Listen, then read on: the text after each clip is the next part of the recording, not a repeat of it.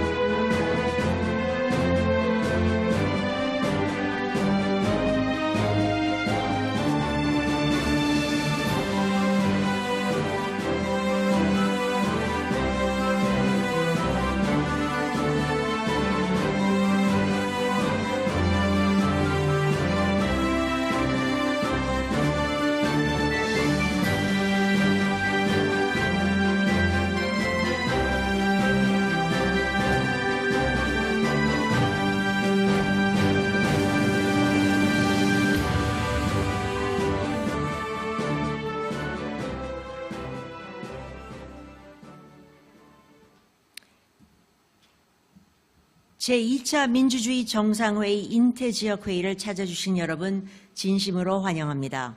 Welcome everyone to the Second Summit for Democracy Indo-Pacific Regional Meeting. 다시 한번 인사드립니다. 안녕하십니까? 제2차 민주주의 정상회의 인태지역회의 개회식 진행을 맡은 외무부 문화협력대사 손지혜입니다. My name is 손지혜, Korea's Ambassador for Cultural Cooperation, and I will be guiding you through the proceedings of today's opening session. 대한민국은 제2차 민주주의 정상회의 공동주최국으로서 자유와 인권, 법치 등 보편적 가치를 공유하는 국가들과 세계 시민사회, 학계, 민간 분야의 인사들이 한데 모여 민주주의가 직면한 도전 과제와 이를 극복하기 위한 방안을 논의하는 자리를 마련하게 되어 매우 뜻깊게 생각합니다. As co-host for the Second Summit for Democracy, this meeting is an invaluable honor and opportunity for the Republic of Korea. It allows us to open a forum for discussion with countries that share universal values such as freedom, human rights, and the rule of law, alongside experts and experienced practitioners from civil society, academia, and the private sector, gathered together to discuss the challenges facing democracy and seek solutions to overcome them. 오늘 민주주의 정상회의 인태지역회의의 주제는 부패 대응의 도전과 성과입니다. 부패 대응은 오늘날 한국의 민주주의를 말할 때 빼놓을 수 없는 큰 성과입니다. The theme of today's meeting is challenges and progress in addressing corruption.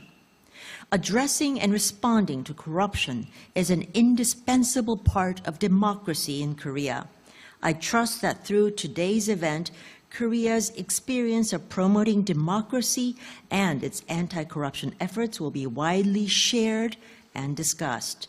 오늘 이 자리에서 한국의 민주주의 증진과 부패 대응의 선순환의 경험이 공유될 수 있기를 희망합니다. 그럼 지금부터 제2차 민주주의 정상회의의 개회식을 시작하도록 하겠습니다.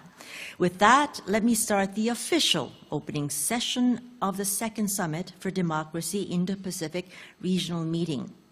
가장 먼저 박진 외교부 장관님의 개회사를 듣도록 하겠습니다. 그럼 장관님을 무대로 모시겠습니다. 큰 박수로 맞이해 주시기 바랍니다. First, there will be the opening address by Minister Park Jin of the Ministry of Foreign Affairs. Minister Park. Good morning, everyone. 네, 귀빈 여러분 안녕하십니까? 윤석열 대통령님, 장관 여러분, 인도 태평양 지역에서 오신 동료 장관님 여러분들과 그리고 내 귀빈 여러분, 오늘 이 자리에서 제2차 민주주의 정상회의 인태지역 회의에 오신 여러분들을 환영합니다. 대한민국은 이 역사적인 행사를 코스타리카, 네덜란드, 미국, 그리고 zambia와 함께 공동 개최하게 된 것을 영광스럽게 생각합니다. 오늘 우리는 공동의 비전을 갖고 함께 모였습니다. 그것은 바로 민주주의 기반을 우리 지역과 전 세계에서 더욱 굳건히 하고자 하는 비전입니다.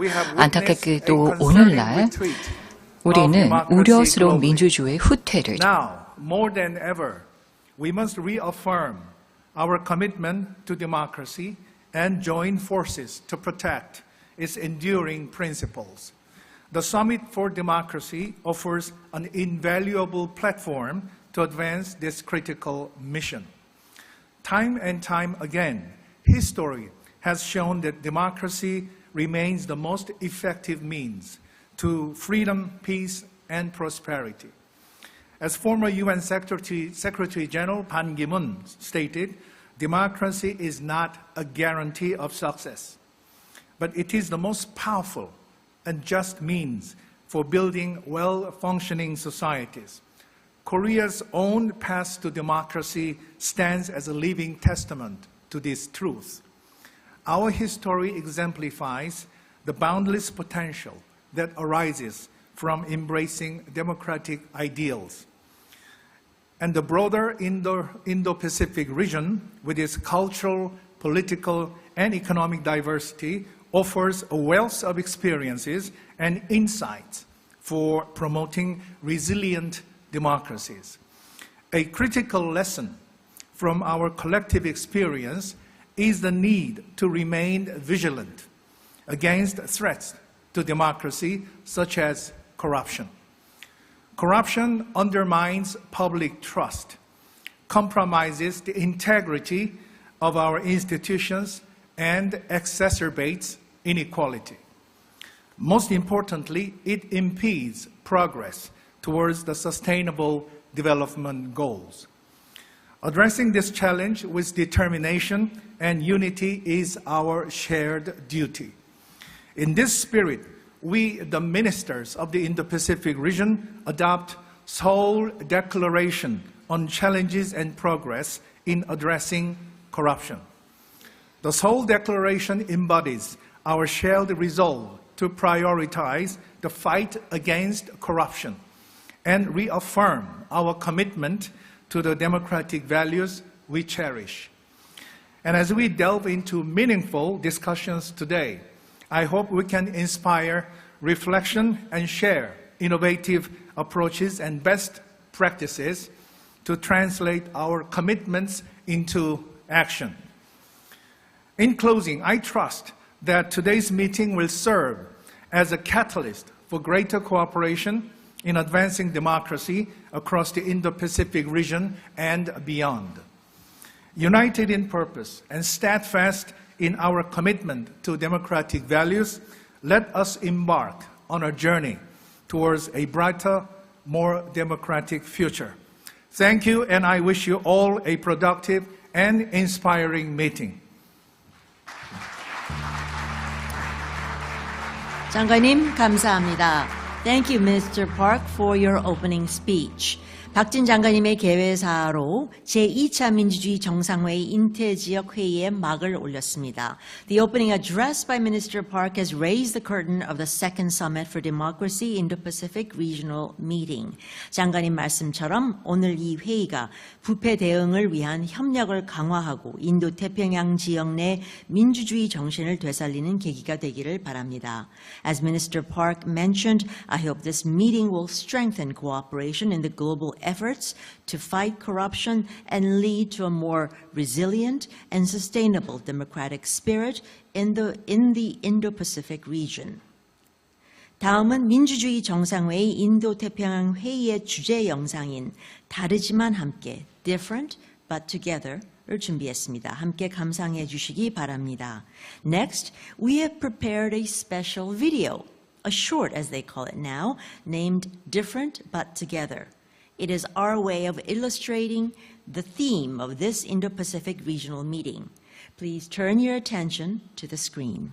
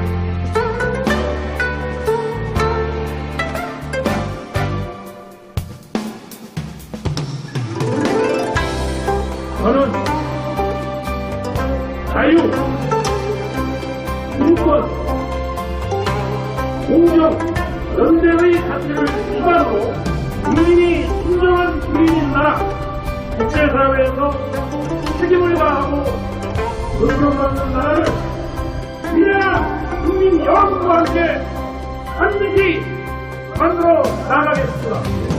It's developed an innovative testing strategy and expanded our capacity.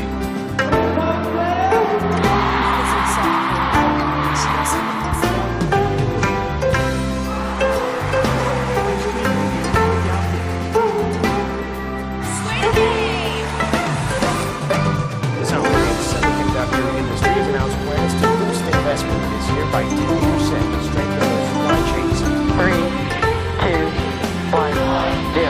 Ignition. Vehicle completely downrange.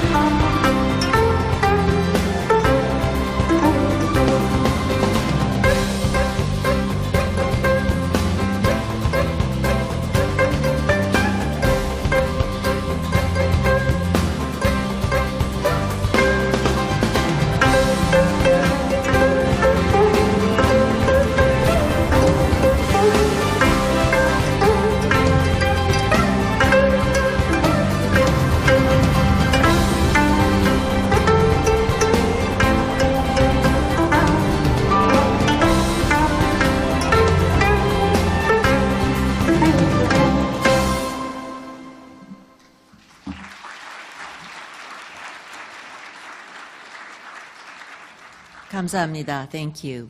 영상 초반에 등장하는 그 조각보는 한국 전통 문화로 서로 다른 색깔과 모양의 작은 조각들이 모여 하나의 조화롭고 아름다운 천을 만드는 것이 오늘의 주제인 민주주의와 많이 닮은 것 같습니다. As you saw in the video, 조각보, or the beautiful patchwork that appears at the beginning of the video, is a traditional Korean cloth put together with various scraps of fabric. Individually, they are not that noticeable, but when put together, the different colors and shapes created a harmonious and beautiful pattern. The basic principle of the 조각보 is similar to the core idea of democracy, the very theme of this meeting. 다음은 대통령님의 환영사가 있겠습니다. 대통령님을 무대 위로 모시겠습니다. Next, His Excellency 윤석열, President of the Republic of Korea, will deliver his welcoming address.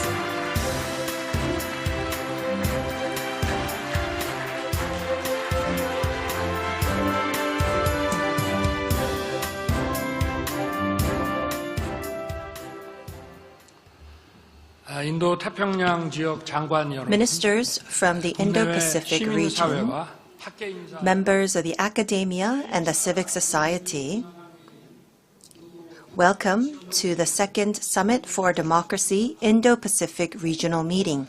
Thank you for your participation. With the U.S., Costa Rica, Zambia, and the Netherlands, Korea is co-hosting the Second Summit for Democracy. Thus far, thank you very much for all of your efforts in advancing democracy, and it is indeed a great pleasure and very meaningful to meet all of you at the Indo-Pacific Regional Meeting. In December of last year, we have announced the Indo-Pacific Strategy to contribute to peace and prosperity of the international society. At today's summit, we wish to continue our dialogue and to prove our determination to put our words into action. The countries that participate in the Summit for Democracy have one common thread. That is, all of the nations have a trust for the universal value of freedom and democracy, and we have worked hard to advance these values. Above all, at this meeting, we are discussing this topic with the Indo-Pacific countries to make sure that we renew our commitment for democracy and set a new milestone. Democracy is the cornerstone of freedom and human rights, and the rule of law means that we are not governed by any one person, but rather law, which enables the coexistence of freedom in the community. Distorting decision-making processes within communities is corruption. Corruption threatens democracy and it oppresses freedom. Thus far, we have focused on the individual acts of corruption. However, if we take a look at the root causes, we will be able to see that there is distortion in the decision-making processes of communities caused by corruption. The distribution of fake news and fake information, and based on that, there could be threatening, and there is fraud, manipulation, and fabrication, and all of these acts distort the system of decision-making. And more fundamentally, going against truth itself is corruption. And that threatens democracy and oppresses freedom. Thus far, Korea has continued to improve the anti-corruption mechanism and establish a legal system to fight corruption. Based on the law, we have continued investigations across the society, and having a strict system against corruption is the basis for democracy. Transparency is the best measure for anti-corruption. Anti-corruption on an international level is also very important. Human rights, rule of law, democracy, and freedom are the universal values that we share as like-minded countries, and together we need to strongly respond to any forms of corruption. The third Summit for Democracy will be hosted by the Republic of Korea, and based on the universal values of democracy, freedom, and the rule of law, we wish to continue to lead the efforts to advance these universal values. At the regional meeting, we are adopting the Seoul Declaration, and I do believe that the Seoul Declaration will serve as a milestone to set the path forward. Distinguished guests from home and abroad, the Republic of Korea, in order to pay back to the international community that has contributed to the advancement of democracy in Korea, will make our contribution to the global society. We will surely provide the support to the Indo-Pacific countries that are in need of transparency, anti-corruption, and e-government. These are the areas where we can advance democracy together. In the next 3 years, we will conduct ODA projects worth 100 million won. With the participation of the public and the private sector, we will have a Track 1.5 youth project to advance democracy in this region, especially for the youth, so that the youth of this region will contribute to democracy and freedom. The new blueprint will certainly be a meaningful step forward with your contribution and support. Distinguished guests from home and abroad, together, nothing will be impossible. Our solidarity will surely blossom democracy around the world. At today's Second Summit for Democracy Indo-Pacific Regional Meeting, we hope to gather our wisdom and insight to contribute to anti-corruption in this region.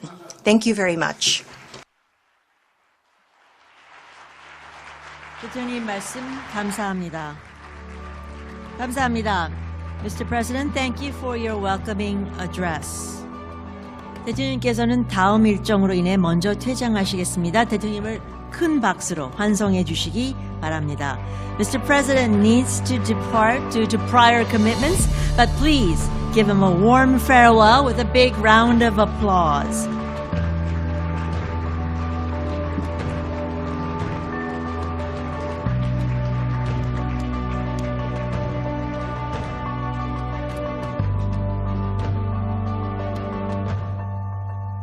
Thank you very much.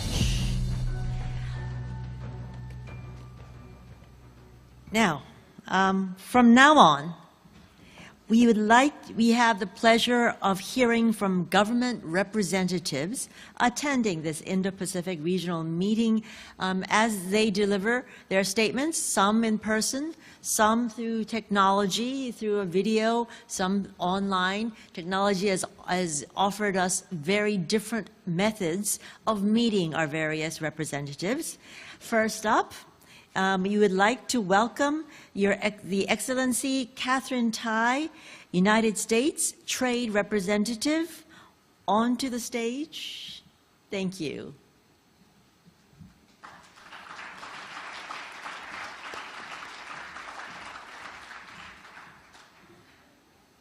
Well, thank you, Ms. Son, for your kind introduction. Good morning, everyone.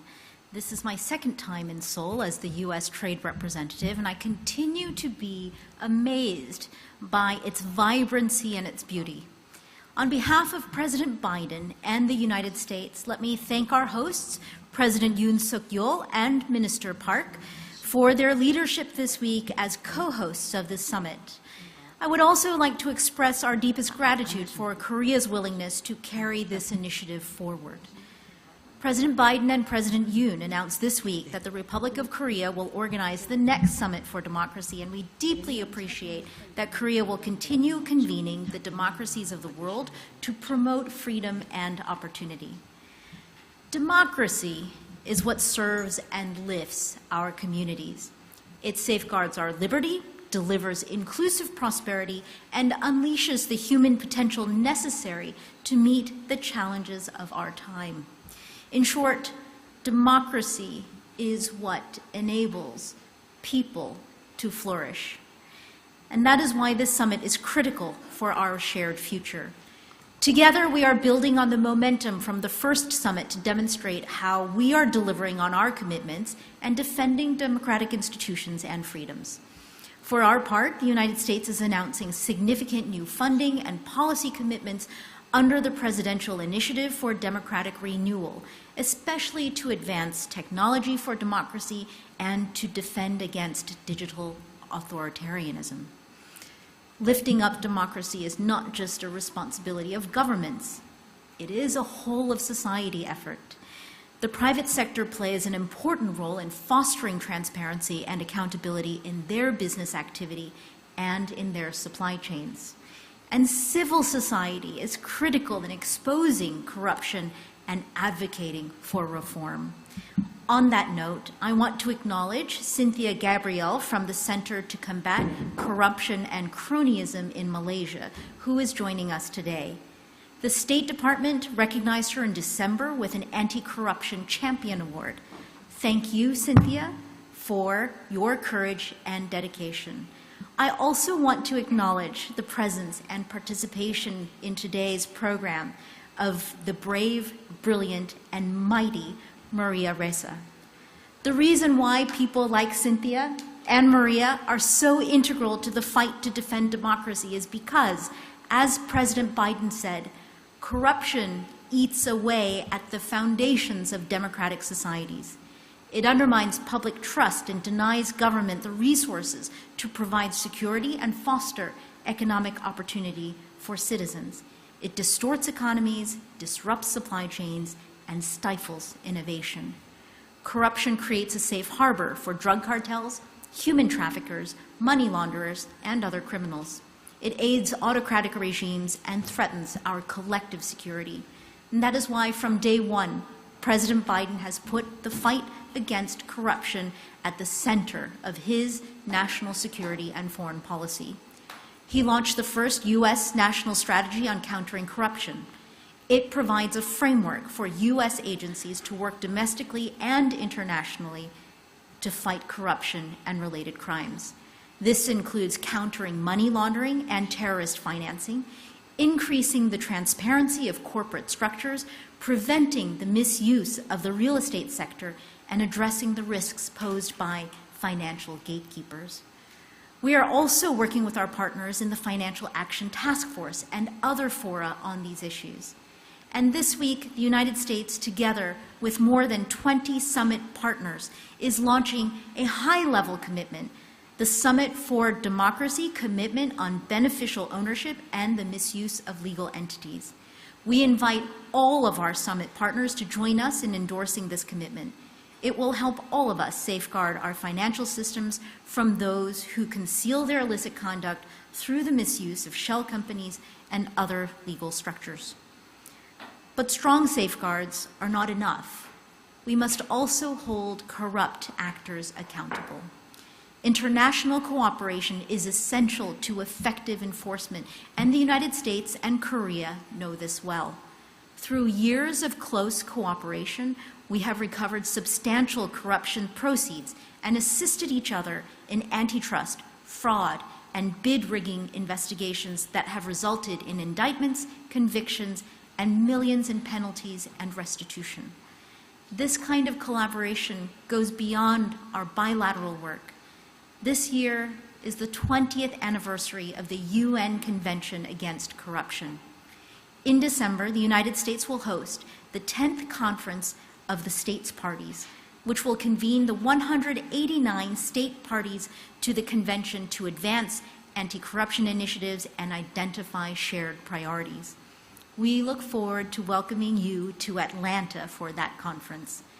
Additionally, as the United States hosts the Asia-Pacific Economic Cooperation Forum this year, we recognize the importance of anti-corruption efforts to promoting inclusive economic growth and leveling the playing field for our workers and our businesses.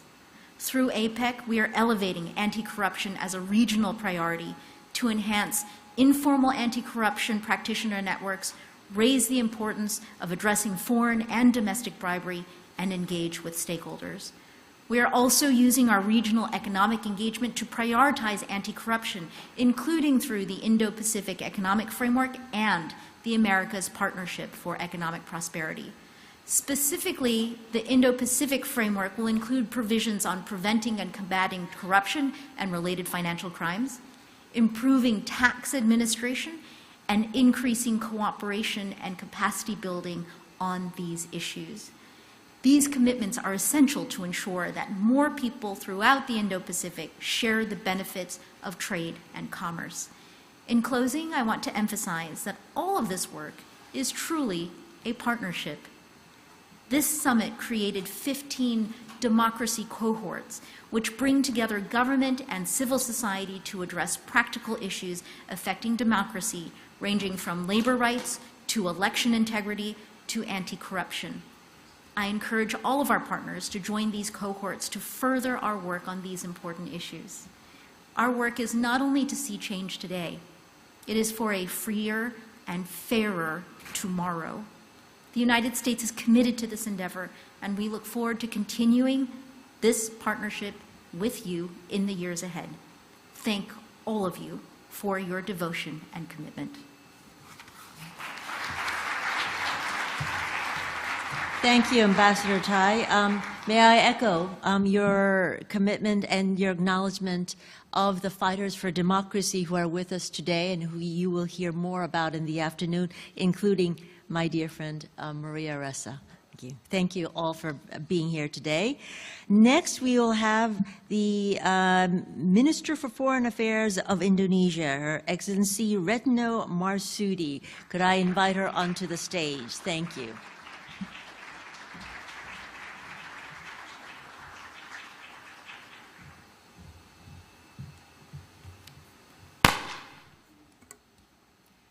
Bismillahirrahmanirrahim. Minister Park, colleagues, ladies and gentlemen, we are here today to discuss how to ensure democracy works and delivers. I would like to echo the pre-recorded statement of my president yesterday at the second Summit for Democracy. For democracy works and deliver, first, it has to be inclusive. And second, it must deliver peace and stability, and not the opposite, deepening rivalry. Democracy must also bring welfare to the people, and we can achieve this if we eradicate corruption. Colleagues, no country is free from corruption, including democratic ones. Corruption can undermine the most established democracies, eroding trust in democratic institutions. Corruption also jeopardizes sustainable development. According to WEF, corruption costs up to US $2.6 trillion annually. For above US $40 billion we need annually to end hunger by 2030. Indeed, democracies are generally regarded as the least corrupt nations. They occupy most of the places in Corruption Perception Index. However, the challenges of democracy to fight corruption are huge that needs hard work. What we need is not just any democracy, but a strong and healthy one that applies the highest level of vigilance against corruption. Three things are key to achieve this goal. First, respecting the supremacy of law. This means no one can be above the law. Everyone will be held accountable for their actions. Together, democracy and rule of law can end impunity for corruption. To that end, anti-corruption bodies must be strengthened to carry out their oversight function effectively. Second, engaging the public in fighting corruption. Democracy enables inclusive participation of society in good governance. The public's role is critical to identify and report corruption cases. This can only happen because democracy provides a space for government criticism and media freedom. And third, fostering global collaboration against corruption. Colleagues, we cannot fight corruption alone, especially when it involves vast quantity of assets and multiple national jurisdictions. Our cooperation must extend beyond information sharing and capacity building. We must consider arrangement on mutual legal assistance and extradition and remove barriers for asset recovery. No country should provide safe haven for corruption and their assets. This is where democracy should come in to ignite the spirit of cooperation rather than animosity. Colleagues, democracy and good governance are two sides of the same coin. They must reinforce each other if we want to fight corruption. I thank you very much. Thank you, Minister. Next, we would like to invite His Excellency Simon Kofi, Minister for Justice, Communication, and Foreign Affairs of Tuvalu, to address us with his remarks. Thank you.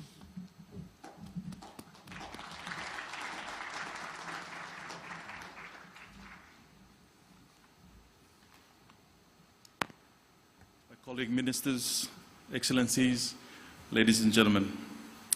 Before delivering Tuvalu's country statement, I would like to express my sincere gratitude to the government of Korea for hosting this important event and extending such a warm hospitality.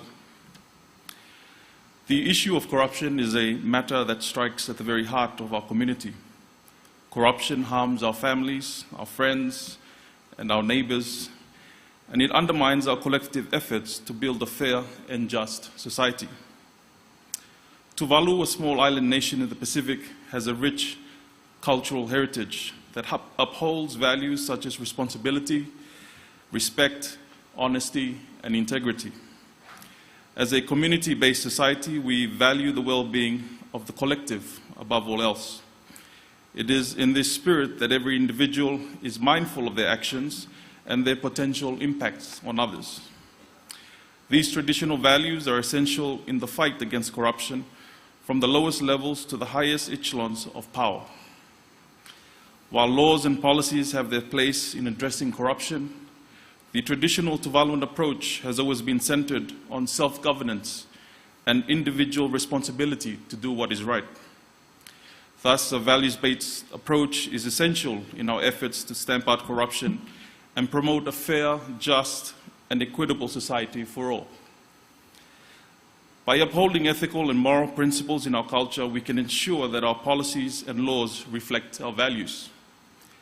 The Tuvalu foreign policy, for example, recognizes that in today's interconnected world, our values and culture can enhance our global relationships. A values-based approach to international relations highlights the well-being of present and future generations and the responsibility of individual states to achieve this well-being. At times, this approach necessitates that individual nations strike a delicate balance between their own national interest and the greater good of the global community.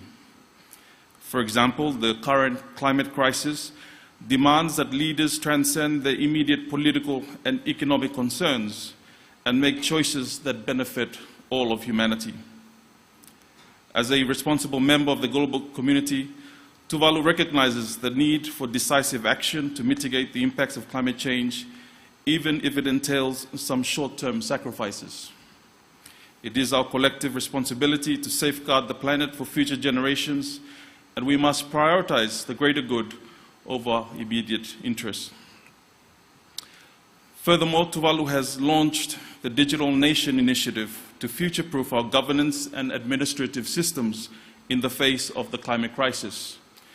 We are currently exploring decentralized network systems that can provide greater security and privacy for citizens, as decentralized systems such as blockchain use cryptography to secure transactions and provide transparency, making it difficult for any party to manipulate or corrupt the system. Decentralized systems have the power to revolutionize our approach to fighting corruption and advancing integrity across all sectors. By breaking down traditional centralized structures and shifting power to individuals, we can create a more transparent and accountable society. Decentralization empowers citizens and provides greater security and privacy, ensuring that individuals have control over their own data and information. This not only promotes individual sovereignty, but also fosters a culture of honesty and openness. By embracing a decentralized system, we can establish more accessible, secure, and honest platforms for all, driving us towards a future where corruption is not only discouraged, but actively eradicated. Excellencies, in conclusion, I wish to leave you with a quote from the book of James, chapter 1, verse 5, and it says, I quote, "Then after desire has conceived, it gives birth to sin, and sin, when it is fully grown, gives birth to death." End of quote. This verse highlights the fact that corruption does not simply appear out of nowhere, but starts as a seed in the heart. It begins with a desire for personal gain or power, and eventually grows into full-blown corruption, affecting not only the individual, but also those around them. Therefore, it is essential that we address corruption at its root and recognize the importance of individual responsibility in promoting integrity and honesty. We must examine our own hearts and motivations and take actions to ensure that we do not contribute to the cycle of corruption. Each of us has a role to play in building a fair and just society, and it starts with personal accountability and a commitment to ethical and moral principles. Let us take action today to sow seeds of integrity and honesty and work towards a future where corruption has no place in our communities. Faftailasi Tuvalu Mondatua. Thank you, Minister, for your words encouraging us to strengthen our commitment to democracy. Next, from Australia, we have a pre-recorded video clip. Let us meet Her Excellency Penny Wong, Minister of Foreign Affairs of Australia, through the video clip. Good morning, ministers, friends and civil society participants. I'm honoured to speak to you this morning from Australia. And let me first pay my respects to the traditional custodians of the land I am on, the Ngunnawal and Ngambri peoples. I'm sorry I can't be there with you in person. Thank you, Foreign Minister Park Jin and the Republic of Korea, for convening this meeting on challenges and progress in addressing corruption. I'd also like to acknowledge the work of the United States on this year's summit and commend the co-hosts, Costa Rica, the Netherlands and Zambia, for their efforts to strengthen democratic institutions and resilience around the world. I'm pleased to see so many civil society participants in this forum. Civil society can strengthen democracy and hold governments to account. Australians cherish our democracy and understand that democracy depends on public trust in the integrity of our political system. At last year's election, Australians voted resoundingly for a National Anti-Corruption Commission. Australia is also establishing a Strengthening Democracy Task Force to identify concrete initiatives to bolster Australia's democratic resilience and enhance trust among citizens and between citizens and governments. As the Prime Minister Anthony Albanese has said, even some of the oldest, most stable democracies have come under attack from a whole range of corrosive, insidious forces. No one is immune. As governments, we have an obligation to maintain the trust of the people while strengthening our democratic principles. These principles of transparency and accountability also contribute to the role Australia wants to play in the world and in shaping the region we want. We need transparency and accountability to preserve an order respectful of international law, rules and norms. Our approach in the Indo-Pacific includes working with partners to strengthen governance and accountability, supporting elections, promoting gender equality, diversity and inclusion, and supporting civil society organisations and voices. This is part of Australia's approach in the Pacific family, where we work in partnership to strengthen electoral commissions, conduct anti-corruption and cybercrime training, and to build capacity in the law and justice sector. And I want to acknowledge that a number of ministerial colleagues from the Pacific are attending today. I wanted to finish by mentioning that the Pacific Islands Forum members recently gathered together in Fiji for a special leaders retreat and Talanoa, a process of inclusive and participatory dialogue in the Pacific Way. It's where we share perspectives as fellow democracies and come together to make decisions in our collective interests as stewards of the Blue Pacific. Even elsewhere in the region, where countries have different political systems, we still share an interest in avoiding one country dominating or any country being dominated. We see how democratic principles can work in an international context. We are all sovereign nations, but we freely come together to solve problems together. It is up to all of us, including small and medium-sized countries like my own, to create the kind of world to which we aspire: stable, peaceful, prosperous, and respectful of sovereignty. We can navigate our shared challenges best when we do it together, through regional and multilateral organisations, with transparency and accountability. So thank you again, Foreign Minister Park Jin, for inviting me here today. Thank you to my ministerial colleagues, and I wish you best of luck with the remainder of the summit.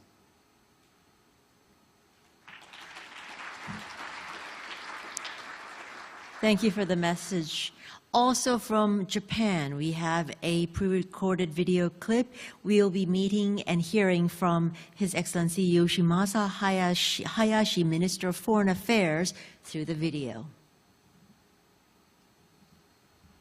Distinguished participants, first, I would like to congratulate the government of the Republic of Korea for hosting Indo-Pacific Regional Meeting of the Second Summit for Democracy under the leadership of Foreign Minister Park. It is extremely important to discuss anti-corruption at today's meeting on democracy. The corruption undermines democratic institutions and values and causes distortions to the rule of law and economic and social development. It not only results in a loss of trust in government and damage to corporate reputations and credibility, but leads to spread of organized crime and terrorism, putting sustainable development at risk. Japan has contributed to anti-corruption efforts as a responsible member of the international community. As a non-permanent member of the UN Security Council and the G7 President for this year, Japan has been working to maintain and strengthen the free and open international order based on the rule of law. In January, I hosted an open debate of the UN Security Council under the theme of rule of law among nations. During the session, we also discussed the importance of reducing corruption and creating a level playing field. Also in 2021, Japan hosted the 14th UN Congress on Crime Prevention and Criminal Justice and worked on the adopting of the Kyoto Declaration. The declaration affirmed the commitment to the strengthening of the rule of law, including ending impunity for corruption, technical assistance, and information exchange. In an effort to address corruption and achieve the rule of law, Japan attaches importance to rulemaking through dialogue and a human-centered approach. In that spirit, we provide assistance tailored to the actual conditions in each country with a focus on the Indo-Pacific. UNAFE, the UN Asia and Far East Institute for the Prevention of Crime and the Treatment of Offenders in Tokyo, has provided training for crime prevention and criminal justice practitioners and supported building of international expert network. For instance, in order to support efforts to establish the rule of law and good governance in Southeast Asian countries and to promote mutual understanding and cooperation among the countries, the regional seminar on good governance for Southeast Asian countries has been held annually since 2007. Democracy is reinforced through continuous and tireless efforts, including the fight against corruption. Japan stands with people who pursue such endeavors. To this end, Japan will further promote our approach to the areas where we have expertise and continue to contribute to the realization of a corruption-free, transparent, and fair economy and society. Thank you very much. Thank you, Minister, for your video message. Very important message, strengthening the rule of law. While we very much appreciate the video messages that were sent, we are always delighted to welcome some of our honored guests here in person. Next is one of these honored guests. We would like to invite His Excellency Ahmed Khayel, Minister of State for Foreign Affairs of Maldives, up to the stage to give us his remarks. Thank you.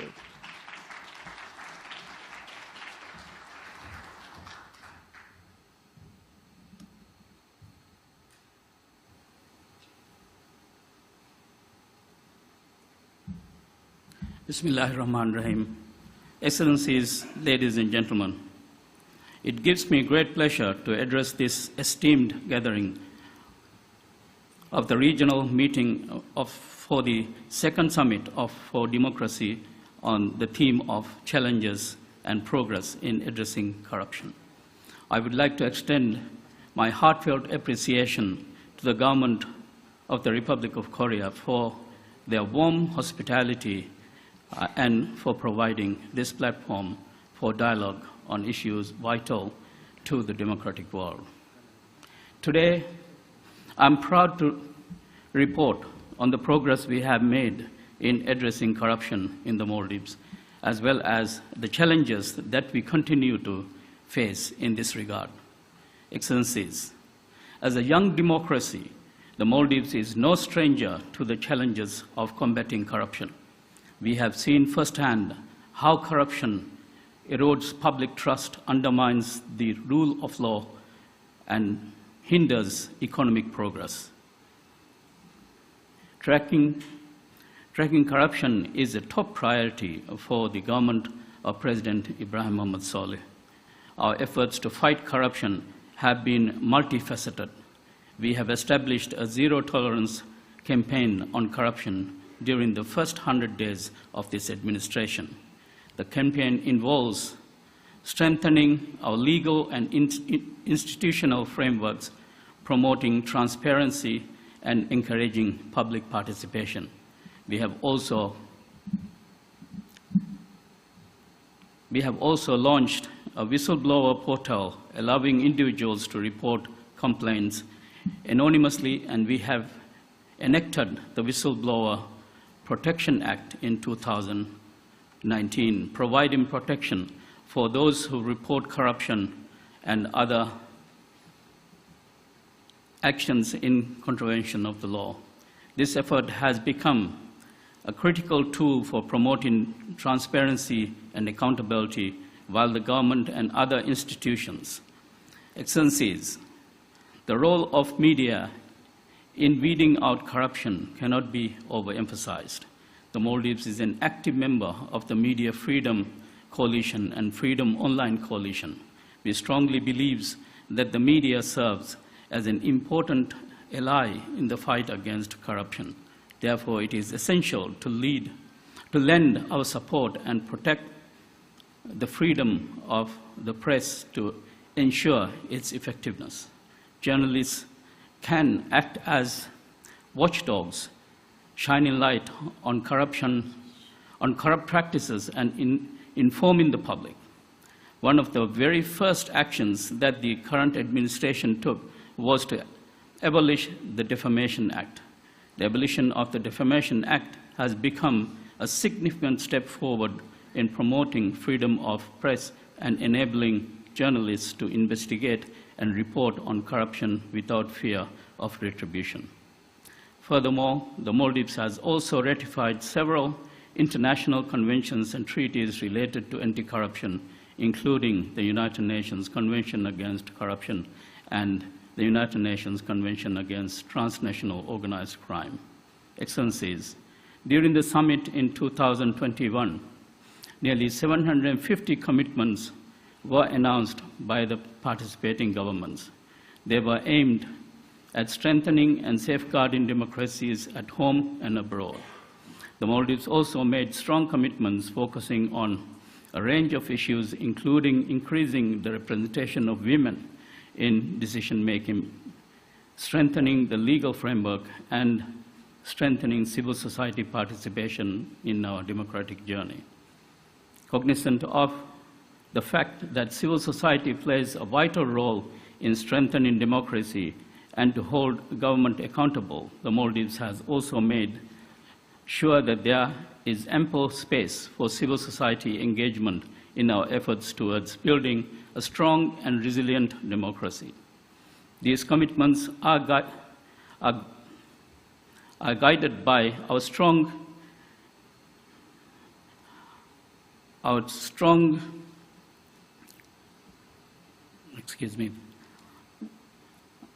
These commitments are guided by our strong desire to provide a better future for our citizens. Excellencies, we are fully committed to implement these pledges. However, to fully realize these strong commitments, international collaboration is crucial. Despite the many efforts of the government to combat corruption, there are still significant shortcomings in the country's anti-corruption framework. The lack of resources, including financial, technical, and human capacity, is a significant challenge that hinders effective anti-corruption efforts. However, we are confident that with the support of the international community, we can continue to make progress in this important area. We are committed to working with our partners to share best practice and lessons learned, and to build strong partnership that will help us achieve our goals. Excellencies, let me once again reiterate our unwavering commitment to the fight against corruption. We will spare no effort in ensuring that our country is free from this scourge. Eliminating corruption will not happen overnight, but we must remain hopeful and steadfast in this fight. We owe it to ourselves and future generations to build a society free from corruption, where every individual has a fair opportunity to reach their full potential. This is precisely why the significance of this summit cannot be overemphasized. This summit, I am certain, will pave the road for stronger democracies throughout the world. I thank you.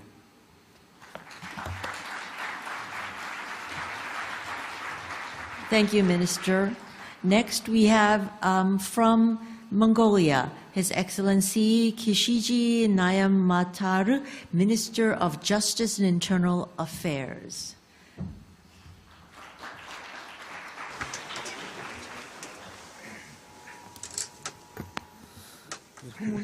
Excellencies, distinguished delegates, and ladies and gentlemen. At the outset, allow me to express my sincere gratitude to the government of the Republic of Korea for bringing us together to organize the Summit for Democracy Indo-Pacific Regional Meeting on Challenges and Progress in Addressing Corruption. I am confident that the governments, private sectors, and civil societies will evaluate the progress of the work in the field of fighting corruption and have an effective discussion about future measures to prevent and fight against corruption during today's meeting. Corruption is considered as a socially negative phenomenon that needs to be regulated in every state existing in today's world. Due to a variety of historical, linguistic, cultural, custom, and legal norms differences of states, it is difficult to establish a universal model for combat against corruption. States found their ways to prevent, enlighten, and fight against impediment called corruption.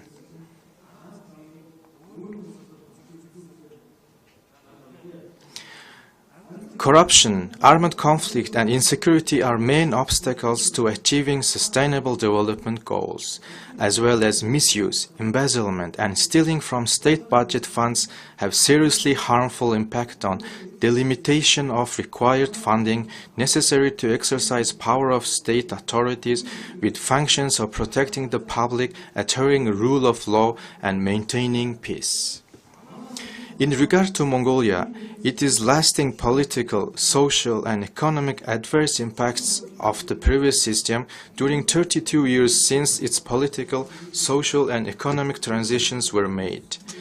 Specifically, politically exposed persons have potential involvement in bribery and taking advantage have aggravated the corruption. Therefore, the government of Mongolia required to combat against corruption with its origin and become a challenge fighting with long-lasting crisis or corruption or conflict of interest has become hard and demanded task for the government. The government of Mongolia initiated many different measures in regard to against corruption and abuse of power and reducing bureaucracy. The government of Mongolia declared year 2013 and 2022 as the year of fighting against corruption in order to protect public interest by ensuring human rights, by supporting private sectors and improving economic benefits of the basis of stopping corruption in all levels as fostering an attitude of implacability and zero tolerance towards corruption and illegal activities through public support and participation, and taking multifaceted social, economic, legal, and organizational measures to eliminate the main factors that impede development of the state. In the framework of this work, 5 activities combating against corruption, namely whistle, broom, bird, extradition, glass, have been started comprehensively implemented. Moreover, within scope of legal environment improvement for the sphere of cyber development, communication and information technology, particularly in order to create legal environment for digital information security, the set of laws such as law on transparency of public information, law on protection of personal information, and law on electronic signatures have been discussed at the regular sessions of the Parliament and duly adopted. For the implementation of set norms, the conditions to be transparent are met through digitalizing documents and providing more information by the government that could be transparent and providing public services not requiring information from citizens, which the state already has. In addition, by freely providing digital signatures to every 16-year-old citizens of Mongolia, it creates the basis for rejecting the use of paper-based documents, and individuals, legal entities, or government organizations can use digital signatures to transfer and exchange information, increase the number of contracts and transactions in electronic forms. In order to make transparent the company governments, draft law on state and local owned companies was developed and submitted to the parliament. It covers regulations such as state and local authorities be able to establish a company for purpose of implementing large-scale projects that are important for certain fields, economic and social developments only with basis of estimation and relevant studies, or for the purpose to operate in public service. Draft includes requirements for the basis of structure to appropriately redistribute wealth, building wealth under equal conditions, and use of same rules as the private sector entities. Moreover, it prohibits state intervention as limiting fair competition in those sectors where state participation not required and private entities could operate on the basis of the market principle or avoid business risks. In addition, there have been defined the selection of the professional, competent, and independent management team of state and local owned companies required and formed by externally controlled members, and their rights, obligations, responsibilities, reporting, and transparency of activities also determined.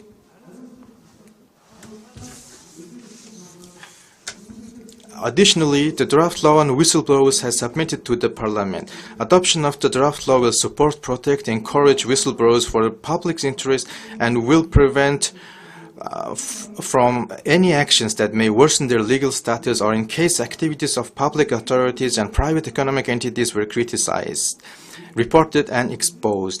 The draft law on transparency in extractive industries and law on financing political parties, revised version of the draft law on press freedom were developed and being prepared to be submitted to the Parliament. Chapter of Criminal Code that regulating crimes against corruption, abuse of power were addressed entirely as developing amendments with clarification of the nature of certain defined of crimes included in this group. Within the development of these law drafts, with aim to increase economic efficiency, we mind to learn from the best practices of the other states in the field of digitizing public service and willing to cooperate in this context. The result of the above-mentioned work will not be immediately apparent in the short term, although we are sure that it will be a decisive step toward building a human, civic, and democratic society with fairness, respect of human rights, and moral approach with improved economic fundamental indications.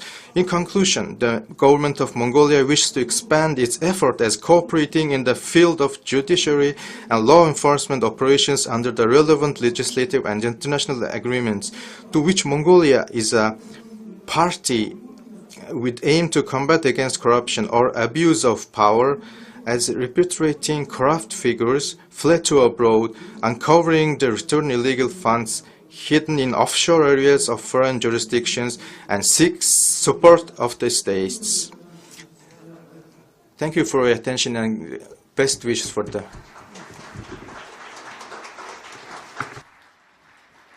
Thank you, Minister.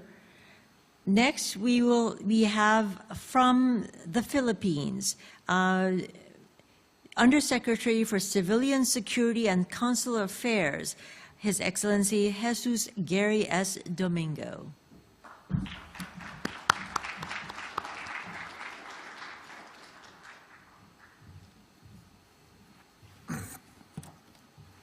Excellencies, friends, ladies and gentlemen, greetings from the government and the people of the Philippines. I would like to join our colleagues in expressing our gratitude to Minister Park Jin and the government of Korea for their leadership, vision, and warm hospitality in hosting the Indo-Pacific Regional Meeting of the Second Summit for Democracy. I am pleased to be here today to reaffirm our country's commitment to promoting democracy and the rule of law through our unwavering and strengthened resolve to fight corruption.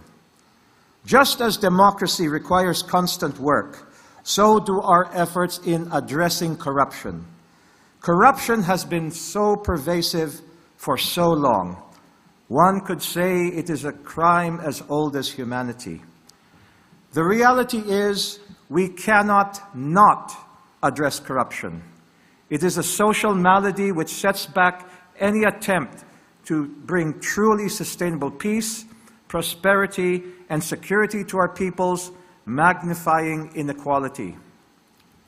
For this reason, President Ferdinand Romualdez Marcos, since he assumed office, has adopted measures to reinvent our bureaucracy and included bureaucratic efficiency in his 8-point socio-economic agenda.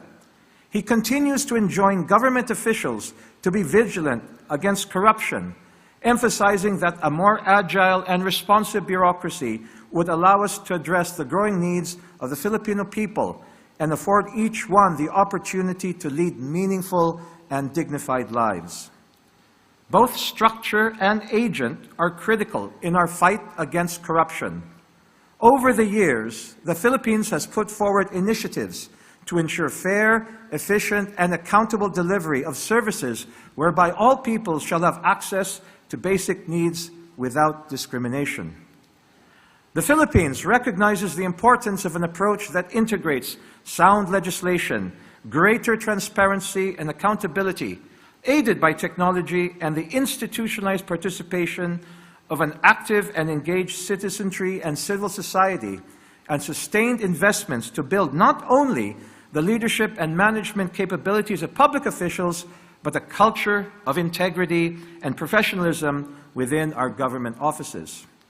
Some of the key legislation that provide the backbone for the Philippines' fight against corruption include the Anti-Graft and Corrupt Practices Act, which criminalizes bribery, extortion, abuse of office, and conflicts of interest that lead the moral compass of public servants astray.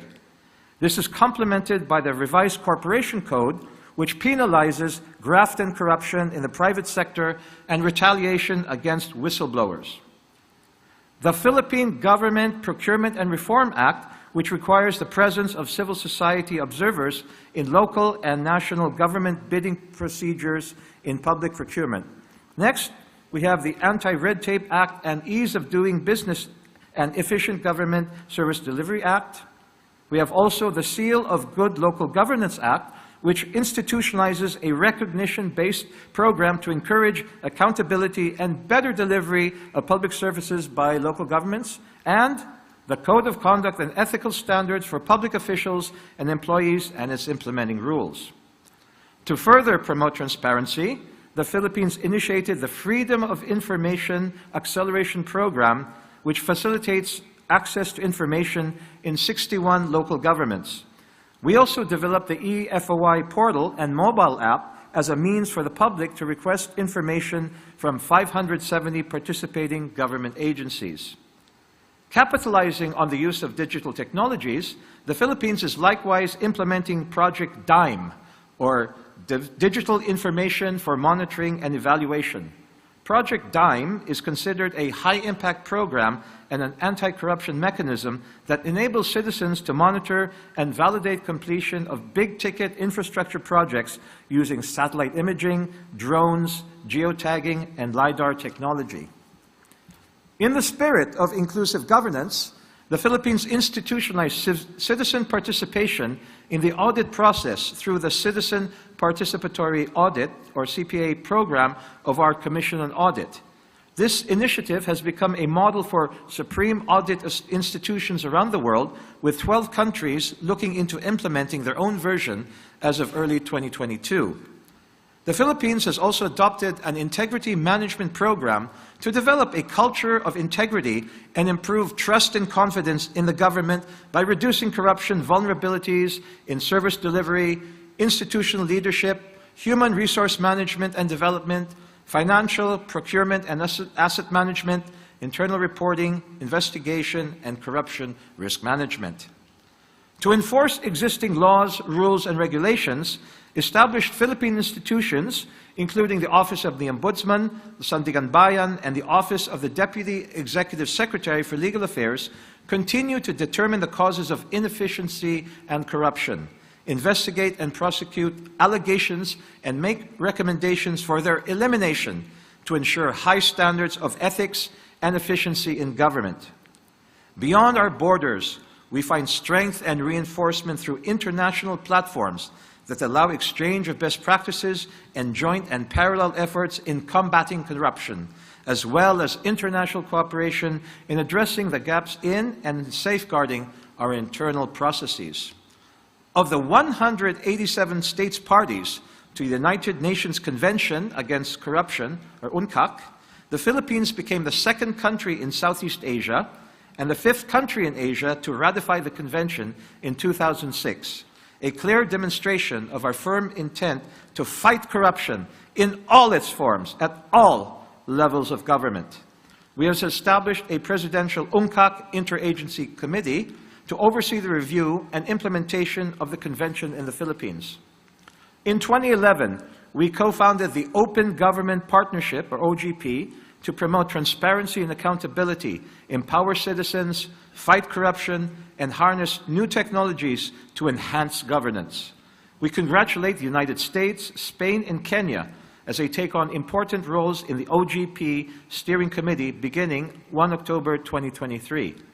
We reiterate our commitment to work with partners in the Asia-Pacific region and around the world in making open government reform programs work in support of our respective national development agendas.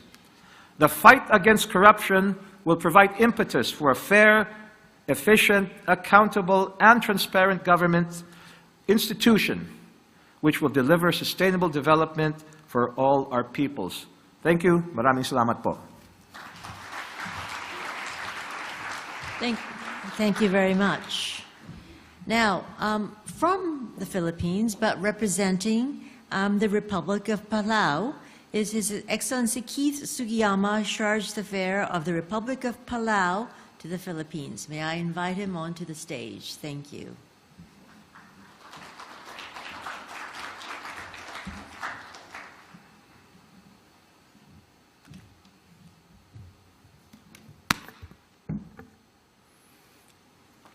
Ali, warm greetings from the people of the Republic of Palau. Excellencies, distinguished guests, ladies and gentlemen, it is a great pleasure for Palau to be part of the Second Summit for Democracy. At the onset, I applaud and compliment the Republic of Korea for hosting this event, for its organization, and for what it means, the commitment to come together and fight against corruption. Corruption is a crime against democracy. It's a crime against human rights, and it exists everywhere. Although in varied nature and extent, from one nation to another, even in those perceived to be cleaner parts of the world. It is eroding our people's trust in public institutions and political processes. It is undermining the healthy functions of markets and fair competition, which stresses the poorest the hardest. It is straining already tight public budgets and diverting public resources to the pockets of corrupted individuals. Corruption, Excellency, should not be tolerated and should be stopped. Corruption, although difficult to tackle, is a problem we cannot afford to ignore. Fighting it should be a priority, and although the path may be steep, it is not impossible. We call for stronger political engagement at all levels to push for vigorous enforcement of laws on corruption and concrete actions to effectively tackle systemic problems related to corruption.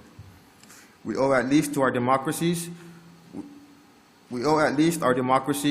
to our respective founding fathers. They built the foundations of our governments, laying out what were becoming independent nations of the world. Our democratic nations were built to protect our people's inalienable rights, life, the liberty, the pursuit of happiness. Excellencies, our democracies were achieved where competition and peaceful cooperation were the results of the market, and everyone had the chance according to the rules and regulations. We believe that in the 21st century, as democratic nations, we have done it all. We have walked the line carefully and effectively between research monograph and classroom text. We have walked the line carefully and effectively between normative advocacy and objective scholarship, and we have walked the line carefully and effectively between democratic theory and empirical reality. The Summit for Democracy is founded on renewing democracy, that being essential to meeting the unprecedented challenges of our time. Let it also be a means to helping all of us reclaim our democracies by committing to putting collective strength into action to revitalize, consolidate, and strengthen an international-based rules order that delivers equitable, sustainable development for all people, to deepen international cooperation, and to further accelerate progress to the 2030 agendas and the 17 Sustainable Development Goals. As individual democratic nations, let us preserve and promote the dignity and fundamental rights of each individual. Let us reclaim our societies in which we are all equal and complementary, and let us claim our democracies for our people. Thank you very much. Kumpuan Masulang. Thank you very much. Next, we have another video message from India. We would like to invite and meet and hear from His Excellency Surabi Kumar, Secretary East of the Ministry of External Affairs of the Republic of India. Excellency Minister Park, distinguished ministers and participants from other countries. Corruption poses a serious challenge to democracy and social justice. It is a complex phenomenon with social, political, and economic dimensions. Its effect is the greatest on the poorest and the most marginalized. Government of India has been pursuing an approach of zero tolerance towards corruption. Its eradication, of course, is not easy. Our three-pronged strategy includes: 1, an effective legislative framework and network of institutions; 2, strong institutional oversight and law enforcement; and 3, a fair and independent judiciary. An independent constitutional body audits public accounts of the government and oversees public spending. Its reports are laid in Parliament, establishing the accountability of the executive. Within the purview of the executive, independent bodies such as the Central Vigilance Commission act as a deterrent. An independent ombudsman in the form of Lokpal was brought to life and operationalized in March 2019. Lokpal is statutorily mandated to directly receive and process complaints against certain public servants under the Prevention of Corruption Act, 1988. Not only have the existing anti-corruption laws been amended, but new legislations have also been put in place to strengthen the legal framework. The substantive laws for prevention of corruption thus ensure that the hydra of corruption is combated effectively. For example, taking bribery with due protection to those who cooperate in reporting it, and creating clear liability for corporate sector in case of bribing public servants. The Right to Information Act of 2005 has become a powerful and effective tool for the common man. It allows any citizen to seek information from any public authority and provides statutory timelines. This has enhanced transparency in governance. Giving priority to citizen-centric governance, the government is continuously simplifying processes and procedures. Delivery of services have been digitized to minimize human interference. This has not only helped citizens, but has increased transparency and consequently prevented leakages. Our unique digital identification system, Aadhaar, and financial inclusion efforts have facilitated direct transfer of welfare benefits to citizens. Initiatives such as e-tendering in public procurements and government procurement through e-marketplace have also been instrumental in bringing objectivity and clarity. In addition to domestic efforts, it is important to prevent the transfer of proceeds of corruption overseas and strengthen international cooperation against money laundering. Recently, the G20 countries under India's chairship deliberated on bringing in processes through which fugitive economic offenders can be tracked and extradited quickly.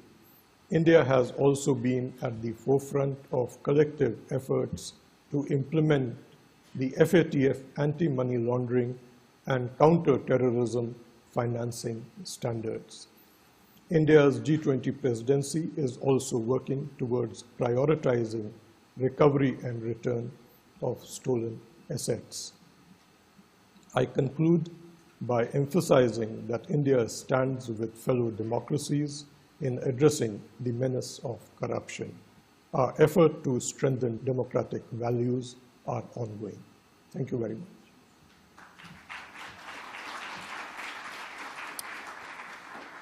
Thank you very much. Now we would like to invite His Excellency Alphonse Ishoda, Ambassador of the Republic of Marshall Islands to the Republic of Korea, to share his country's examples of anti-corruption and democracy efforts. Thank you.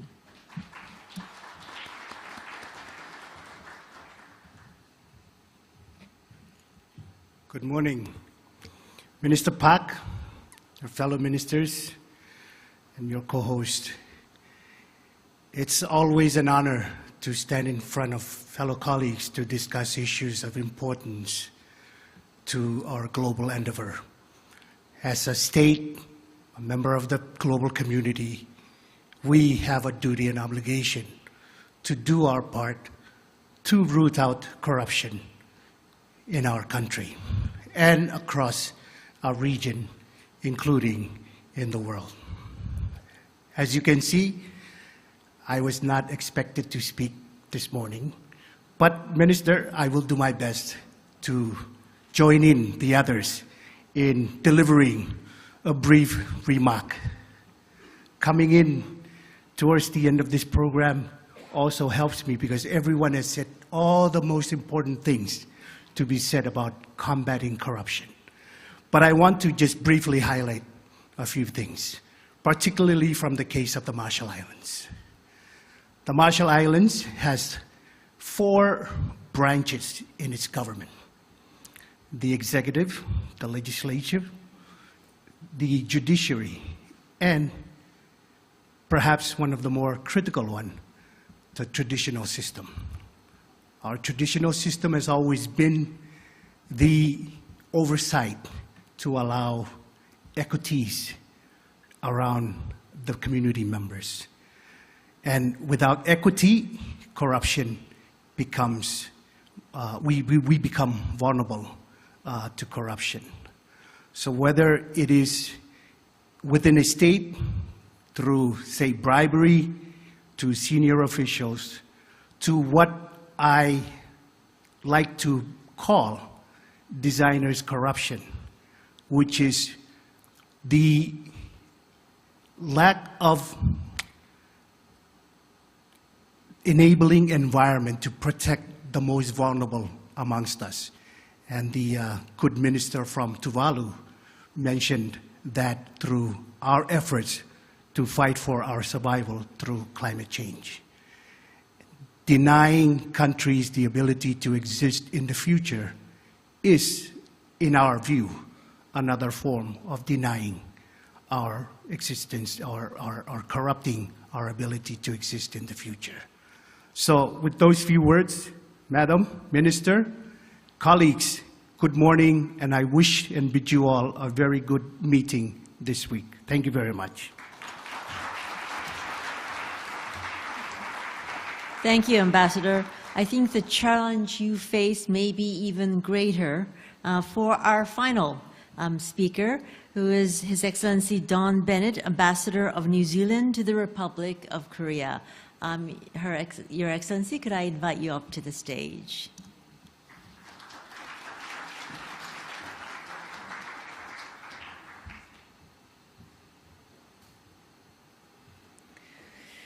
Ngā mihi mahana ki o koto katoa, mai I tuku whenua o Aotearoa. Warm greetings to you all from my home country of New Zealand. Nō reira, tēnā koto katoa. Greetings to you all. Minister Park, Ministers, Excellencies, other distinguished attendees. I greet you in Te Reo Māori, the language of the indigenous people of Aotearoa, New Zealand, and one of our national languages. On behalf of the Government of New Zealand, I would like to express my sincere thanks to the Government of the Republic of Korea for hosting this regional conference on anti-corruption as part of the Summit for Democracy. As our Prime Minister, the Right Honourable Chris Hipkins, stated in our national statement yesterday, New Zealand is proud to participate in the summit process, which we regard as an important initiative to advance collective action in support of democracy. New Zealand is committed to contributing to global efforts to combat corruption through sustained political will and decisive action at all levels. Corruption is an international problem that damages democratic institutions and the social fabric of societies wherever it takes root. It weakens the delivery of essential services, undermines the rule of law, and erodes justice, and contributes to other domestic and transnational crimes, such as trafficking in people, weapons, and drugs. It is also bad for business, distorting prices, reducing competitiveness, introducing uncertainty and risk into markets, and eroding fair and transparent business practices. When it involves the public sector, it can divert resources away from key priorities such as education, health, and infrastructure, which in turn impacts economic and social development. In Aotearoa, New Zealand, we view these challenges in terms of kaitiakitanga, a concept drawn from Māori culture that loosely translates to guardianship. We all have a role as representatives of our governments or organisations to be kaitiaki, or guardians of our people, our place and our world. As kaitiaki, we strive to ensure we leave behind a world that is better than how we found it. Corruption directly prevents us from doing this. In New Zealand, we are proud to have consistently ranked either first or second in Transparency International's Corruption Perceptions Index for the last 10 years and more. We are proud that people who live in New Zealand, work in New Zealand, and invest or do business in New Zealand trust that our laws will protect their rights and freedoms. However, we are not complacent. Preventing and combating corruption requires ongoing work and constant vigilance. We are working continuously to strengthen our anti-corruption laws and practices. Our Serious Fraud Office, New Zealand's government agency leading fraud prevention efforts in the public sector, is developing a system-wide national financial crime and corruption strategy, which is likely to include an end-to-end financial crime and corruption, education, prevention, detection, and prosecution system. The private sector also has an important role to play in addressing this global problem. Effective internal controls, ethics and compliance programs, including a clearly articulated anti-corruption policy, are essential to minimise or prevent corruption, or the perception of corruption, within any organisation, along with the costs, legal consequences and reputational damage associated with this. Internationally, we are committed to supporting other countries in their fight against corruption. We are working alongside multilateral organisations, networks and non-governmental organisations, such as Transparency International, in these efforts. The New Zealand Police and Serious Fraud Office are both part of the International Anti-Corruption Coordination Centre, which provides coordinated support to law enforcement agencies investigating corruption offences. Regionally, our partnership with the Pacific Islands Forum and UN Office on Drugs and Crime to implement the Te Iniwa vision supports coordinated action against corruption. We also provide considerable assistance to national anti-corruption efforts in the Pacific, supporting civil society engagement and the strengthening of national parliaments, audit offices, and the public service and justice sectors. Many of the democracy cohorts during the year of action grappled with anti-corruption challenges as part of their work, either directly or indirectly. One of these, in which New Zealand participated, was the Elections Integrity Cohort, which led to the establishment of the Global Network for Securing Electoral Integrity. Free and fair elections are closely linked to the fight against corruption. As such, our Prime Minister was pleased to announce in our national statement yesterday that New Zealand will commit a further New Zealand $6 million to support electoral integrity and election management bodies in the Pacific. This will complement our existing governance work in the region, supporting partners in the promotion of transparency and accountability in national election processes, which are the foundation of democratic governance. To conclude, New Zealand remains committed to combating corruption and sustaining political commitment against this international problem. I would like to thank our hosts for highlighting this important issue and for bringing together this vibrant community to advance collective action in support of democracy and democratic governance. Tēnā koutou, tēnā koutou, tēnā tātou katoa. Thank you, Ambassador Bennett. Thank you to all the ministers and ambassadors for sharing such diverse and important stories about rooting out corruption and protecting democracy. Let me add that while there was no statement shared with us, Tonga, Papua New Guinea, and Nepal are also participating in this meeting. Now, so far we have heard about the current situation in our individual countries. It is now time to turn our eyes to the future. In an award ceremony for a video and art competition that engaged youth. This contest focused on young people's role in anti-corruption efforts and consisted of two sections, a video section with a topic of the transparent world through young people's eyes, anti-corruption technology, and a fine arts section on the theme of the world without corruption we desire. The competition attracted much interest and support, and 300 pieces from 65 countries were submitted. Now, we have a little video showing the pieces selected as the best awards.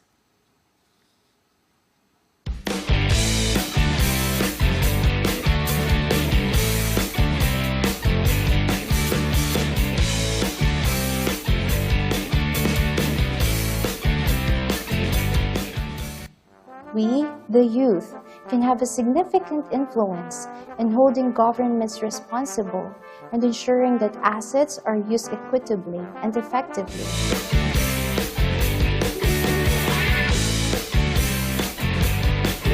How does this work?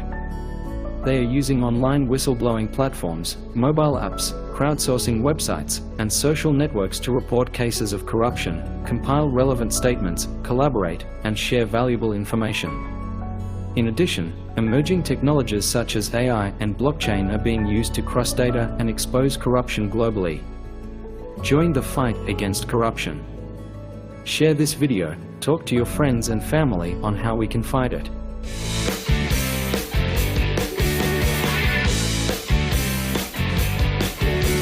Take a stand, it's never too early. You have the tool in your hands to raise your phones with me. Capture the injustices of the modern society. Share the message with the world with your platforms that you have.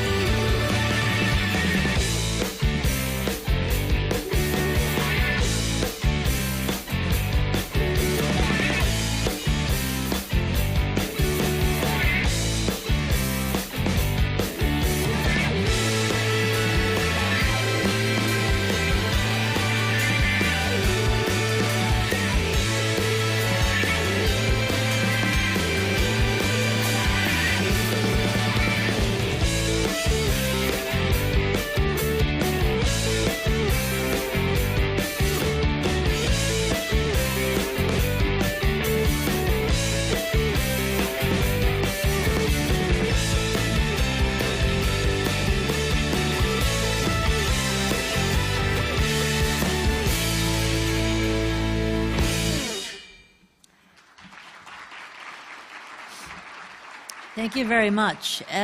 If any of the work is any indication, we have a very bright future waiting for us ahead. Now, let me invite again up to the stage Your Excellency Minister Park Jin to present the best awards to the first place winners here today. And let me invite the winner of each category to the stage. As we have seen in the video, the first place in the video category is David Augustine from the Philippines. Yes, great. I would also like to invite the first place winner in the art category, who is Ms. Gabrielle Litze Kinishgualavisi from Ecuador. Please come forward onto the stage.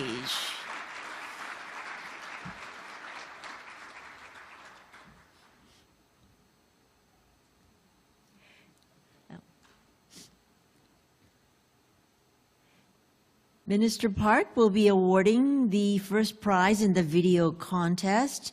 If I can read what is on the plaque, it says, "You are awarded this award for winning the first prize in the youth video contest hosted by the Ministry of Foreign Affairs on the occasion of the Second Democratic Summit, Minister of Foreign Affairs, Park Jin, March 30th, 2023. Congratulations.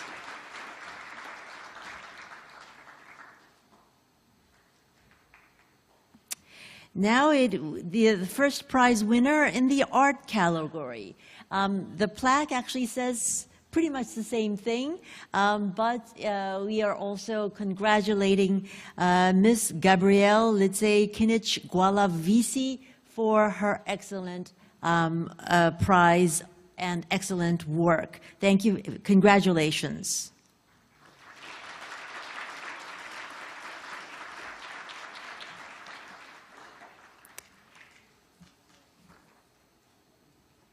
Congratulations to all the winners and all the young people who participated in this competition.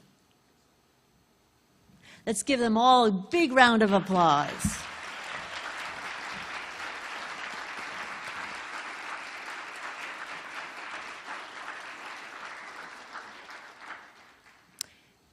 Okay. Yep, I think with the photographers, we are now done with the ceremony.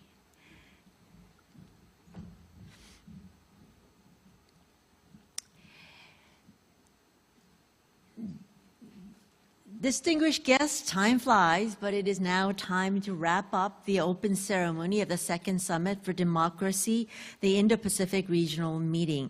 I'd like to extend a warm thank you for everyone who attended the ceremony here, as well as a lot of those who are watching the event online. Following the ceremony in the afternoon, 4 sessions will be held under the themes of international cooperation for anti-corruption, non-governmental stakeholders in anti-corruption, technology in anti-corruption, and financial transparency and integrity. I hope you will all enjoy robust and active dialogue that will help fight corruption in the region and around the world and foster strong and resilient democracy. Thank you very much. Hope you have a wonderful rest of the day.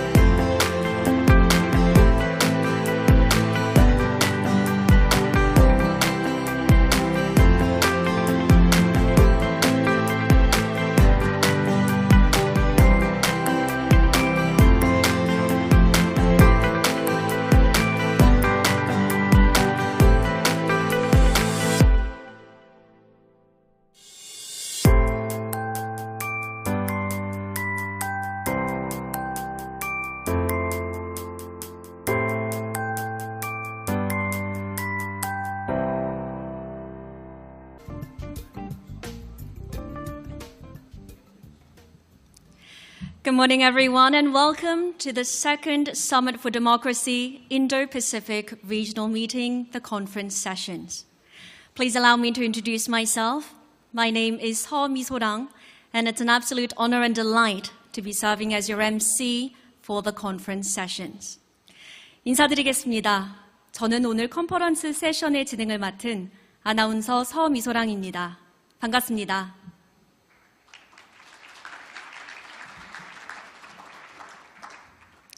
Thank you very much. The second Summit for Democracy Indo-Pacific Regional Meeting gathers anti-corruption stakeholders across governments, the private sector, and civil society so that we may come together and take stock of how far we have come in terms of anti-corruption activities and efforts so far, and also to come up with new ideas to further prevent and completely combat corruption. Today, there will be 4 sessions held in the following order: International Cooperation for Anti-Corruption, Non-Governmental Stakeholders in Anti-Corruption, Technology and Anti-Corruption, and Financial Transparency and Integrity. So without further ado, let us begin the first session. The theme for session 1 is International Cooperation for Anti-Corruption.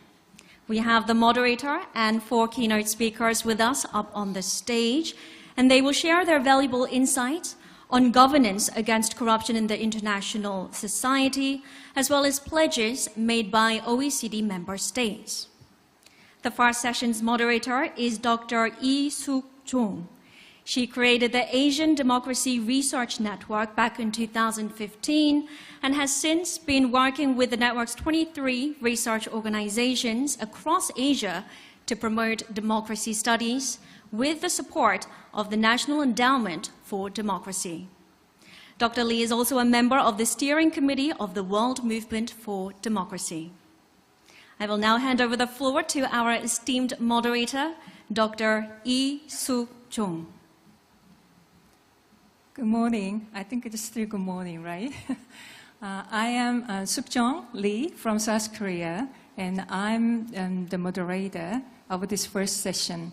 I am retired professor and also leading ADRN. I'm glad the Friends of ADRN is attending this conference.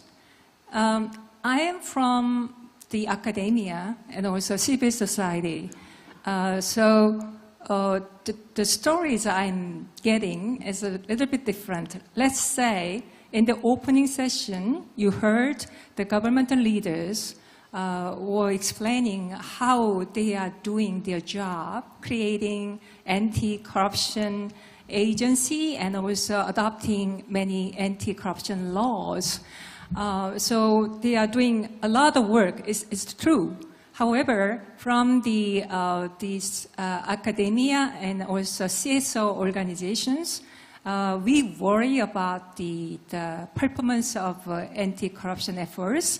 As you may heard, according to Transparency International data, for the last 10 years, there was no much such progress in combating and also eradicating corruption. So we have kind of 2 channels.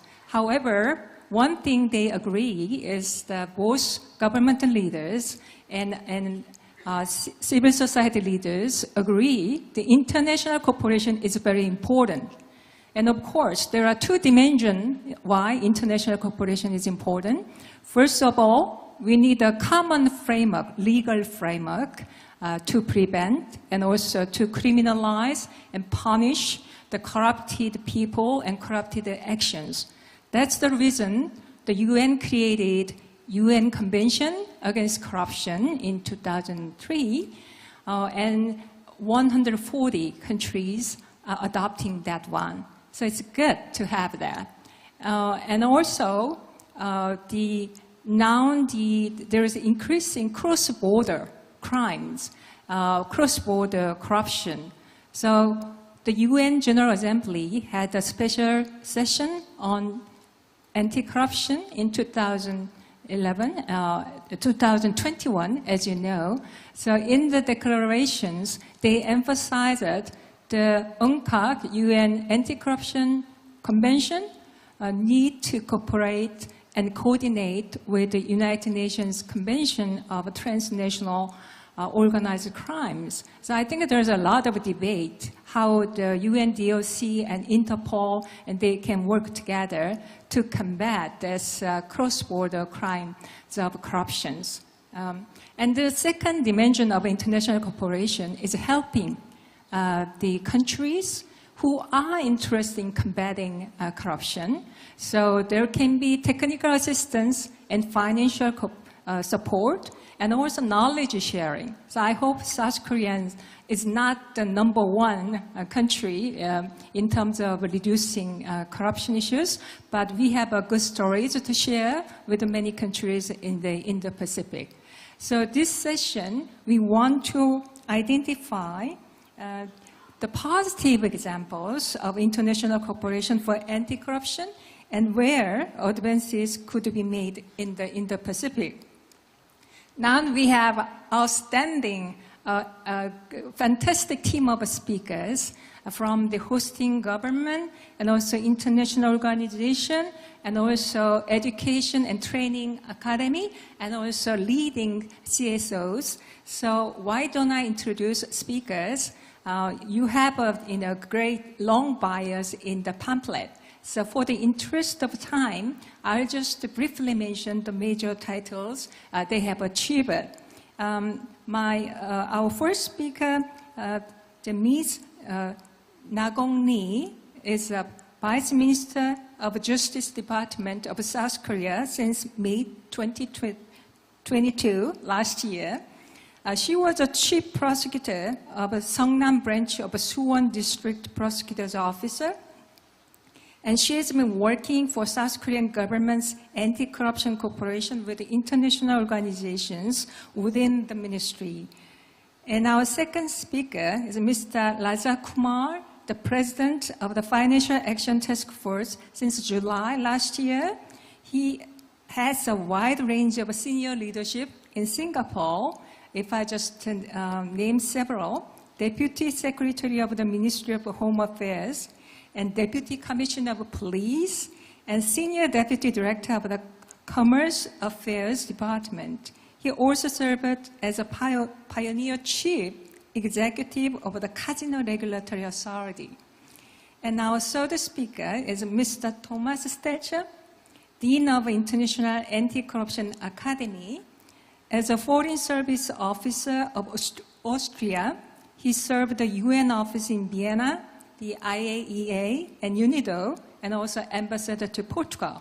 He also worked for the UN, including Assistant Secretary General for Policy Coordination and Interagency Affairs.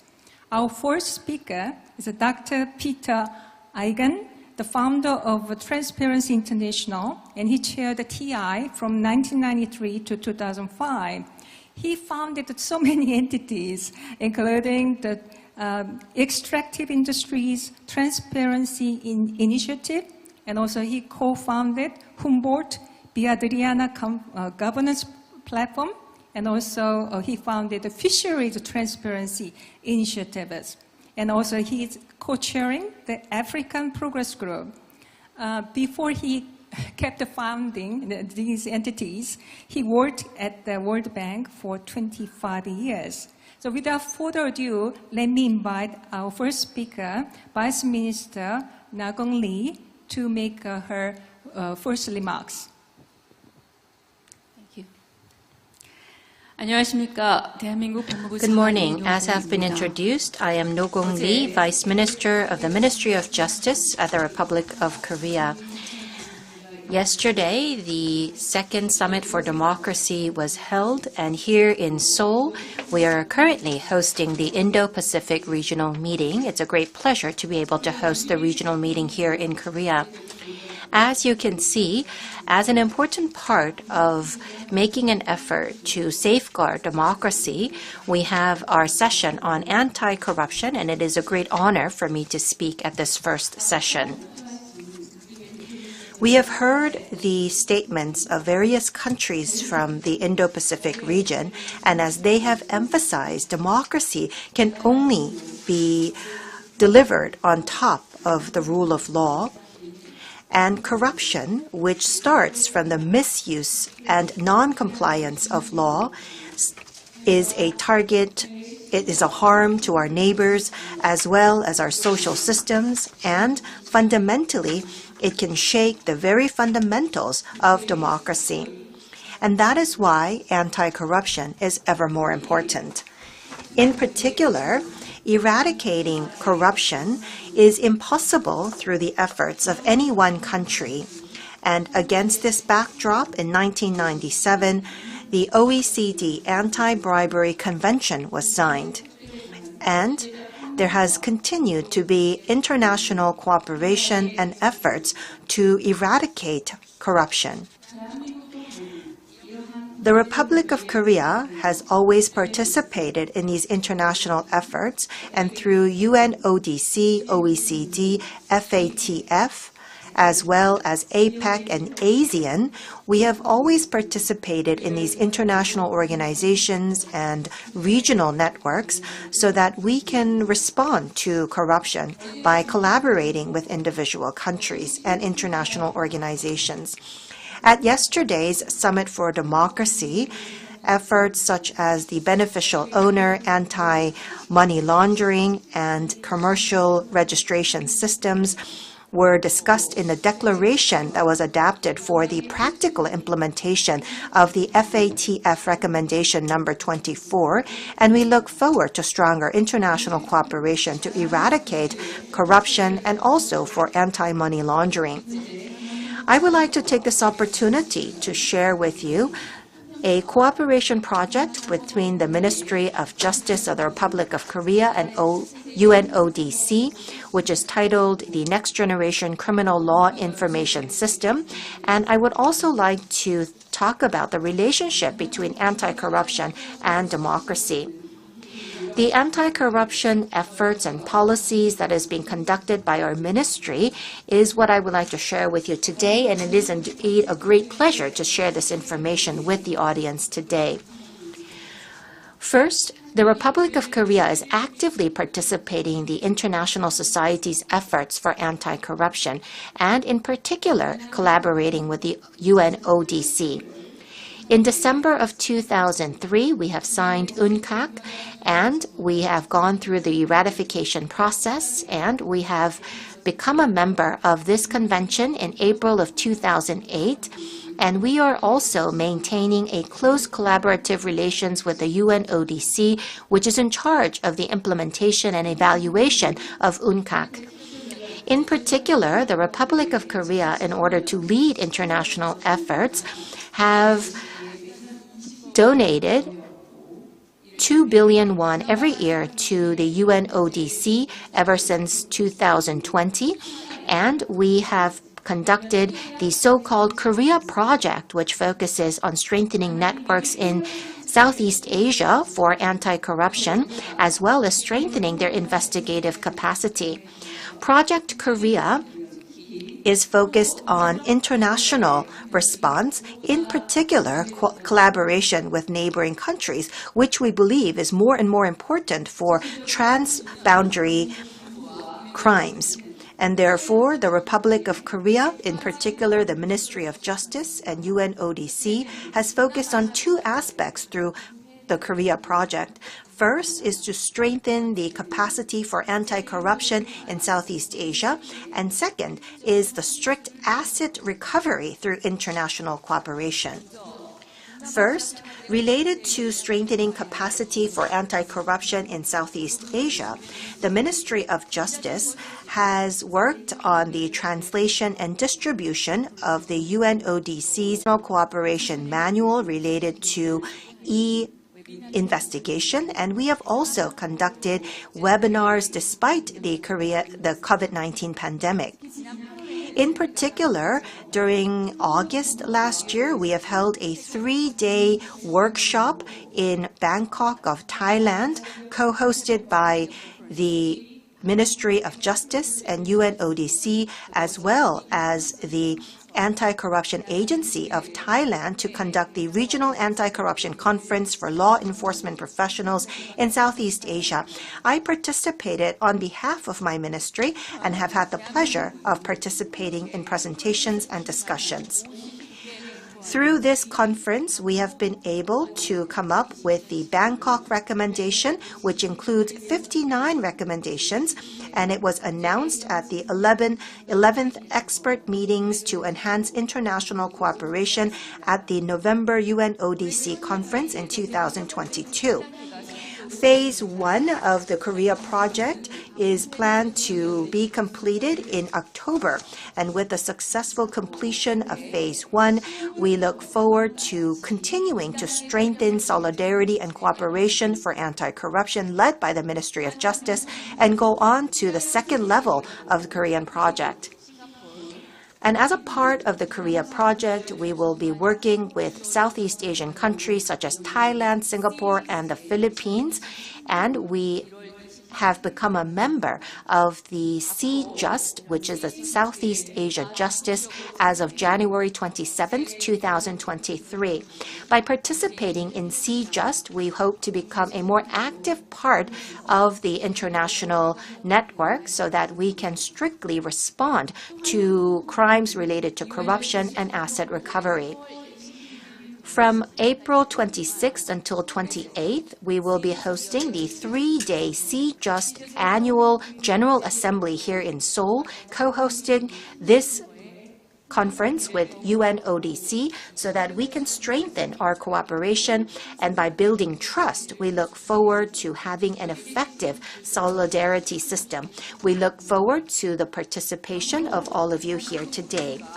Next, let me go on to talk about the introduction of digital technology in the criminal law system of Korea, and this is the next generation criminal law information system. KICS, the Korea Information System of Criminal Justice Services, is a way for us to utilize IT systems that is being used between various law enforcement organizations to share information together. The service was opened in 2005 until 2010, and we have been able to full-fledgedly open this system ever since then. So this KICS system actually includes various organizations such as courts, prosecutor offices, and the police agency so that we can have transparent and effective management of criminal cases. And we also open access to the general public. Currently, KICS is going through an upgrade process. From 2018, we have been working on the project for a full digitization of the system, and we plan to open this fully digitized system by October of 2024. Instead of using paper, we will be using e-documents for all investigations and legal procedures, and all of the court records will also be digitized, which we hope will facilitate the process of legal procedures. And we look forward to various benefits from this system. In particular, the victims of crimes will also be able to utilize a portal dedicated to victims so that they can receive notifications about the legal procedures and their results so that we can protect the rights of the victims even further. In particular, through such a large paradigm shift, we wish to enhance the access to justice. Through my remarks, I have been able to share with you the cooperation with the UNODC as well as the digitization of our criminal law system, and I look forward to the discussion through this session. Thank you very much. Thank you very much, Vice Minister Lee, for sharing how the Justice Ministry is working closely with the UNODC and also how Ministry is digitalizing its legal service. And Let me invite our second speaker, President Kumar. Well, thank you.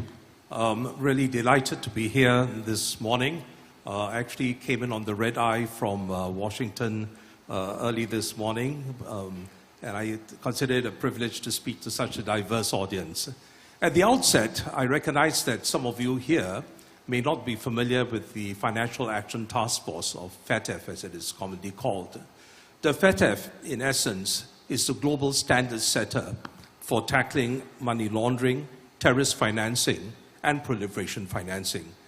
And importantly, it is not only standard setting that we do, we also have a mutual evaluation mechanism that essentially evaluates countries against the FATF standards. So there is a bite to the standard setting that we do. We are responsible for some of the most important tools for fighting corruption and kleptocracy, for the international infrastructure that we use to fight financial crime. And we are firmly committed to leveraging and using these tools to maximize their effectiveness in fighting corruption. Rules that are enforced are respected. And so the FATF conducts peer reviews of countries to assess them on a number of fronts. One, we check for their technical compliance, whether they have the requisite laws and regulations in place. And then we also look at the second dimension of effectiveness. All our mutual evaluation reports are public, and we have robust follow-up processes in place to help countries basically address the weaknesses in their system and at the same time to hold them to account against the standards. Our rigorous assessment process de facto serves as the foundation for our work to support the combating of corruption. A new round of mutual evaluations will begin next year with a higher frequency of evaluations than before, and countries will then have to move faster and more effectively. In April last year, the FATF ministers strengthened our focus on corruption by committing to close gaps and better utilize anti-money laundering tools to address a number of issues that are linked to both corruption and money laundering. We also want to promote synergies as well as coordinated actions with other international bodies such as the UNODC and the OECD to enhance our collective impact in the fight against corruption and foreign bribery. We continuously review and strengthen the FATF recommendations to address evolving risks.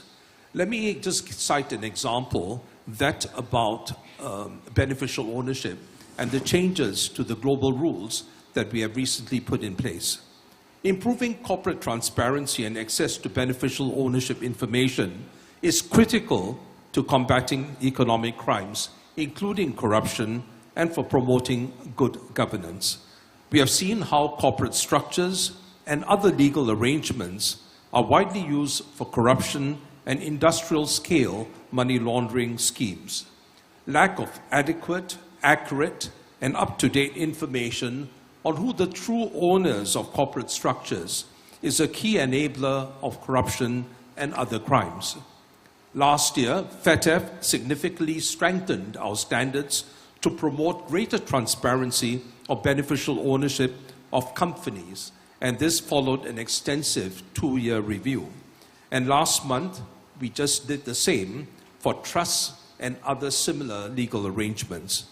The new rules are a major step forward in the fight against corruption, and they include explicit requirements to ensure authorities can check the ownership of companies in the course of public procurement. We now need countries to implement these rules quickly, properly, and effectively, and we can't allow the weak links in the chain to create risks to the global financial system. The second priority area for the FATF is asset recovery. Hundreds of billions of dollars are generated by criminal activity each year, including corruption. These illicit assets often move through multiple jurisdictions to frustrate law enforcement. Yet the current reality is that globally we are confiscating but a minuscule percentage of these proceeds. Recovering criminal assets both domestically and across borders must be a fundamental objective of the criminal justice system. If we are able to get assets away from the hands of criminals, we essentially cut off the lifeblood of criminal enterprise, and that includes corrupt actors. It is a top priority, in fact, of my presidency, and coming from a law enforcement background, it's an area close to my heart. At the FATF, we have launched a number of initiatives in response to this pressing challenge. The FATF, for example, is working hard to strengthen the FATF standards on asset recovery. This will ensure that countries prioritize asset recovery and have a range of legal measures to respond effectively to the current threats. We need to be ambitious in our approach and should be ready and willing to introduce domestic reforms to provide ourselves with a wider range of tools which are more effective to recover criminal proceeds. At the operational level, FATF is also working very closely with other international partners. And let me just mention two. One would be Interpol, and the other would be the global and regional asset recovery networks, to enhance the ways in which countries exchange information in support of asset recovery. And international cooperation is key. Effective international cooperation is key.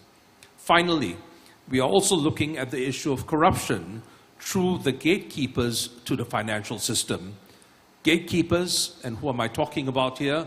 We're talking about lawyers, accountants, trust and company service providers, can intentionally or unintentionally facilitate corruption.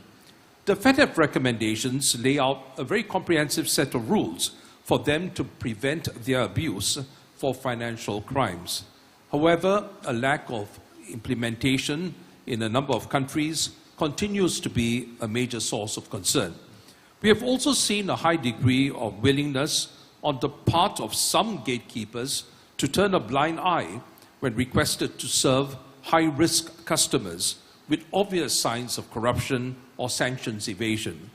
This means many professionals do not or only inadequately apply the rules. So how will we fix the severe risk for gatekeepers? The answer is one of more intense scrutiny. As I mentioned, the FATF's influence starts with the assessment of compliance. We are currently conducting a horizontal review of members' compliance with the FATF recommendations regarding gatekeepers as it relates to the proceeds related to corruption. Specifically, this horizontal review will assess compliance with FATF recommendations on customer due diligence, record keeping, the controls for politically exposed persons, reporting of suspicious transactions, as well as the existence and powers of supervisory authorities.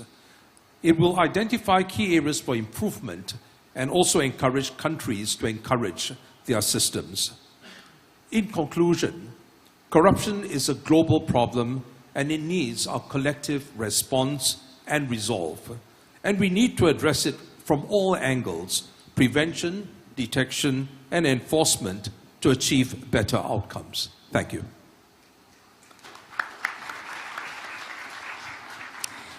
Thank you very much, President Kumar. I'm sure your financial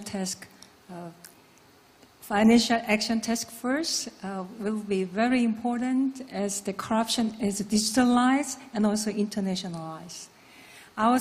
Our third speaker is Dean Stelcher, so you can talk about your activities.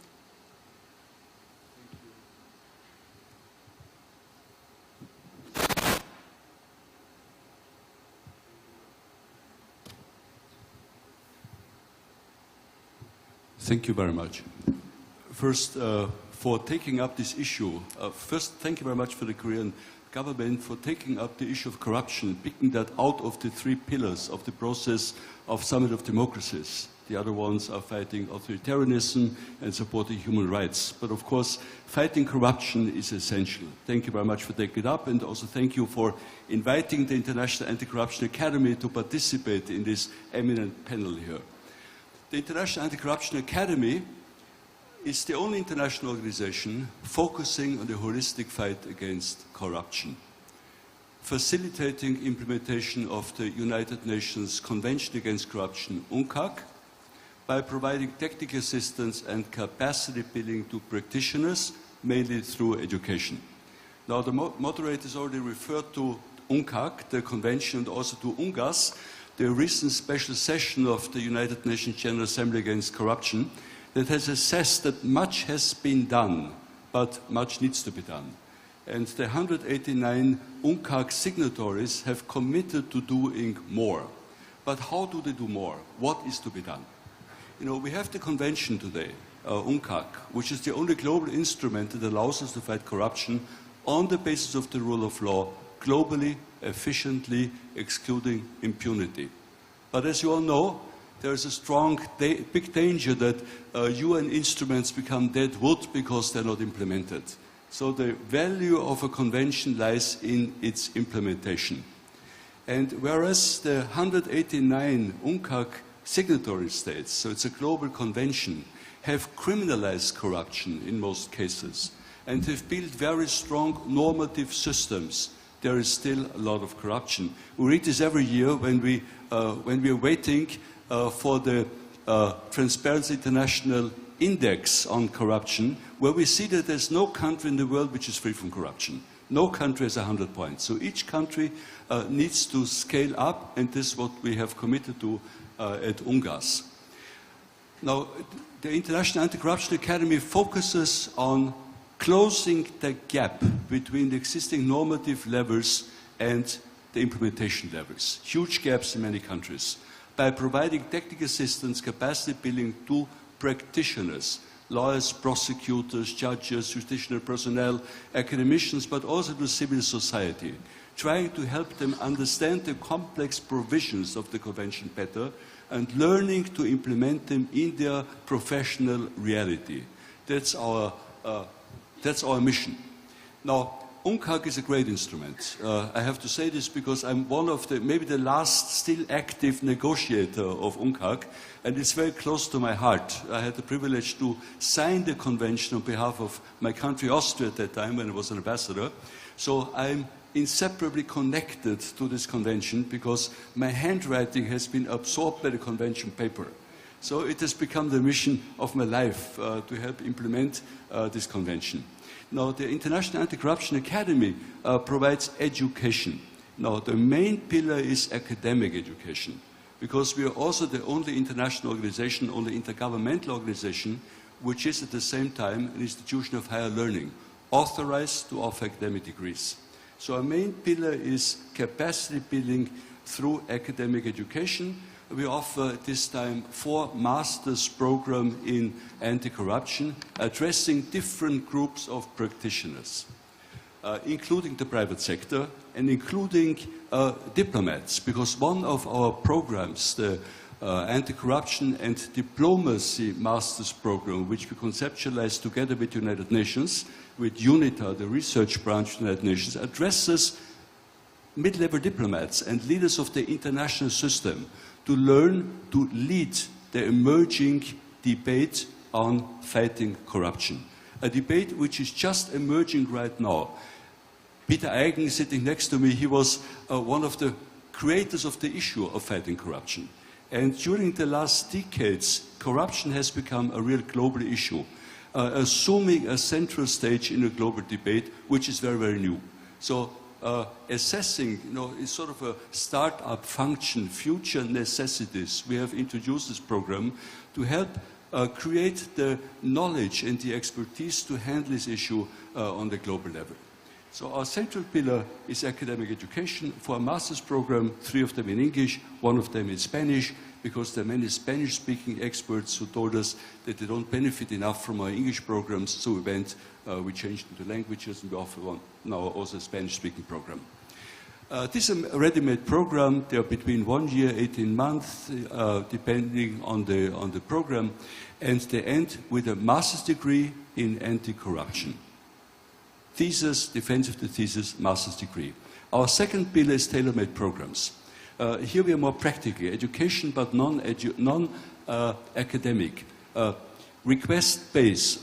Our partners come, either public institutions, national anti-corruption institutions, also civil society, they come and tell us what they want from us. So we sit down and conceptualize a project based on their needs. Focused, impact-oriented.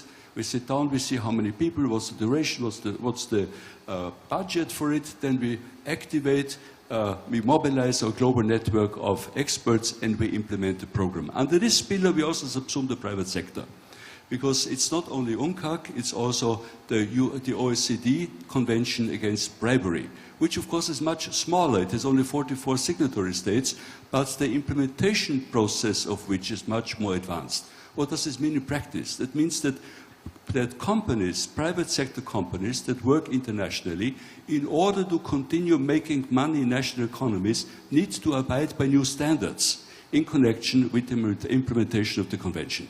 And to abide by the new standards, they very often need technical assistance. Where do they get this technical assistance? Capacity billing, either the private sector from consultants who charge the private sector fees, or from the intergovernmental sector, where it's only us. So we work with the Global Compact, with the United Nations, the World Economic Forum, with many chambers of commerce to extend our capacity building also to the private sector. Our third pillar is research. I'm a strong believer in evidence-based decision-making. We have to provide strong evidence to our decision makers to help them build narratives which are convincing enough to be implemented afterwards. So this is what we do in our research department, where we work on anti-corruption, very much on the SDGs, of course, anti-corruption measures to achieve sustainable development, typologies of corruption offenses, integrity and compliance in the business sector, humanitarian aid activities, and sports. We do another project here, but I refer to this in my next round, which is measuring of corruption. So this is how we are practitioners. We try to bring to the table real value in closing the gap between the normative and the implementation level of the convention. Thank you very much.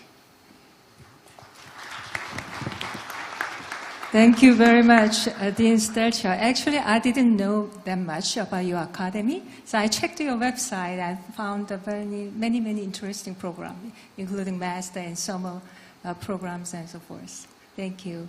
And our first speaker is Dr. Peter Egan, and I think TI is very much famous for many Koreans as well, and I'm also using your perception data very much so. So it's great to have you here. So it's your turn to make your initial remarks. Much. Your Excellencies, friends, ladies and gentlemen, I'm really excited to be in this whole exercise of the attempts to combine our forces and our ideas in this summary for democracy. I'm happy about this because this whole exercise seems to be driven very much by the recognition, which nobody doubts nowadays anymore, that there's a tremendous danger to democracy, to the basically primacy of politics over the market in a globalized economy. There's no doubt that civil society contributions are necessary to support governments, to support the private sector in this fight against corruption. Now, this essence was not at all self-confident at the time when 30 years ago we created Transparency International. In fact, this year is the 30th anniversary of Transparency International. At that time, it was quite clear that our reliance on nation states for the guardians of good governance worldwide and of a fair development of the globalized economy, that these guardians should be governments of nation states. And I think at that time we observed that this reliance at the time was frustrated many times to the extent that one could nearly talk about failed governance in respect to dealing with international corruption. At that time, some very important countries, including my own in Germany, but also France and the United Kingdom, Japan, many big other countries, with the great exception of the United States, were not recognizing that it was necessary to fight international corruption. In fact, these countries officially accepted that corruption was a reality in the international marketplace, but they didn't dare to do anything about it because they felt it was more or less inevitable.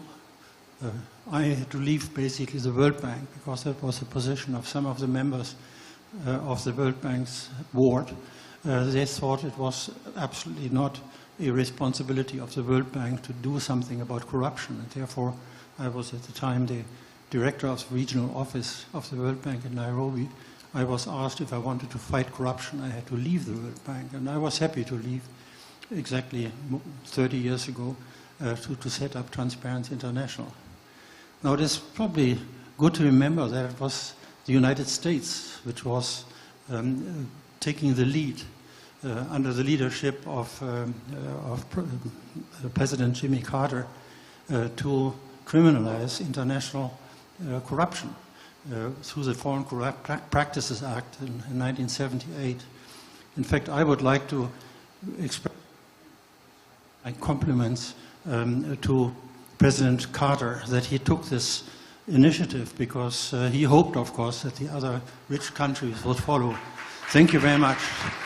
In fact, let me take this opportunity to send a message to President Carter, because he is not very well, but I want him to know that he has a very strong place in our heart because of his courage of the time, because of his leadership, of his foresight to introduce the Foreign Corrupt Practices Act when all the other governments of the OECD member countries, they did not follow suit. So we wish you all the best in the in the name of this whole meeting, if I may say so. Thank you. So we are beyond this, and I think I'm very happy how Mr. Stelzer has put this together, how we have overcome this whole question of whether corruption is a threat to democracy, whether corruption is a threat to global governance. Of course, this has been accepted. We have accepted that civil society has a very important role to play, and it's this spirit which has been driving the whole exercise of the Summit for Democracy, which makes it so exciting for me to be here. But I think in this present session we should perhaps try to find something rather concrete to lead to implementation of all these very often gratulatory and self-congratulatory statements about the commitment of national governments and so on to fight corruption. Try to find some concrete action, some concrete new ideas, as our moderator has postulated at the beginning, to see how we can make sure that these words and this consensus can be implemented. I'm looking forward to the sessions, 3 sessions which follow this one session, but I would like to make one particular proposal which has become a very personal, important mantra for me, based on the experience which I gained not only with Transparency International, but also with being the founding chairman of the Extractive Industry Transparency Initiative and a couple of other multi-stakeholder processes which I have been committed to. I would like to present to you the tremendous advantages which one can achieve if one approaches bad governance situations with this multi-stakeholder approach.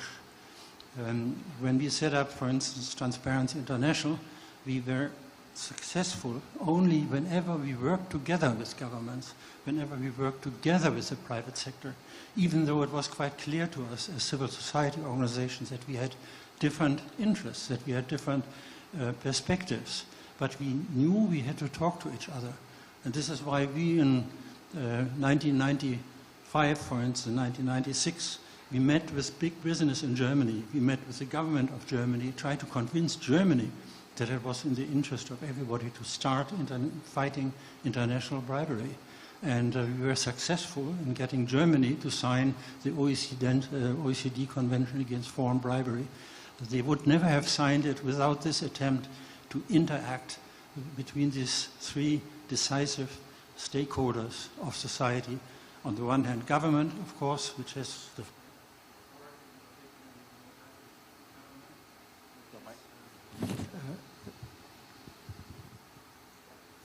I hope there was no government interrupting me at this point. No, but what I would like to say is that this interaction between these three stakeholders, government, private sector, and civil society, they have to work together in order to address bad governance. And this is what we experienced at Transparency International, and I can give you many examples of that. I don't think that I have a lot of time for this, but it was particularly evident when we set up the Extractive Industry Transparency Initiative, this very difficult field of extractive industries, the oil and gas and mining in many African, many other developing countries had rather unfair deals and participated in corruption, tremendously jeopardizing the development of many of these countries, where we managed to make tremendous progress through this multi-stakeholder process by bringing together the big oil companies, mining companies on the one hand, with the governments and with civil society. Now, the same experience which the Extractive Industry Transparency Initiative achieved, we achieved in a number of other areas, and some of these other multi-stakeholder initiatives will be presented, I guess, during the course of this conference. So my recommendation is we have to find a way to single out the different interests in society, and this is very often this magical triangle of good governance, that is civil society, government, and private sector, to make them talk to each other, to create multi-stakeholder working groups together. We are trying to do this right now in the fisheries sector in Africa, in Latin America, and in Asia. We are trying to do this in providing local electricity. And of course, the Extractive Industry Transparency Initiative is continuing this. So I try to recommend this as a particular approach which should be used in order to address poor governance, to address corruption in areas which seem to be intractable to otherwise well-meaning, but in my opinion, to a large extent, incompetent governmental efforts. So the three actors have to work together to come to a modicum of consensus among themselves in spite of their different interests, in spite of their different perspectives, and yet provide very strong advice to the decision makers, which were basically the responsible decision makers in democratic governments. Yes. Yeah. So thank you very much, Right. and I hope we can agree Yeah. together that this will be a helpful approach. Thank you very much, Thank you. Dr. Aiken. Yeah, he always emphasized to carry out the more concrete programs to see more tangible outcome from this summit. I think that's a very important point. So we heard the initial remarks from 4 eminent speakers. Now, I'd like to ask some short follow-up questions to each speaker. So let me start with Vice Minister Lee. I think yesterday there was a kind of a declaration trying to strengthen the 21st article of Financial Action Task Force. Because I'm not a legal scholar, I don't know well about this article. So, Vice Minister Lee, why don't you elaborate and explain more about, what this declaration means? 네, 그 개정된 권고안 제24조는 Article 자금 24 세탁, 테러 자금 조달 is dedicated to anti-laundering and preventing the utilization of financing terrorism. And so it is aimed at evaluating the risks of misuse And according to the detailed guidelines, this requires accurate information about the beneficial owners, the establishment of a central registry, and also to make sure that there are effective measures to prevent the misuse of funds for money laundering and terrorism funds. And related to international cooperation, when information is requested concerning the beneficial owner, the immediate provision of this information without condition is required. It is mandatory, and also an organization is to be designated for this international response. Recommendation number 24 has already come into effect, but there has been the concern that not many countries are actually implementing this recommendation. And so through the declaration, we are promising the implementation of this recommendation. Therefore, by implementing the recommendation, we will be able to upgrade the international solidarity to prevent money laundering and the misuse of funds for terrorist activities. For teaching me what this the amended recommendations is. Thank you.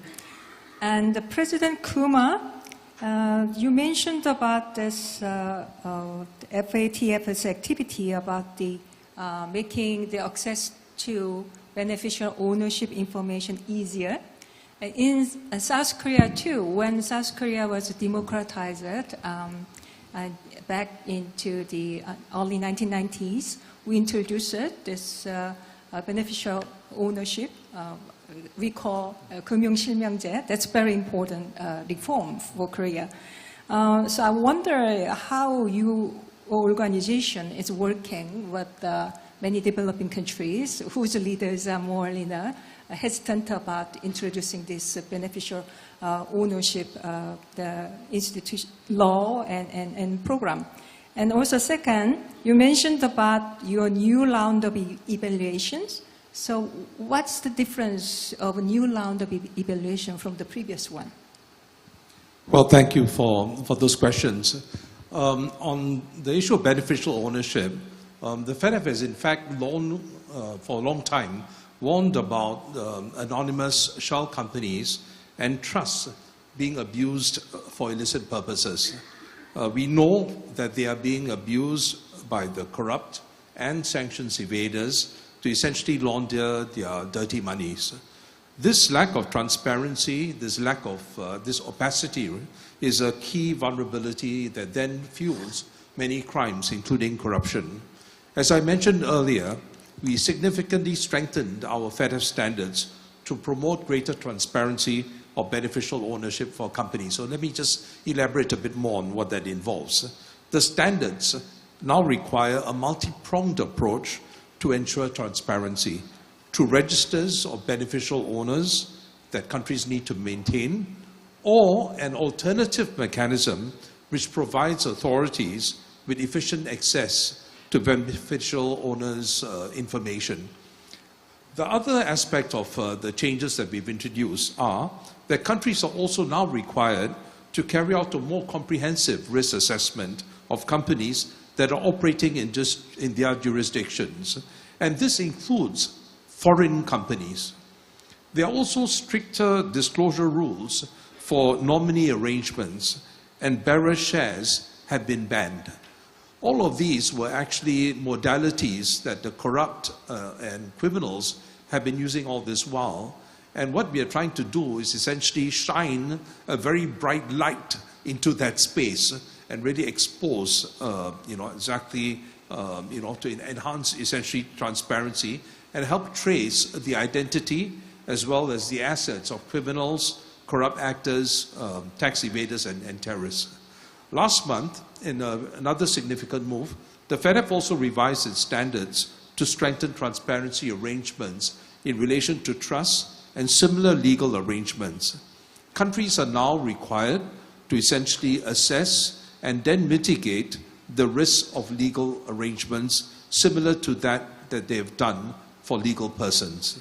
We are also aiming to provide greater clarity on obligations that trustees have with a view to avoid regulatory arbitrage or gaps in information flows.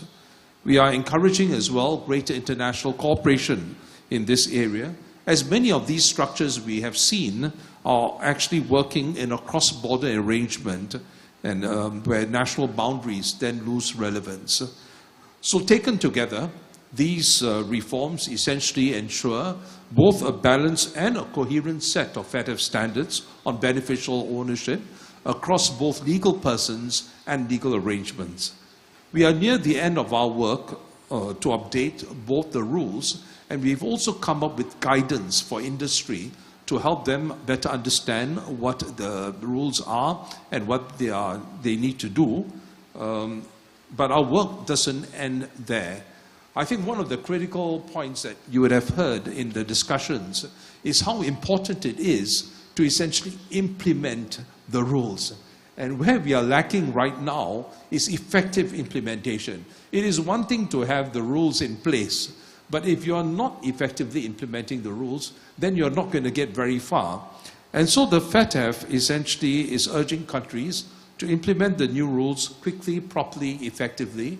And on our part, what we are going to do is to essentially focus on this area in our mutual assessments. We will continue to provide countries with a roadmap for making improvements, and we are also holding them accountable where reforms or their implementation are simply not good enough.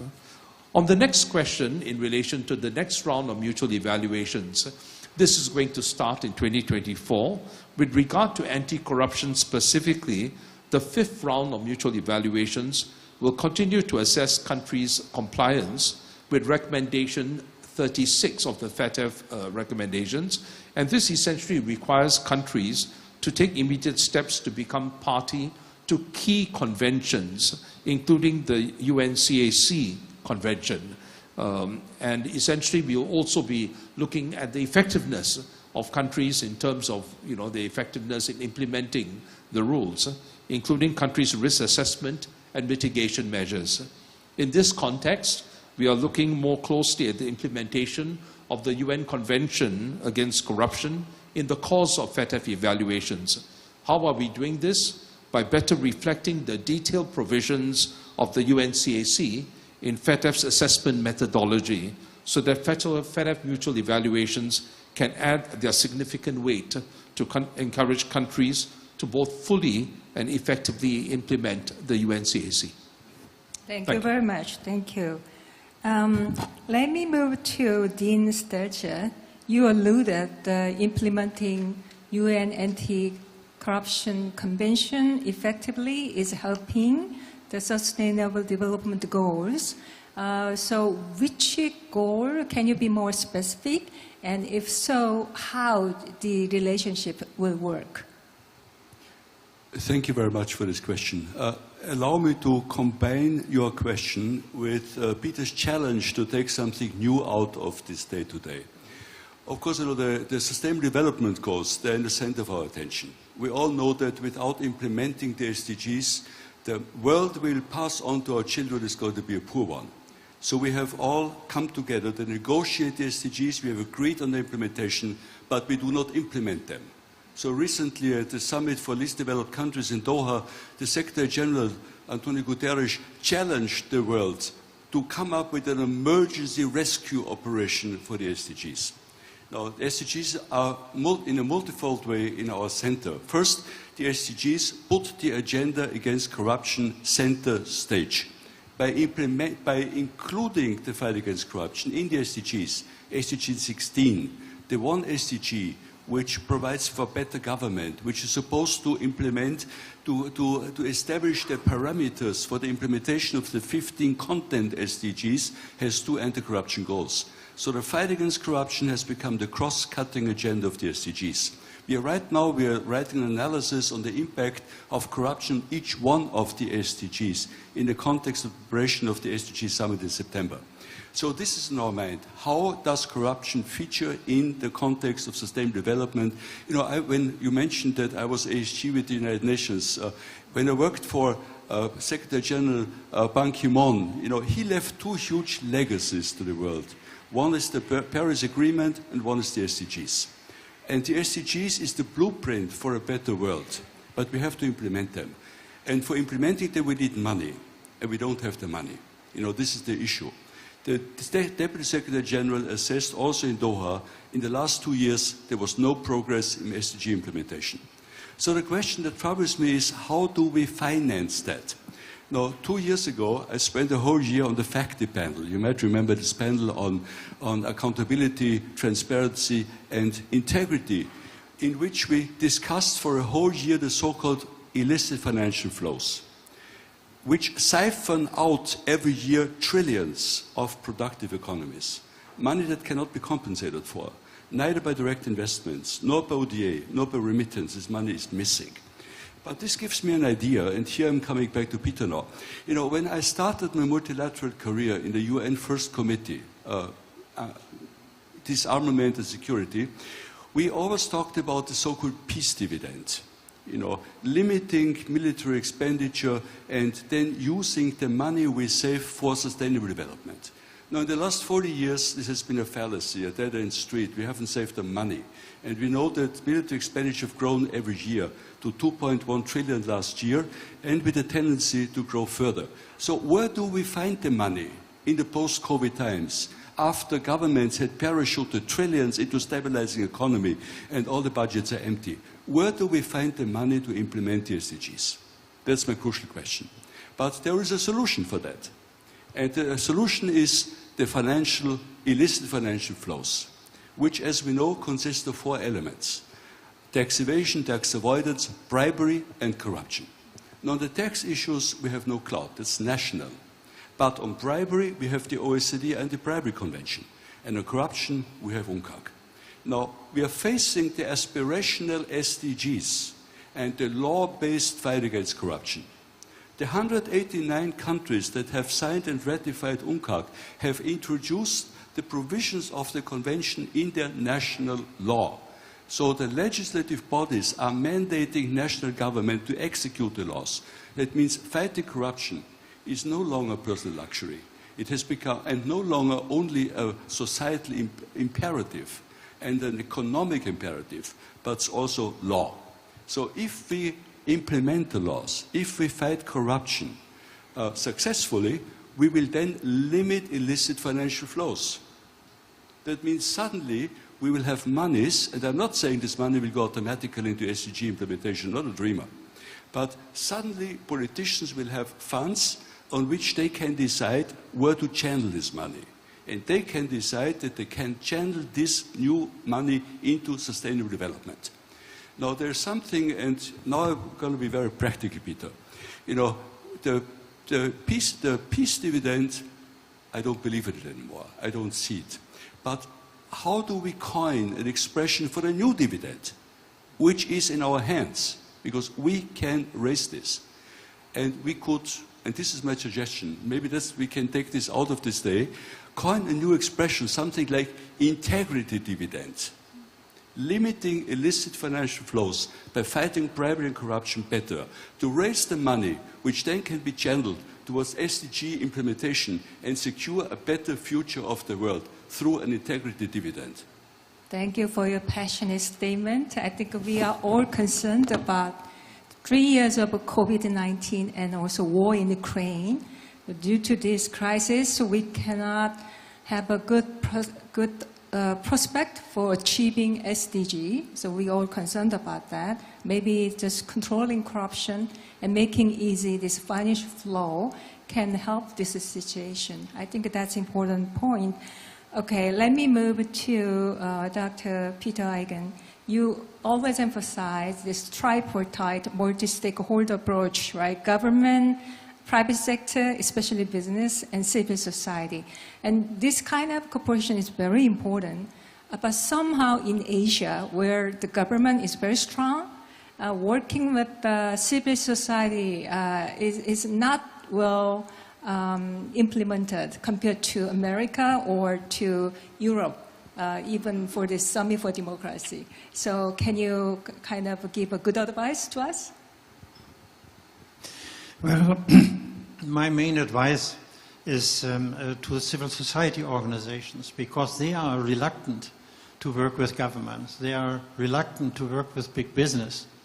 In fact, in the United States, for instance, very few NGOs accept money from governments because they feel they lose their integrity, they lose their credibility, and therefore they rather try to fund themselves through other ways. In Europe, it's practically the other way around. In Europe, NGOs are very reluctant to take money from private business because they feel this is a real danger, that they will be caught up by them and they lose their credibility and so on. So I feel it's important that all three of these actors understand that if they really want to have better governance, then they should embrace the necessity to work with each other. I would call this an antagonistic cooperation, which is necessary, which is possible. I mean, we at Transparency International, for instance, we noticed when the OECD was preparing the OECD Convention Against Bribery that big business in Germany and also the German government in support of its business was rather reluctant to go along with it. And so we met with them 3 times from 1996 to 97 under the leadership of Richard von Weizsäcker, who used to be the wonderful president of Germany. He had just given up his last term as president. We met at the Aspen Institute. The first meeting, we were nearly fighting with each other because we couldn't agree. In the second meeting, we came up with ideas as Transparency International, how we can try to cooperate in given competitive situations in order to stop bribing simultaneously. And in the third meeting, we then came up with the idea of islands of integrity, as we called it, which we meant given markets within which everybody would consent to be more transparent and lay open their own integrity in this market. And on that basis, basically the business community sent an open letter to Helmut Kohl and Minister Rexroth at the time and said, please sign this OECD convention. This is in the interest of everybody, in particular of business in Europe. And if they wouldn't have agreed with this, Germany would not have signed. And if Germany wouldn't have signed, the Brits wouldn't have signed, the French wouldn't have signed, the Japanese wouldn't have signed. And this OECD Convention Against International Bribery, yes, it was much smaller. It was only about 40 signatories, or at the time 35 signatories. But it really broke the ice, because after the OECD Convention had been signed, it entered into force in 1999. Basically, the intergovernmental organizations like the World Bank, the IMF, and others, the United Nations, they all fall into place. I mean, Jim Wolfenson turned basically the World Bank from Saulus to Paulus, and they became one of the most prominent anti-corruption fighters in the World Bank. So that's what happened there. And but then they went out of business because the OECD Convention was signed, and we didn't need this.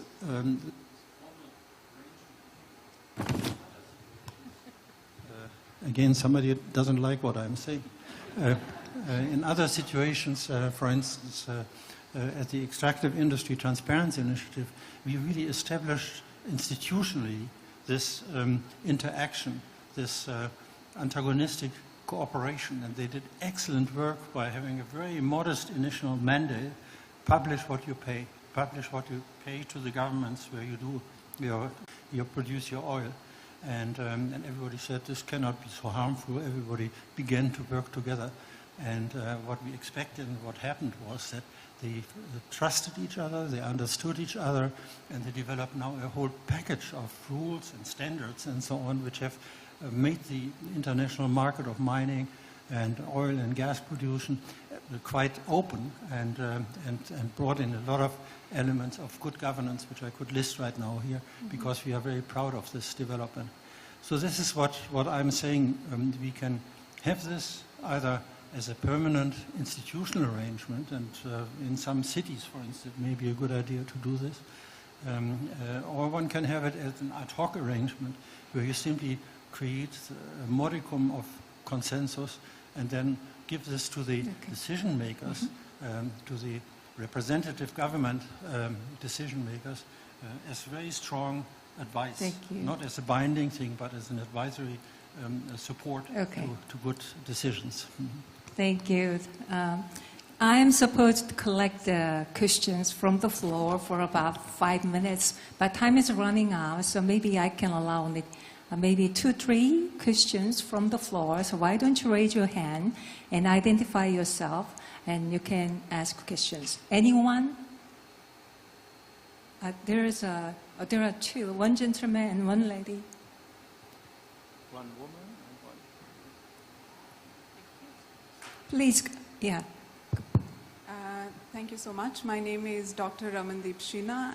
I'm a visiting professor, associate professor at a university in the United Kingdom, and also works as an international anti-money laundering and combating terrorist financing expert. So first, I would like to thank all the speakers for a very interesting session and discussion. I have a question for Mr. Kumar, and it relates to revised recommendation 24, the FATF recommendation. And I understand what you have explained, that the revised recommendation now requires a multi-pronged approach to be implemented by the countries. And one of the things which has been required is countries should either establish the registers, the beneficial ownership register, or they could adopt an alternative mechanism. So my question is, what is expected from the countries which are not establishing a register or not taking that approach? What is expected when we say alternative mechanism, if they are not taking the approach of establishing a beneficial ownership register? Thank you. Thank you. I think there was a question to hear. You can just stand up and begin your question. Can somebody bring the microphone? Thank you.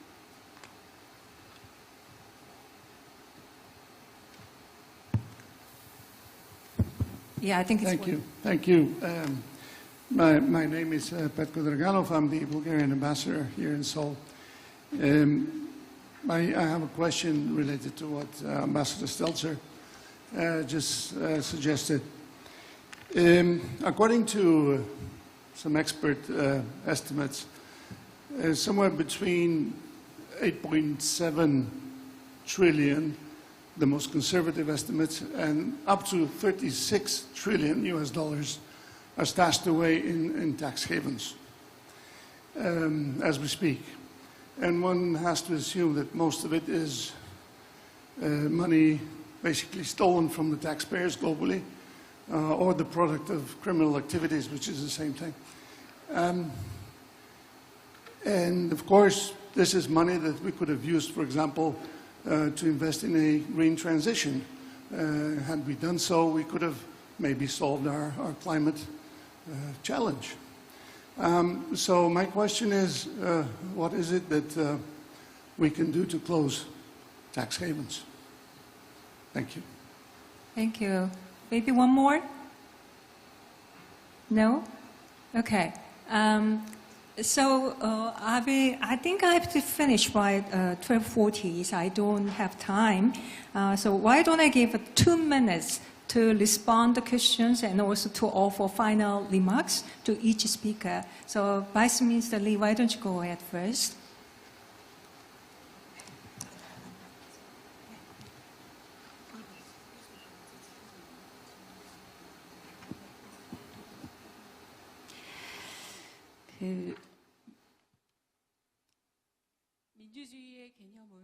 The concept of democracy cannot be defined in a single sentence. However, democracy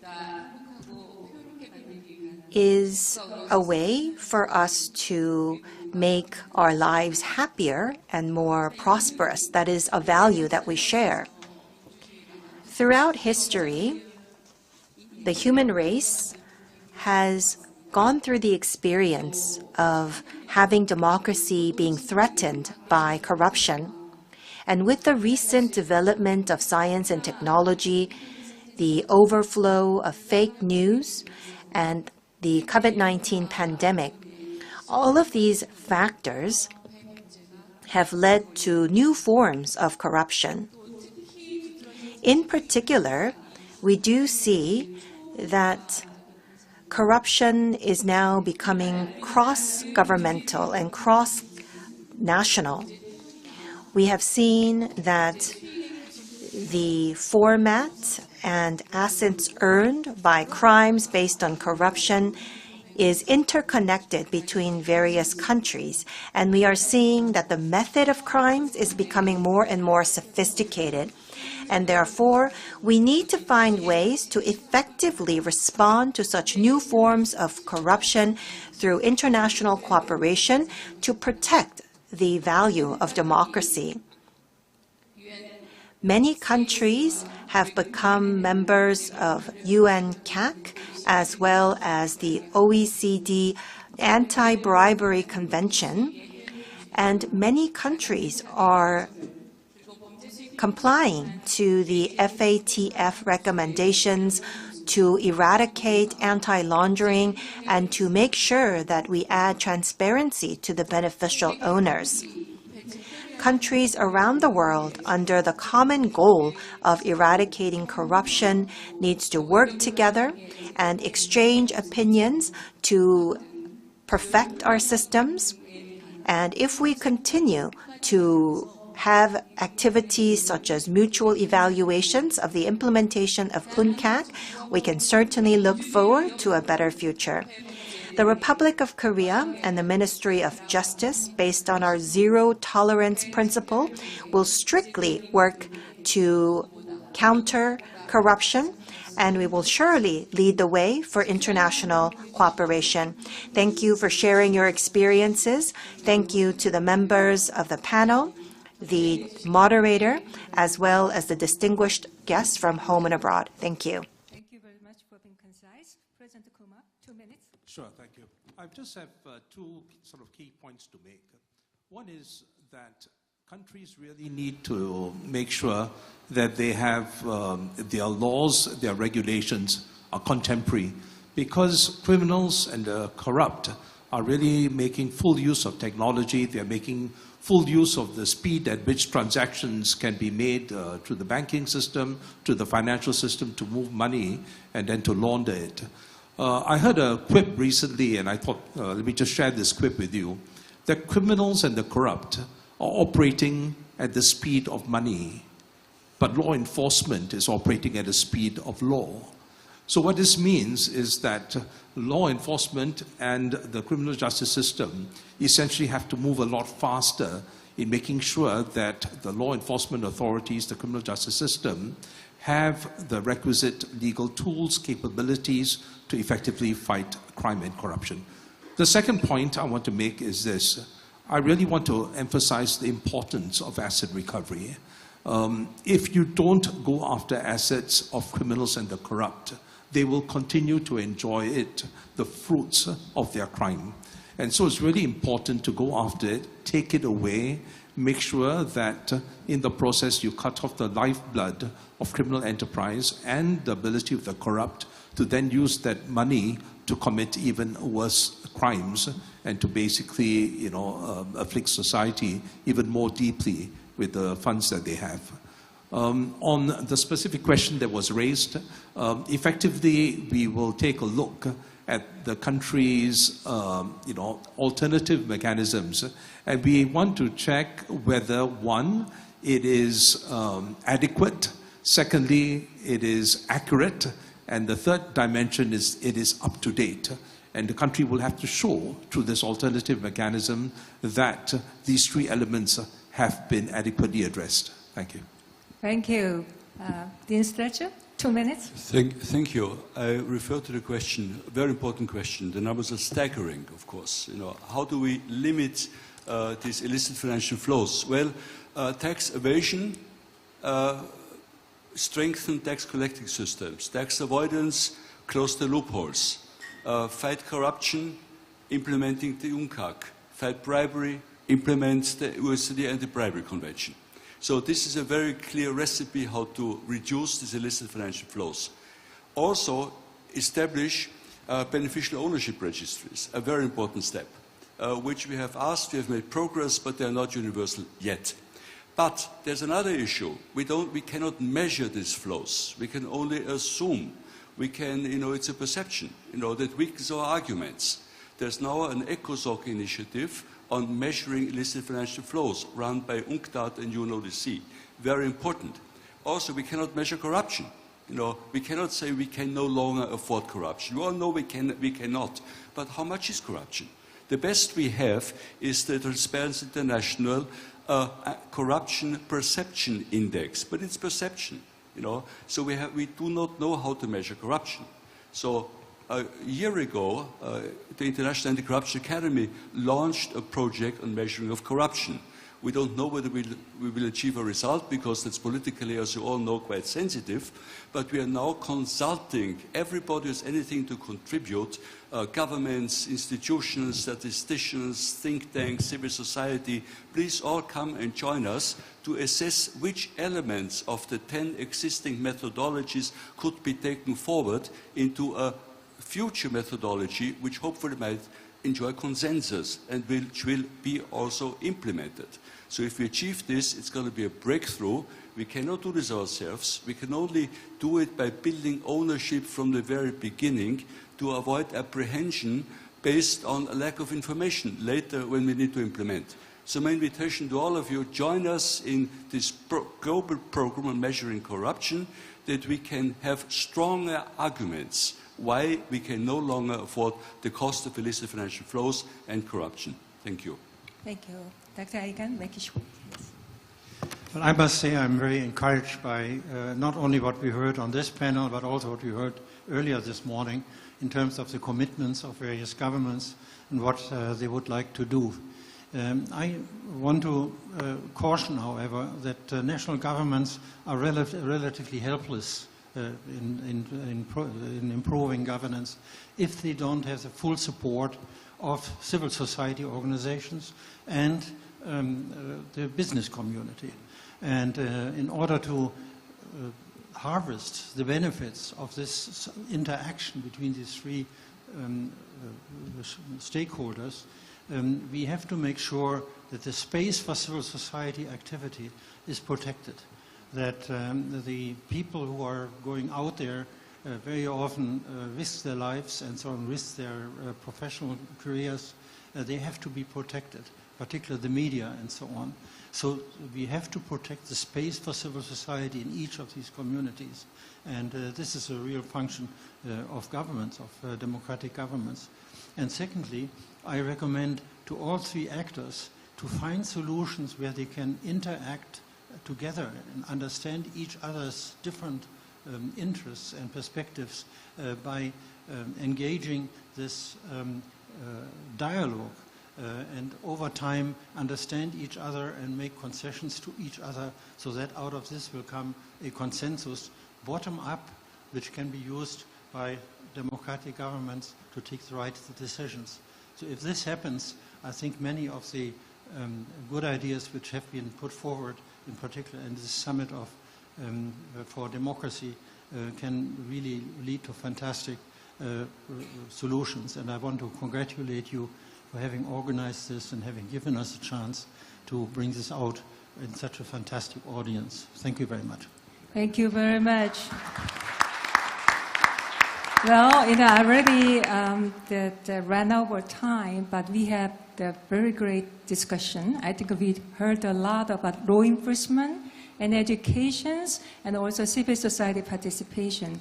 We did not have enough time to discuss the relationship between democracy and corruption. I think even though the governments are committed and civil society are participating, unless there is a democratic progress in each country, the anti-corruption cannot be sustained. So therefore, the media freedom and the free civil society political space, they are all important to sustain this anti-corruption reforms. So for that matter, I hope we can continue the conversation and we can work together to control the corruption of the world. And it was great, fantastic discussion, right? So let me conclude this session by giving a big hands to our wonderful speakers. Thank you very much. Thank you very much. On behalf of our audience, I would like to express our sincerest gratitude to moderator Dr. Lee Suk-jong and the four panelists for their great in-depth discussions. That wraps up session 1 on international cooperation for anti-corruption. Session 2 will begin from 2 p.m. after lunch, and the theme for that is non-governmental stakeholders in anti-corruption. So we'll see you then.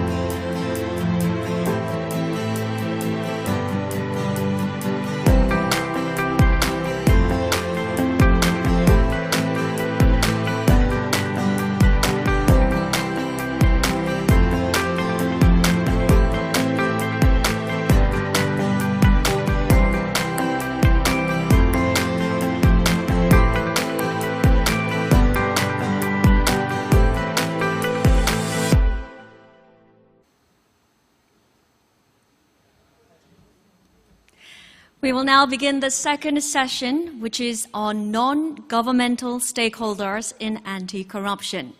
We are honored to be joined by our moderator and 5 distinguished speakers. They will zoom in on the monitoring and researching roles of the civil society and media.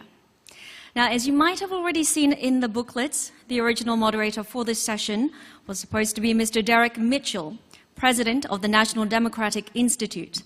But due to unforeseen circumstances, he is not able to join us this afternoon.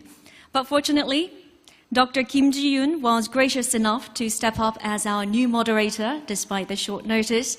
And for that, on behalf of the Ministry of Foreign Affairs, I would like to extend our sincerest gratitude to Dr. Kim Ji-yoon. Dr. Kim is a senior research fellow of the Institute of Democracy and Education and has in the past worked for several notable media outlets, interviewing various figures, including the former US President Barack Obama and H.R. McMaster, the former US National Security Advisor, among others. Now, I would like to invite Dr. Kim to take over the floor. Good afternoon, honorable speakers, distinguished guests, and ladies and gentlemen. I first of all welcome you all to the Second Summit for Democracy Indo-Pacific Regional Meeting. I'm moderator, and my name is Ji-yoon Kim, and happy replacement. I'm going to moderate the second session, the non-governmental stakeholders in anti-corruption. As many of the Indo-Pacific countries are striving for the economic growth, there are voices coming out that we have to strengthen the democracy because it is vital for the sustainable economic growth. One of the most important elements for democracies are transparency and openness, because transparent and open society result in the trust among the citizens and also keep the society working hard on sustainable development, not just economically, but also politically. For that reason, countering corruption is the most critical task to protect democracy. And we are here to discuss what can be done from the civil societies to achieve this goal. And I believe we have perfect speakers on stage today to give an answer to the question. So let me introduce our speakers. It's just my honor, and I'm very proud to introduce our keynote speaker, Ms. Maria Ressa, the Nobel Peace Prize laureate. She has been a journalist for more than 35 years, and as a co-founder, she is leading the digital media company, Rappler, which continues to fight against oppressive regimes. She won Nobel Peace Prize in 2021 in recognition of her, quote, efforts to safeguard freedom of expression, which is a precondition for democracy and lasting peace, unquote. I very much look forward to hearing her story about fighting against corruption. Next, we have Ms. Ariane Kasman from Transparency International. Ms. Kasman is a CEO of Transparency International, Papua New Guinea. She's been working in anti-corruption for more than a decade and observing national parliamentary elections, establishing independent commission against corruption, and giving legal guidance for those who are in need. Ms. Kasman will introduce some importance of having legal groundwork for whistleblowers for the transparent societies. Now we have Mr. Virawit Tianchainan. Mr. Tianchainan is a human rights advocate with more than 20 years of experiences. He has worked with the UN High Commission for Refugees, and he was also appointed in various positions by Thai government in agencies and human rights and the civil societies. And he is the chief of party of USAID-funded Mekong for the Future at WWF. And he will tell us how to deal with the environmental issues that are closely related to governance. And we have Mr. Kengo Nishigake. Mr. Nishigake is a lawyer who has a license of both Japan and New York. So double income, how nice. And he's the representative partner of GINT Law Office in Tokyo, where he particularly works on investigations of Japanese and foreign companies' compliance with anti-corruption laws in the United States and United Kingdom and Japan. And he's one of the founding members of Anti-Bribery Committee of Japan, and he will tell us about the bribery issues of companies. Last but not least, we have Ms. Siti Juliantari Rahma. Ms. Rahma is an active anti-corruption advocate, and she's been working with Indonesia Corruption Watch since 2012. Closely working with the local and national journalists, she's been leading public campaign and participating transparency networks such as the Open Government Partnership and Freedom of Information Network Indonesia. And today, she will tell us about interesting stories about democracy at platform. Without further ado, let's start the session. So please welcome our keynote speaker, the Honorable Nobel Peace Prize laureate, Ms. Maria Ressa, with warm applause. Thank you so much. It is post-lunch, so I hope to shock you just a little bit, so it'll get us all moving. You would expect me to talk about stories we've done about corruption. But I think I want to first lay out, there are 3 points that I want to cover in the 8 minutes I have. The first is really, for us in the region to realize that we have taken some of the worst rankings in terms of democracy than any parts of the world. So the first is in Asia Pacific, how are we doing? What is the context today? The second is going to be, how did we get here? And you'll see that I believe that the deepest corruption that we have yet to discuss is actually the corruption of our information ecosystem. Because if you have that, everything else deteriorates. It's a cascading failure. The third one is what are we going to do about it? Okay, so in terms of the Nobel lecture in 2021, I actually talked about how an atom bomb exploded in our information ecosystem. And I asked for global structures, new global structures to do this.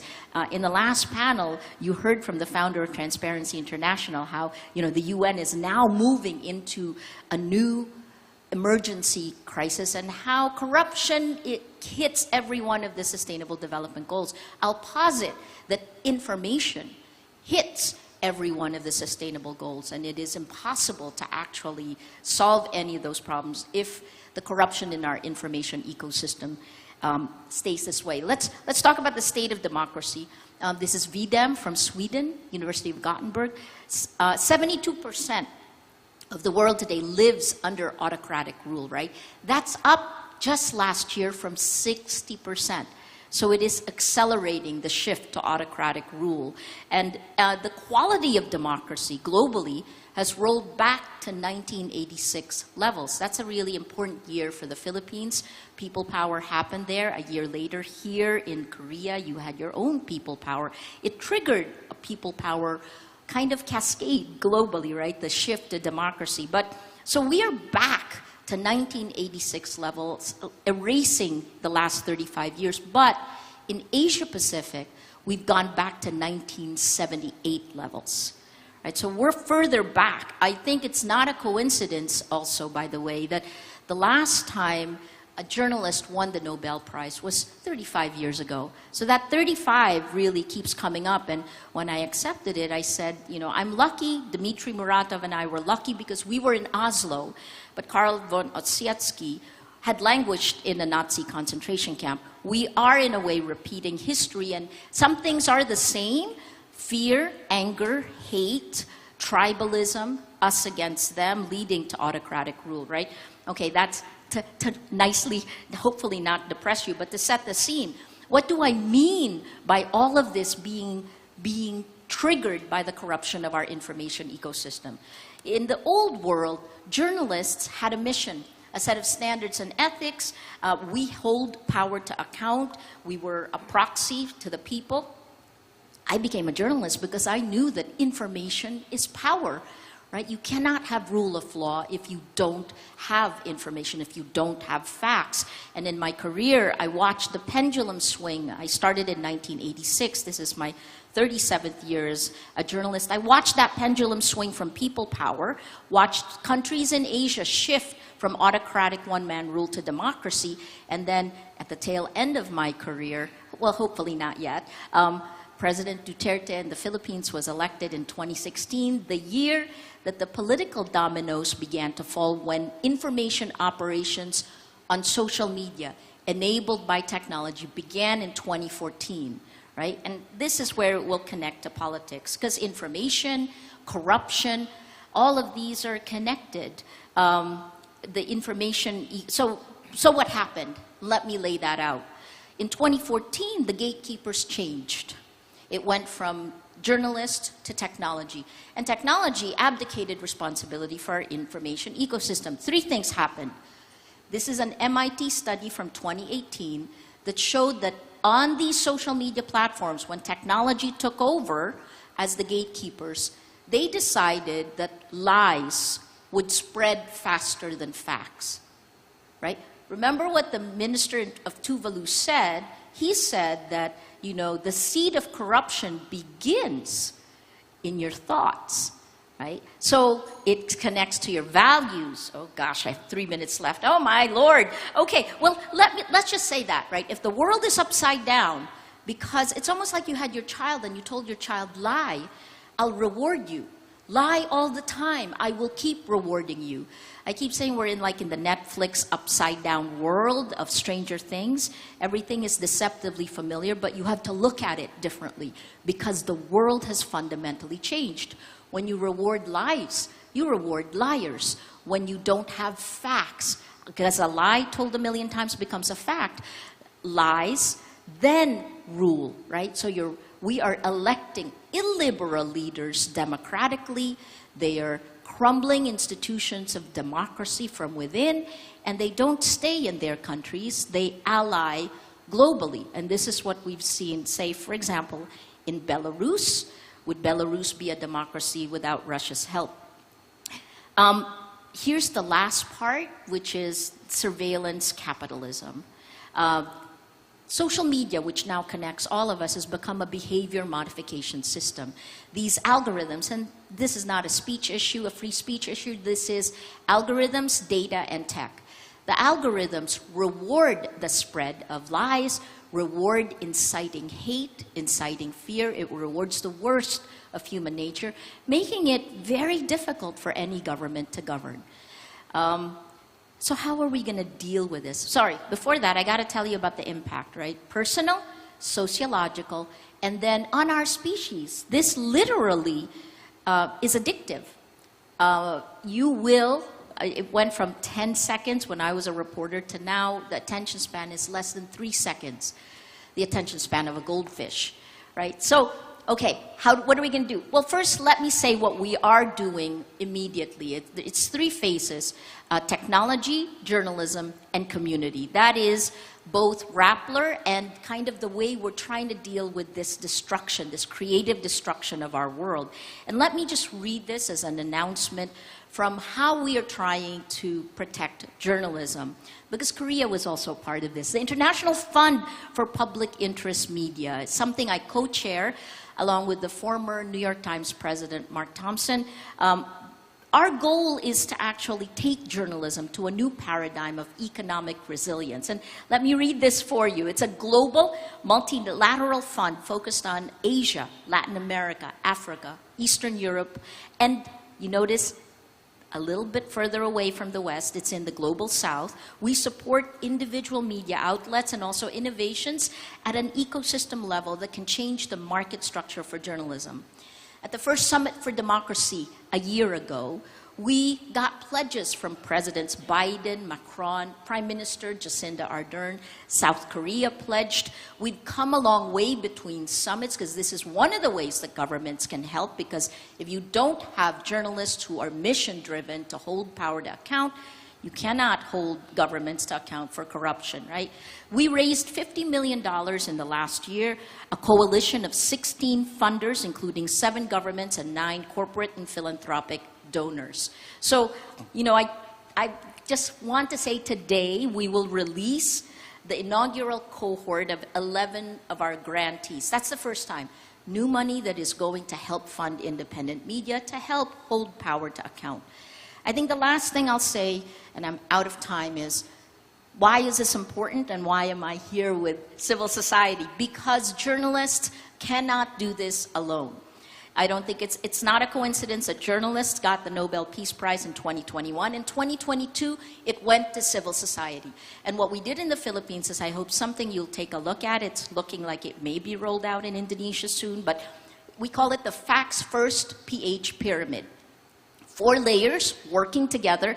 Again, I really like the founder of Transparency International, because he said that, you know, we're going to have to work with governments, with civil society, with legal authorities. The 4 layers of the pyramid are, the bottom layer are journalists, 16 news organizations working together doing fact checks. They're really boring. They don't spread on social media, which is why the second layer, it's called the mesh, is civil society. 114 groups, including the church, including business, whose task every day is to spread those boring fact checks, but they add emotion. And here's the upside. We found that inspiration spreads as fast as anger. Third layer are the academic institutions that were doing disinformation research, except we push them to move at a faster pace than academics like working at. We push them to come out. 6 academic organizations working on disinformation, coming out before they get peer-reviewed, but coming out to tell our people every week in the 3 months before elections who was being manipulated. And the last layer is law, the law. Legal groups that came together that in 3 months filed 20 cases to protect the 4-layer pyramid. It is an influencer marketing campaign for facts, because here's how we solve the problem. In the long term, it's education. In the medium term, it's legislation. But in the short term, right now, it is just us. We need you in the battle to fight this corruption in our information ecosystem. Thank you. Thank you, Ms. Reza. By the way, it's not me the pressuring you, it's the clock over there. Okay. Right. Okay, our next speaker, Ms. Ariane Kasman. Thank you. Again, hard to follow such an inspirational key message shared by Maria. Thank you so much for that. I think the opportunity to share new ideas, new ways of thinking or doing things may often seem like it's a challenge, to challenge the status quo, really. But it is necessary. Corruption knows no boundaries. It cuts across our borders, it cuts across our oceans, it affects all of us. For smaller islands and for smaller economies, and we heard this from our ministers this morning as well, particularly in the Pacific, the impact that's felt on the ground can be devastating. Just by way of background, Transparency International Papua New Guinea is a chapter of Transparency International, one of 5 chapters in the Pacific, sharing one global vision, a world free, a world in which government, business, civil society, and the daily lives of people are free of corruption. Highlights of our work in Papua New Guinea include conducting domestic election observation, and we've done so in the last 3 national parliamentary elections, working with our government under UNCAC to establish the Independent Commission Against Corruption, something that took 24 years to do in Papua New Guinea, conducting ethics trainings for our national police force, and of course giving free legal advice to citizens who report corruption to our advocacy and legal advice centers. Now, our advocacy and legal advice centers is really a program that comes from our Global Transparency International Secretariat. So it would be important for me to just give some context for the region. From our research across the Indo-Pacific region, daily experience with corruption and bribery remains alarmingly high across. Nearly 1 in 5 citizens in Asia and 1 in 3 in the Pacific paid a bribe to access public services. The rate in PNG was higher at 54%. 1 in 7 in Asia and 1 in 4 in the Pacific were offered a bribe to vote a certain way during elections. Again, the rate is higher for PNG at 57%. For anti-corruption efforts to remain sustainable across the region, it is critical for citizens to counter and reject all forms of corruption. This often starts with individuals speaking out against corruption. Now, the rate of reporting corruption in the Pacific is unfortunately very low at 13%, and for Papua New Guinea it's 10%. And in Asia, majority of citizens, 54% in fact, think that if they report corruption, they will suffer retaliation. Only 42% of people in Asia think they can report corruption freely without consequences. So citizens must have access to safe and confidential reporting mechanisms, and governments must do more to ease citizens' fear of retaliation in reporting corruption. Often citizens are reluctant to speak out because they fear that society will treat them differently if they do so, or if there is no formal process in place that can protect them from any danger that could come as a result of them speaking out. Now, two things are essential for reporting of corruption: citizens' right to information and citizen protection as whistleblowers. Information is an essential tool to empower citizens to demand accountability from government and fight corruption. Again, less than half of the citizens in Asia that were surveyed recently are aware of their right to request information from government agencies and institutions. 11% of citizens used this right to request official documents from the government in the previous 12 months. When we take a closer look at the whistleblower protection, very few Pacific Island countries have standalone whistleblower protection legislation, and those that do, unfortunately, continue to face gaps. The whistleblower protection legislation for Papua New Guinea, for example, was developed in 2020 with very minimal consultations and has several limitations, such as placing the burden on whistleblowers with no protection of identity, and the ultimate arbiter being the head of agency in which the complaint takes place. There continues to be challenges with enforcement in the Pacific Island countries. In 2021, the UN Pacific Anti-Corruption Regional Project cited lack of a central agency in countries to coordinate and support various departments to implement whistleblower mechanisms. With small country populations, it was easy to identify whistleblowers as everyone knows each other, and it's very difficult for protection of whistleblowers. Also, there was very limited proactive public disclosure of standard information relevant for whistleblower reporting. So some may ask, what is TI doing? Many TI chapters in the region have been advocating for whistleblower protection in their countries and continue to do so: Australia, Maldives, New Zealand, Pakistan, and Solomon Islands, to name a few. For Papua New Guinea, closer to home, for TI-PNG, we are currently working with 5 state agencies to develop internal anti-corruption strategies because there is a gap in effective whistleblower legislation. Now, before I close, I just wanted to quickly draw attention to the Advocacy and Legal Advice Centers, or ALACs as we call them at TI. Through our ALACs, TI offers citizens advice and support when reporting a case of corruption.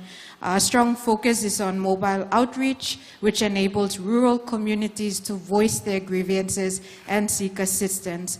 I want to end by quickly sharing 4 highlights, and I know I'm out of time, so I'm going to try and go through this quickly. First of all, in 2014, for Papua New Guinea, we found that the Lands Department had a lot of complaints against them through the complaints mechanism. And so we worked with the department to set up key information points and a complaints desk at the department to be able to facilitate the complaints that were coming through.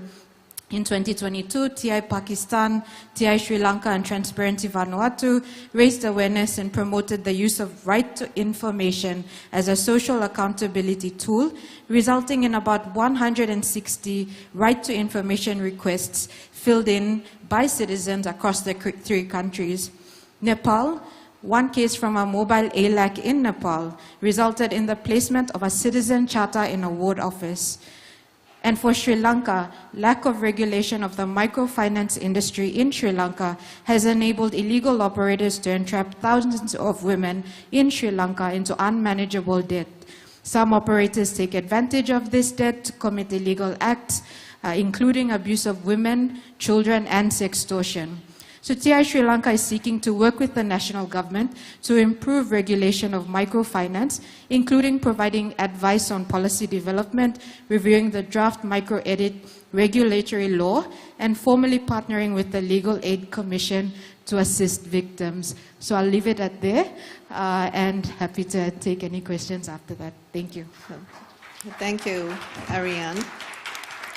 So next we have Mr. Tian Chainan, please. Thank you. So I think instead of reading the notes that I prepare, I just do the conversation styles of speaking.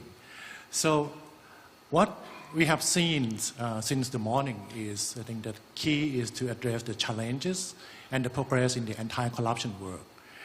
And we at the WWF, in partnership with the United States Aid and International Development, USAID, we have been looking at the issues of anti-corruption from the perspective of environmental corruptions. Because corruption comprises of a number of issues, but if we look at the environmental corruptions, this is something that is quite dear to our heart. And speaking from experience, as I work in the northern Thailand, which is the Golden Triangle areas, which is the border between Thailand, Myanmar, and Laos, we have seen that there are many villages and communities who have been affected by environmental degrading, negative impact projects that happen along the Mekong rivers. It destroyed biodiversity in the rivers, the life of people, and the livelihood of people who live alongside the Mekong River in all the 5 Mekong countries, which comprise of Myanmar, Laos, Thailand, Cambodia, and Vietnam. And those are the issues that are not only on the conceptual side or the policy level, but they actually have the implication in the practical level of day-to-day living of people. And we look at that issues of the corruption in the natural resource. And that has the impact not only for the current generation, but also for the future generations. And as the project is called Mekong for the Future, it's the future of the whole regions, the people and biodiversity in these regions that have been degraded significantly during the last decade. And we may not be able to live in the environment that we have nowadays.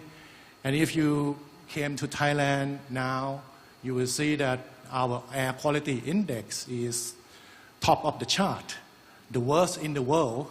And that is also the issues of what happened when we are not dealing with corruption directly. And the diversities that we have in Greater Mekong countries and the diversities that we have in our people, we have seen that there are issues that require a lot of transparencies and also democratic governance to be able to tackle the issues at the root cause. And we have begun to see that there have been many environmental human rights defenders in the region who stood up, spoke up against the corruptions. Unfortunately and regrettably, some of them would disappear. And that is the issues that we need to face with. We talk about the safe space for the civil society. We talk about active participation of civil society in order to be able to do the check and balance in terms of the power. And if we see the power that we have in the issues related to the environment, to natural resources, corruption erodes that significantly. And if we are talking about democratizing of power, we need to talk about the access to information. People, civil society, community need to know what's going to happen in their area. And without the access to information, decisions are made among the small group of people who will decide on the fate of the future. And that is what we need to challenge. We have the law, we may have a very good law, but we need to have very good implementation as well. And in order to do that, we need to work on the issues that is not only within the national boundary anymore.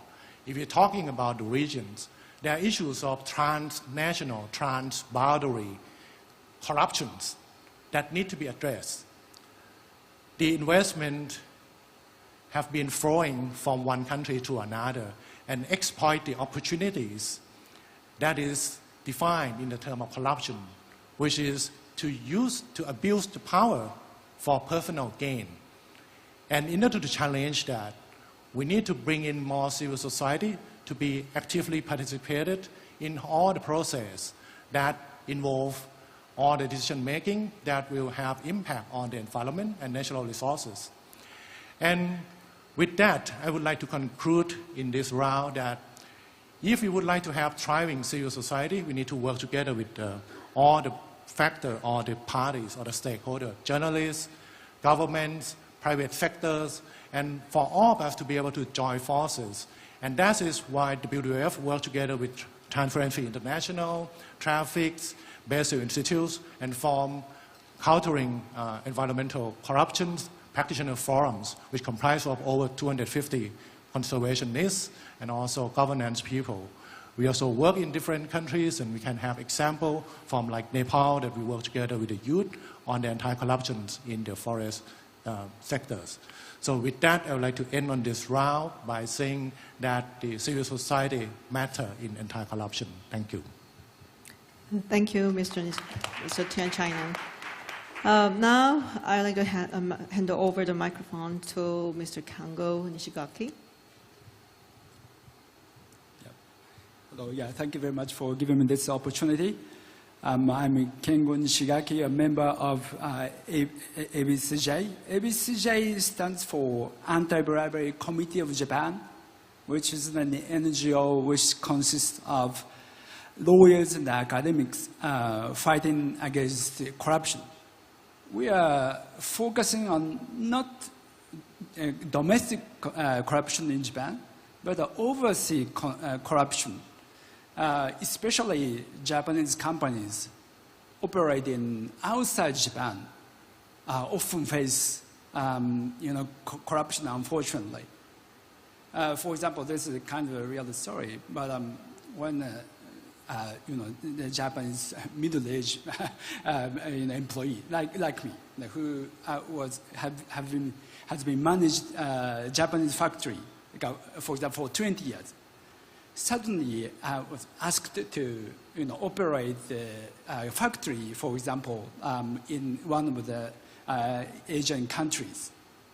And from day one, they see some corruption issue, like a bribery request.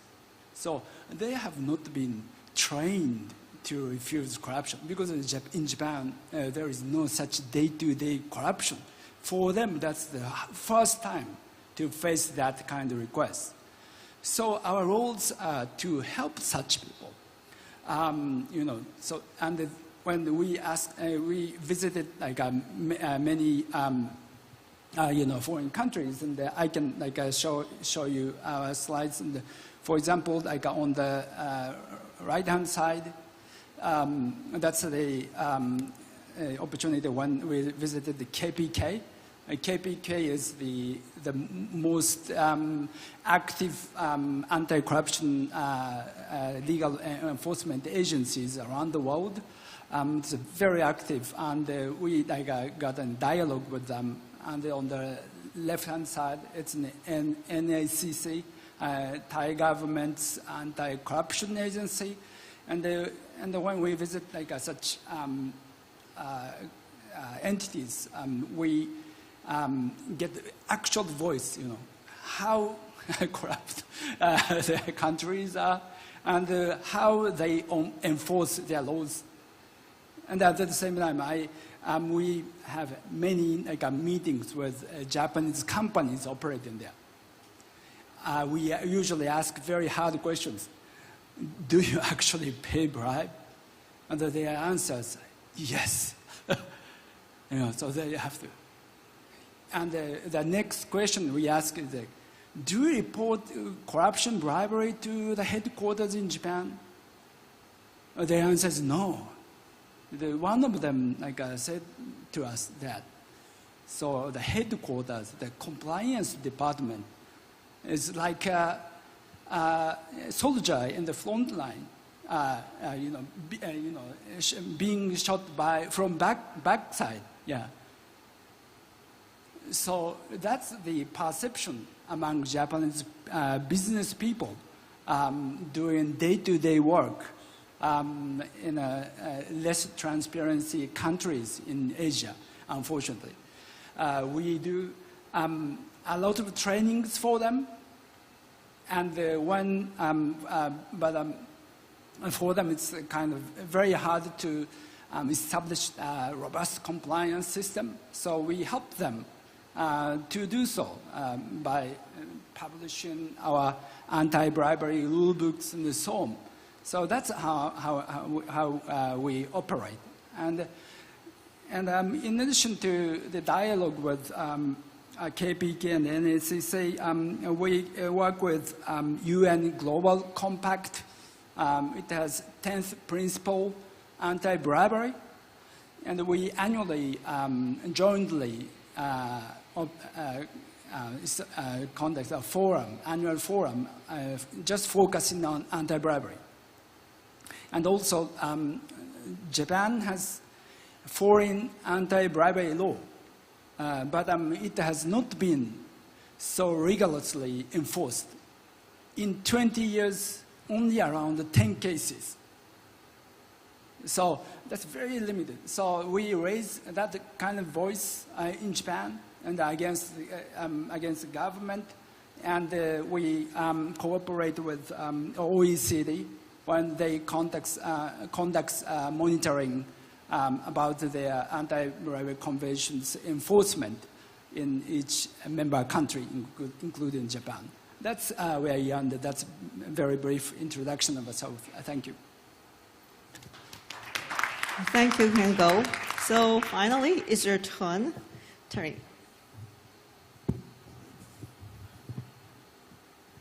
Good afternoon, everyone.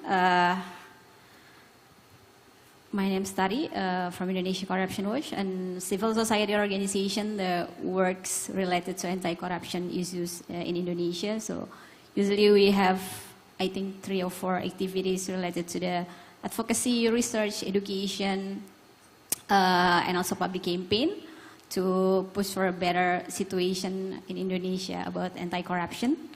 And today I want to share a bit of our works in a procurement sector. So as we know that the government, I think, around the world spend most of their budget for the procurement. But at the same time, we also face that most corruption also happen in the procurement. In Indonesia, at least 60% of corruption cases related to the procurement. So what we did in 2010 with the purpose of helping public to how we can provide a platform that could help public to monitor the public procurement, then we set up a platform. We call it opentender.net. The platform is designed to provide public contracting information and its potential risks of fraud. Currently, we have, I think, 7 indicators to see how public contractings have a potential risk of fraud, not a corruption. And then we have, I think now we have so many data, including tender and also the direct procurement, and we also have the dashboard. But I think it's a good news story. When we go back to 2010, the government, they did not provide the data for public procurement. So at the time, what we did is we tried to collecting the money manually because we cannot crawling the data from the website. And then we collect from the 5 provinces in Indonesia that have most budget in procurement to show the government how the data of procurement can be useful for monitoring or even to, not just for the public but also for the inspectorate to monitor the public procurement. And after a series of hearings and campaign in 2012, the National Public Procurement Agency, we call it LKPP in Indonesia, they provide us directly the data to be used to analyze. And I think it's a huge win, because until now we have a memorandum of understanding with them, and we actively publish the data and then training the journalists, civil society in a local, and also in inspectorate, because we found out that this application and the dashboard also helpful for the local inspectorate to monitor the public procurement.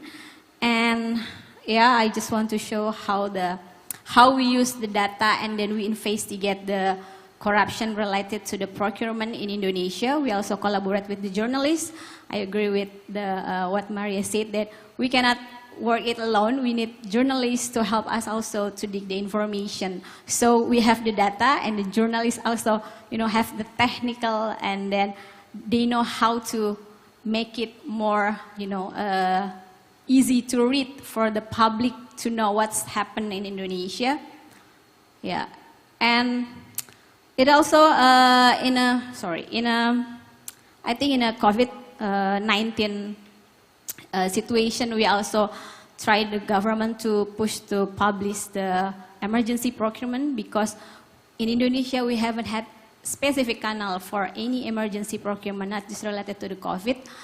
And we also try to use the provided channels, such as we also try to put it in open government partnership, in an action plan, and in a series of meetings. And now we have that dashboard, so the public can see how the government spend their money in emergency procurement. I know it's not perfect, but I think for the first step, it is a good one, because in the future we could monitor and know how they spend their money, especially in an emergency. And I think the challenge, I just want to mention it, I think also about the shrinking civic space, not just, there's good one, but we're also facing how the civil society have attack. I mean, when we are publishing the data and the information, sometimes we'll also find that they sue us because of the defamation or something. So I think it is a thing that maybe we could discuss in the future, how we manage this situation, because we need to proactive in a country, in a government, but at the same time we also face the shrinking civic space. I think that's from me. Thank you. Thank you, Terry. I think we had short lectures of how the civil society is doing to fight against the corruption in each their field. And I actually have a question to delve into a little bit further. First, Maria. So fake news, disinformation that have been at the center of the threatened democracy discourse, and you actually emphasize the importance of education. So, for the education that you emphasized, I think I read some articles about those smartest kids. Probably, I think the Stanford University is one of those most prestigious universities, and they were actually also flopped, right? So it was kind of an experiment how they can actually, I'm sorry about that, trick them. So they were actually, these smartest kids at the Stanford University actually were tricked by those disinformation and fake news. So is there any plan or any system that you think that will work to prevent this fake news and disinformation, from being prevalent? Yeah, I think we haven't spent enough time looking at how this is insidiously manipulating, right? It isn't about how smart you are or how you fact check. I always compare fact checking to like taking water from a polluted river and then cleaning up the water and then dumping it back in the river. The pollution which comes from the factory of lies still continues. So smart kids, or actually the problem is, what impact is this technology having on our children today? You can go to more than 10,000 internal documents of Facebook that the whistleblower Frances Haugen released last year. And you can see that, for example, for teenagers, right, they have increased levels of depression. Young women on Instagram have increased eating disorders, increasing levels of sleeplessness. This is our next generation.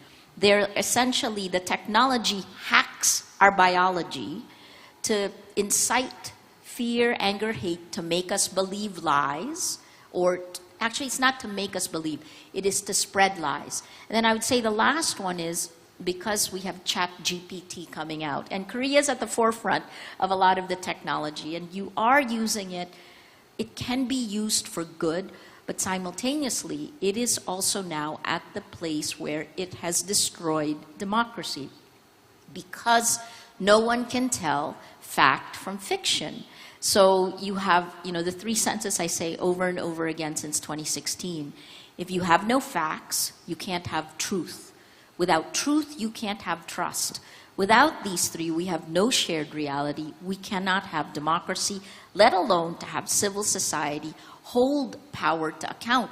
We can use the technology to do like what happened in Indonesia. We can crowdsource, which is a campaign we did in Rappler in the Philippines for an anti-corruption campaign that actually worked with governments. The technology can be magical, but right now it is on the edge of evil. It's evil. I know that's really, but the quick answer is, if you're a human being, there's no way you can evade it unless you become a hermit and have no Wi-Fi. If you're on the technology, if you're on these social media platforms, you are being insidiously manipulated. So it seems like not just the content education, it's more important to make kids learn how to use it properly, I think. Actually, more than use it properly, there has to be legislation in place, right? Okay. We're here, and there are building codes for this. We know it's not going to fall down around us. Drugs. They're tested before they're here. But you know what winds up happening on social media? The tech companies with impunity say, I'm going to A/B test. So it's like a drug company saying, that part of the audit of the hall, let's test A, drug A. And then this part, let's test drug B. Oh, the people in drug A died. Sorry. That's what's happening in our hearts and minds with this addictive technology. I see. Well, thank you. Ariane, it's really impressive work that you've done on the whistleblower protection programs. And is other TI chapters in the Pacific area, they're also working on that. Could you elaborate a little bit more? Yeah, and I'll just use one example, and I think the State Minister for Maldives referenced the Whistleblower Act in his statement during the opening session. TI Maldives successfully advocated for the national whistleblower legislation. In 2016, the arrest of the whistleblower Ghazim Abdul Karim, after he released evidence of what turned out to be the biggest corruption scandal in the country's history, which also happened to involve the president, the vice president, MPs, and ministers, spurred the TI Maldives campaign to bring the issue to public limelight and advocate for whistleblower protection. So a law providing for whistleblowers is one of the recommendations that TI Maldives put forward to the new president before he took office in November 2018. And the president had committed to prioritizing whistleblower protection and submitted the whistleblower protection bill drafted by the chapter as a government-sponsored bill. Now, this bill, as we heard this morning during the opening session, was enacted by Parliament on the 7th of October 2019. And there is a lot of information that you can find on this on the Transparency International website. But I thought it was important to highlight TI Maldives' work in this space following the statement made by the State Minister this morning. Great, thank you so much. Mr. Chen Chainan, Because it's environmental issues, for example, like the Mekong River, which runs through several countries and one of the longest rivers in the world, you probably, as you mentioned, you probably need a transnational cooperation on this issue. I suppose it's going to be much harder, and there might be some obstacles that we do not really expect. So could you please elaborate a little bit? Yeah, thank you very much for the questions. As it's rightly point that the issue of the corruptions, which can be transboundaries, that require transboundary solution as well. So we may have laws on the anti-corruptions and implementations in each of the country, which may differ from one country to another. And that's the varieties of the solutions that we have. In order to be really effective, we need to be able to harmonize all of those anti-corruption law and practices, be able to link all of the legal law enforcement agencies on the anti-corruptions, data collection, evidence. As far as I know, there's have been really challenging in order to collect evidence that happened in another country and to be able to use in the legal system in the country where maybe the register company is, and the law that is governed in another country. So all of that will need to be resolved, and that cannot be the action of any party alone. Civil society would be able to play a role by contributing to share the information on what's really happened on the ground. Civil society would be able to be a part of the decision-making process. And when I say civil society, I think we have to take a human rights-based approach to anti-corruptions. We have to think about the anti-corruption as human rights, that we have the right to say, to have the freedom of speech, to have the access to information, and to be freedom from fear on any reprisals that would happen to speak up or to take action. And that requires regional cooperation, regional framework, which is something that this summit is part of that process to begin the dialogues on how we would be able to work together, not only one country, but regionally. And I think this is a very good step in that direction so that we would be able to be a part of this process all together. Thank you. Thank you so much.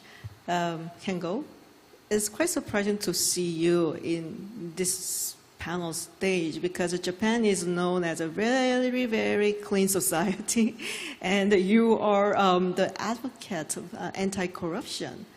So kind of surprised to hear that the bribery system is still working in there, and I was wondering how it's not been eradicated even in this advanced society. Yeah. Fortunately, in Japan, we do not see corruption so often. For most of national citizens, we do not face corruption in our entire life. So that's we are very fortunate.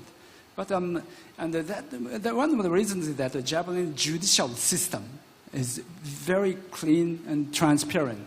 No judge ever received any bribery. So that's one of the best things about us. But in terms of political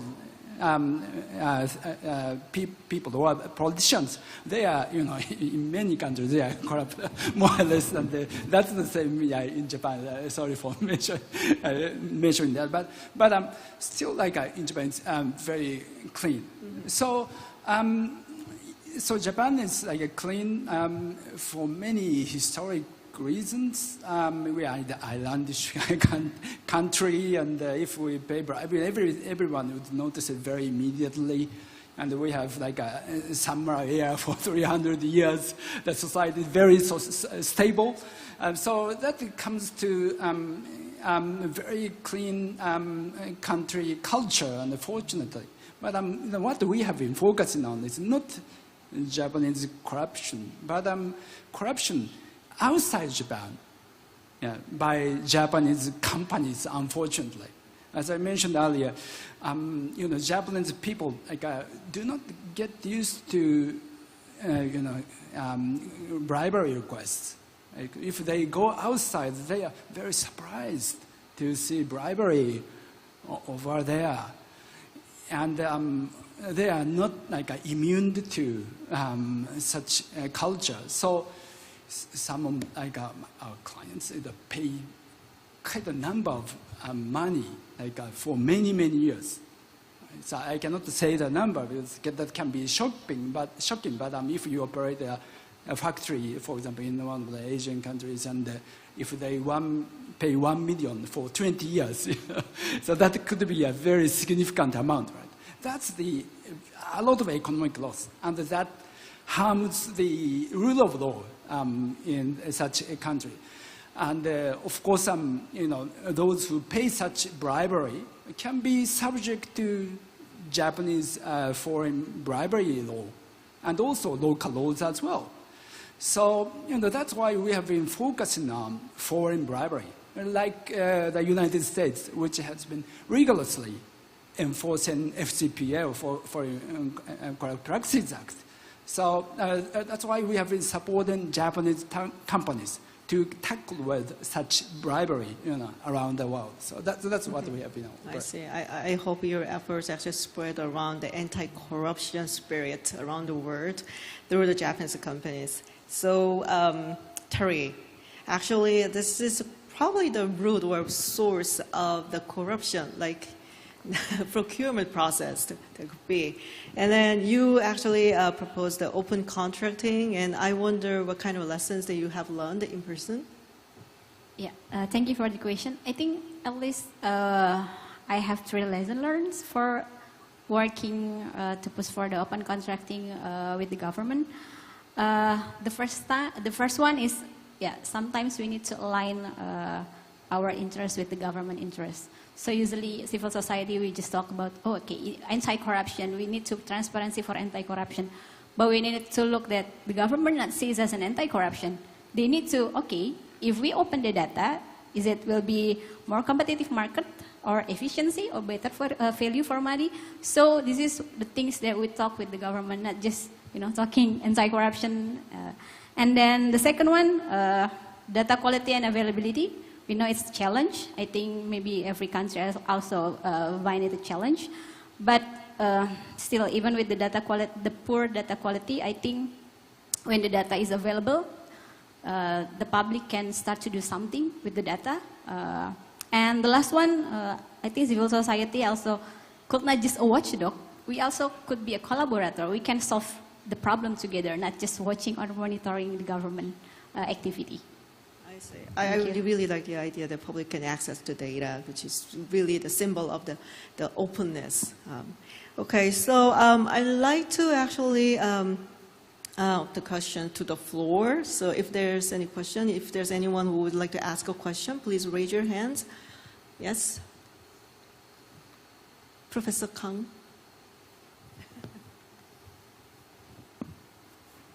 But still, please identify yourself for the audience. Thank you very much. Thank you for the very valuable, precious speech from every panelist. My name is Shinya Fujino. I'm an associate professor at Japanese University. I have a question to Mr. Chan Chainam. Last year, I visited the small city called Mesot in Thailand, which is a small city which is close to the border between Thailand and Myanmar. And in this city, there are so many people escaping from Myanmar because of the bombing and burning their houses. And I talked to some of the representatives of the small ethnic groups who are kind of the victims of those human rights abuses. And the biggest worries I heard from them was that the current situation, there is a very serious problem in Ukraine. And that is one of the most important international issues that has to be tackled. But because of that, the situation in Myanmar is kind of like losing the attention from the international society. But the Myanmar issue is one of the important issues that have to be tackled, especially in these Asian regions. But from the standpoint of the Japanese society, Japanese citizen, there is a kind of historical reason why the Japanese government cannot take the concrete action against the surrounding nation, especially in this kind of domestic issues. So there, it comes the importance of the corporate society has to take some kind of actions against these kind of issues. So if you have any comments or suggestions for the international, multinational cooperation, especially Japanese corporations, if there is any kinds of action that can support the situation in this region, I would like to really hear, and I'd like to convey your opinion to the Japanese corporate society after this conference. Thank you. Thank you very much for the questions. That's actually very challenging situations that happen in the country of Myanmar. And I have been confirmed many times by the representative of the U.S. government that the U.S. government stands with the people of Burma. And that position is clear. And we are working together with the civil society from Burma in order to work together for the peaceful solutions, democratic one in Burma that should happen in the near future. So that, I think, is the official positions of the U.S. government that have been confirmed many times. And the work that we have been doing, the WWF, in partnership with the USAID, we have been working to support the work of the civil society in Burma and also those who are in Thailand as well. So those who are fleeing from armed conflicts, thanks to the loyal Thai government for providing humanitarian support. And in fact, as you mentioned, that the Japanese government, I know that we have been working together with JICA to provide support to those migrants and refugees who fled into Thailand.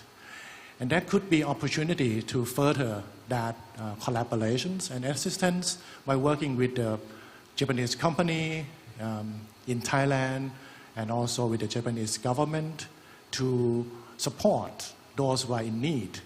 And that is all the preparations that we could be working together towards the peaceful solutions in Burma.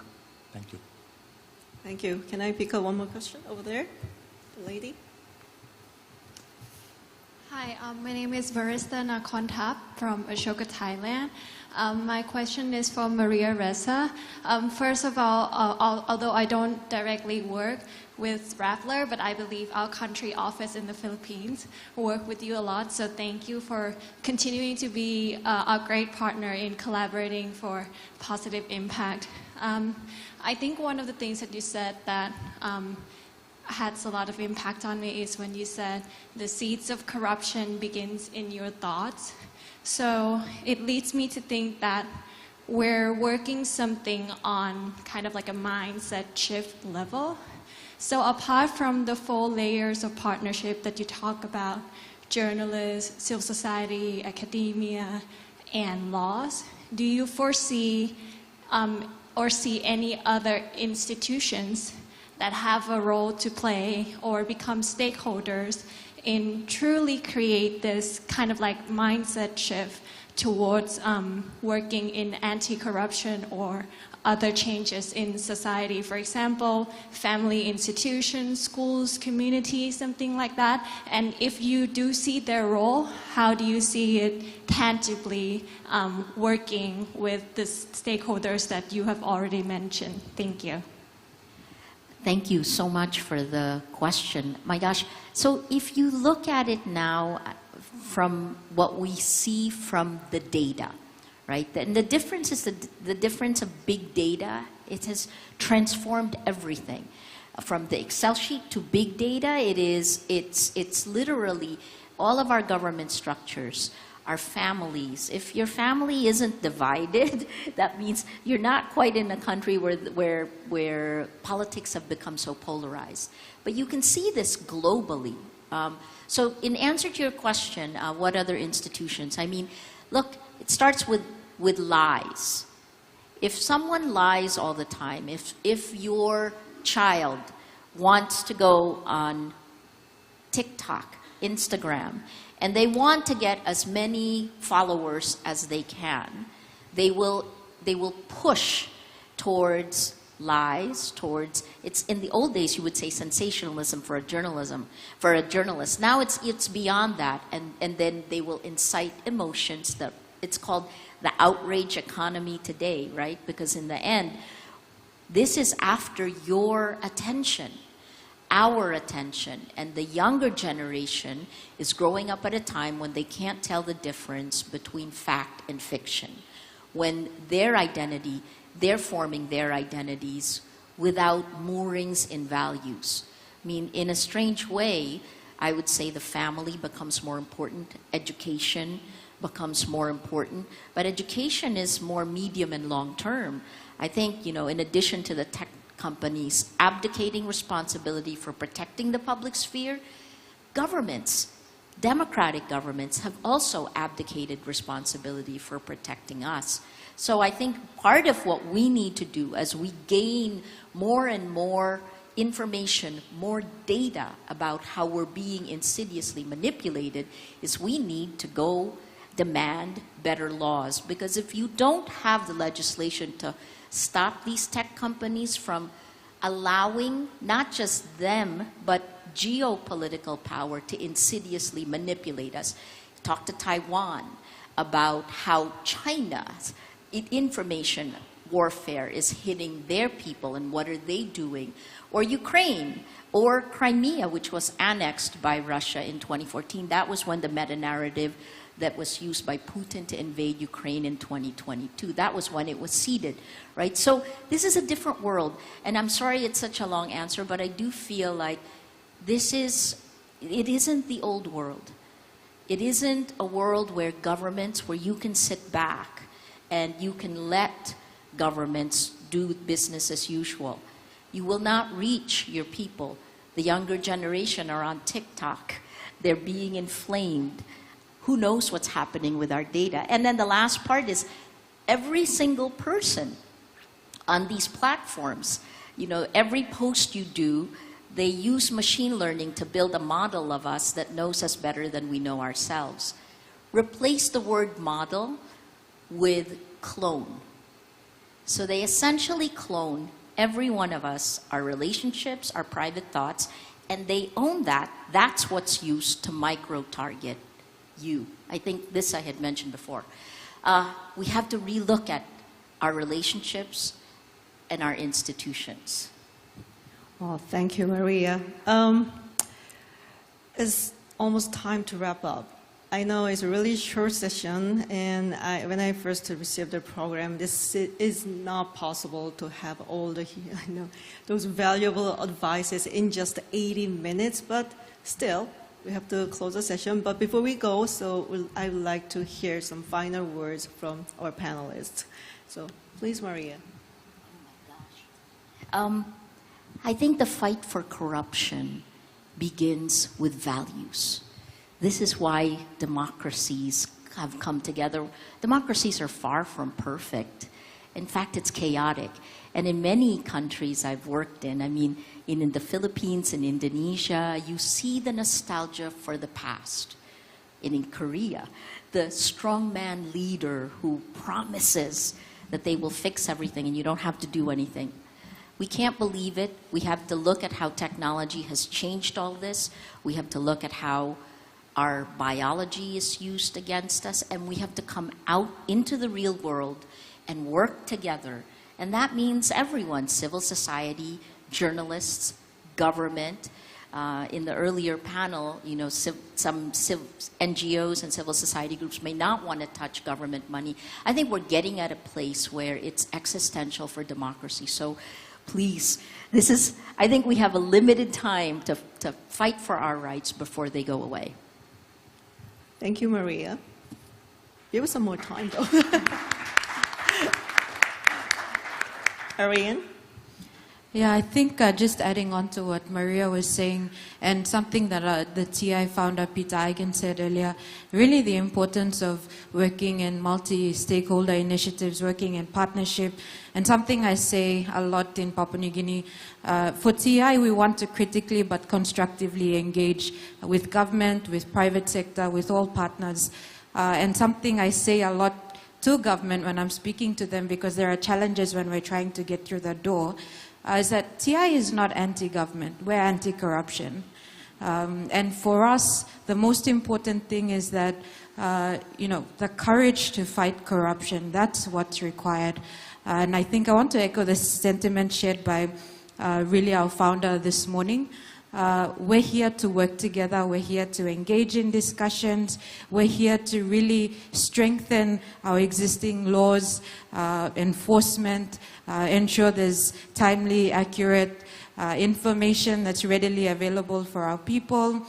We want to be a partner in democracy. And I know this session was really about NGOs in the anti-corruption sector, but we are partners in democracy, and we're here to support all our governments, all of sector, to really strengthen democracy for our world. Thank you, Ariane. So let me conclude with two key takeaways. First, in order to tackle corruptions, we need to have effective democracy and human rights.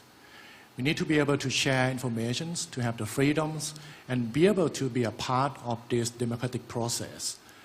And second, we need to have inclusive voices in anti-corruption.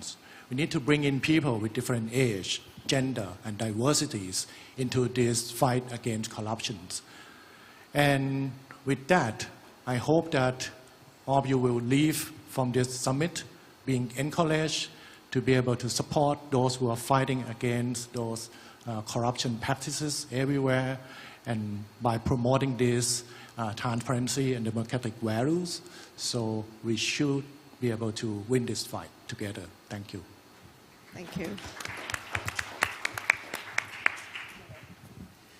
Yeah, so it's quite easy to say that we can eradicate corruption, but it's not easy, actually. And a lot of institutions are responsible for the current existence and prevalence of corruption. And of course, developed countries like Japan is less corrupt inside. But outside, it's unfortunately Japanese companies, or maybe U.S. companies or European companies are paying some bribery in developing nations. And they are somehow responsible for that corruption around the world. So, so we have to rigorously enforce foreign bribery laws against that kind of misconduct. But what we have to emphasize as an NGO of ABCJ, those who actually pay bribe at the companies, for example, Japanese businessmen, are somehow victims that kind of corruption to some extent. They cannot be viewed as just wrongdoers. We have to provide them some assistance to prevent such corruption by establishing a compliance program inside their countries and providing a lot of trainings to tackle with that kind of corruption. So corruption efforts should be multi-angled. So that's my closing remark. Thank you, Kengo. Sorry. Yeah, I think looking for the things that we've discussed, I can say that active participation of could be civil society, journalists, or even private sector also needs the government that open for us to engage, to collaborate, and also the government need to give us space or room to contribute, to participate in combating corruption. And also the last one is also safe, because it's also important for us to feel safe when we contribute or we participate in anti-corruption. Thank you. Well, thank you, Terry. Well, it is amazing that all of the speakers actually giving the final words really short. I know, but in the beginning it was pretty long, so I was expecting longer the final words, but that will be fine. We can finish a little bit early.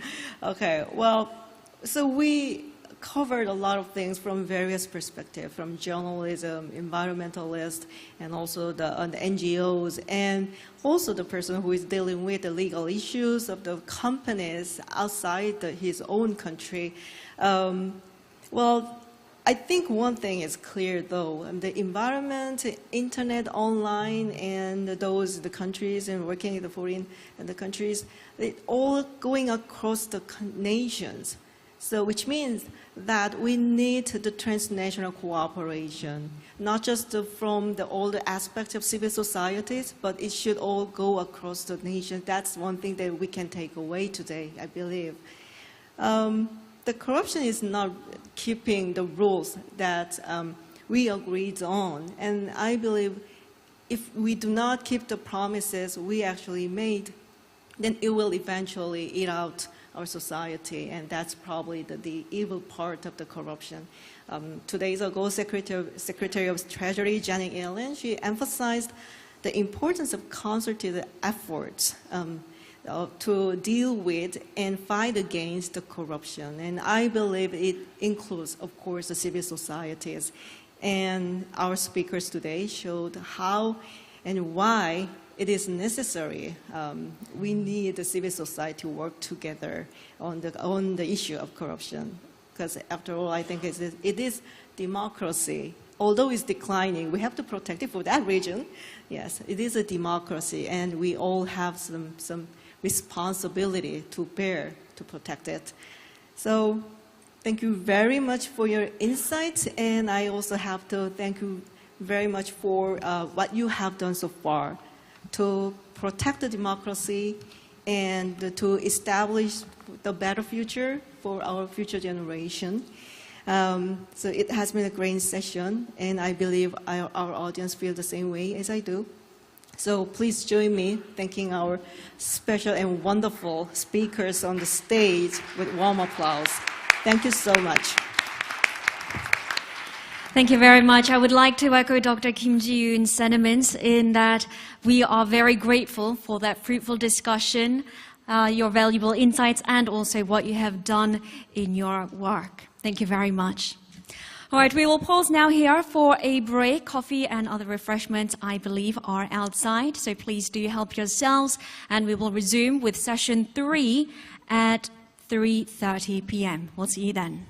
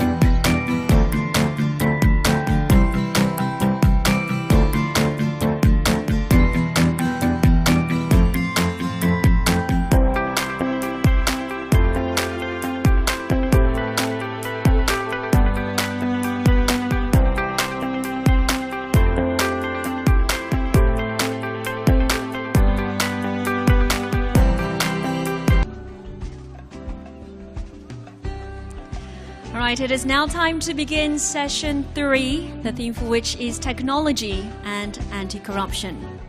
We have on the stage our moderator and speakers. They will talk in part, among others, about civic tech, e-government, clean portal, and forensic investigation.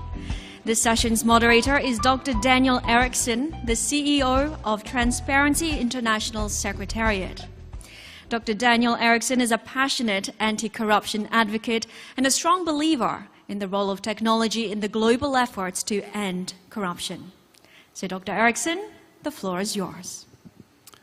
Thank you very much. Really exciting, and thanks everyone for still being awake and present. I hope we will have some more colleagues coming in from the coffee, with some coffee and energized and ready for the manual on technology and anti-corruption. Unfortunately, not a very gender-balanced panel, but we will hopefully compensate that with questions from the female audience towards the end of it.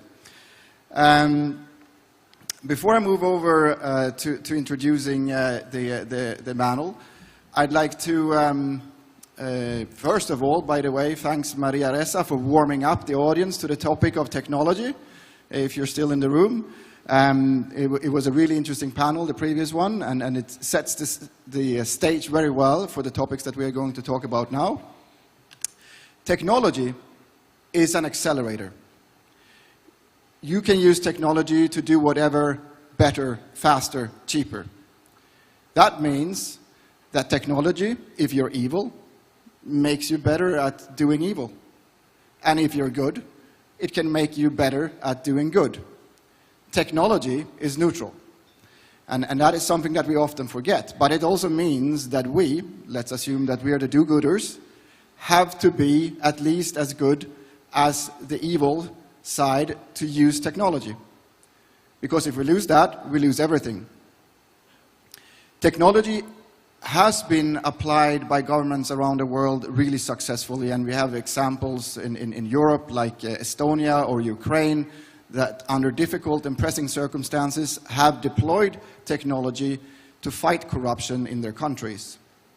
But we also need to be very, very clear that technology is not a panacea. It's not like you can get a fancy system, install it in your government and think like, okay, we got that corruption thing covered.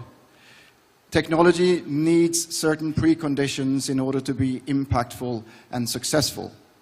And technology comes in many areas. We use the term technology a little bit too easy. GovTech, digitalization, transparency promoting technology, or technology that ensures non-fungibility. There's many versions of it, or as was mentioned on the previous panel, the issue of social media and mis and disinformation. So without further ado, and hopefully having vetted your appetite for what we will be discussing right now, I'd like to introduce the panel, trying to be as brief as possible. Right next to me is Efosa Oyomo. Efosa is the director of the Global Prosperity Research Group at the Clayton Christensen Institute for Disruptive Innovation, an innovation-focused think tank based in Boston. Efosa is also on the faculty of Northwestern University Kellogg School of Management, where he teaches the course Entrepreneurship and Market Creation in Emerging Markets. In January 2019, alongside the late Harvard Business School professor Clayton Christensen, he published the book The Prosperity Paradox: How Innovation Can Lift Nations Out of Poverty. Then we have Dr. Torplus Jomnak. He is an assistant professor and the director of the Political Economic Studies Center at Chulalongkorn University, where he founded the Knowledge Hub for Regional Anti-Corruption and Good Governance Collaboration to study corruption from a multidisciplinary approach. In 2021, Torplus was awarded the International Anti-Corruption Champions Award by the US Department of State for his broad range of anti-corruption and good governance work in Thailand. Then we have Francesco Cecchi.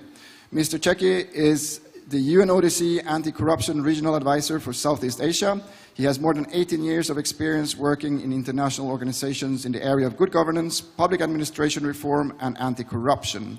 Mr. Czechi's work focuses on providing support to member states of the UN Convention Against Corruption for implementation of the Convention. He provides expert advice and input to the development and implementation of technical assistance programs. Then we have Dr. Niklas Kosso. Dr. Kosso is an anti-corruption and digitalization expert from Berlin, same as me. At least we're two Berliners. He completed his PhD at the Hertie School in Berlin, with research focusing on the use of new technologies in the context of anti-corruption movements and democratization, looking at case studies in the field of digital procurement platforms and the use of distributed ledger technologies in anti-corruption. Then we have Professor Chiang Liang Li.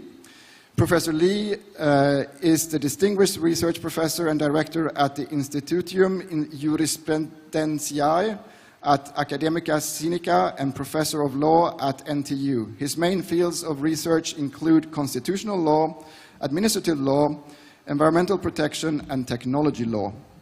So, that's the very distinguished panel that we have here.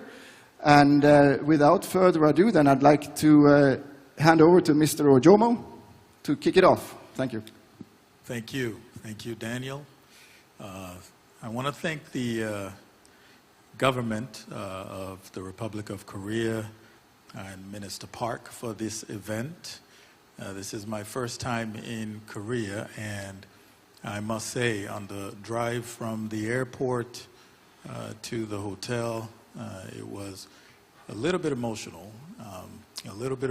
Because I do a lot of research on innovation, economic development, poverty, and obviously corruption. And I couldn't help but think about where this country has come from, how poor it was 50, 60 years ago, and how the remarkable story of how this country went from poverty to prosperity is an example for many of us in the room, and certainly for me, even though I'm based in Boston, originally from Nigeria. And so if you are native Korean, I just want to say congratulations. You have a remarkable country. And if you're not, hopefully we can all be inspired and encouraged by what's happening here. You know, I want to talk today about corruption. We've been talking a lot about anti-corruption. But I think in order to solve any problem, we must first ask, why does it exist in the first place? What causes it to happen?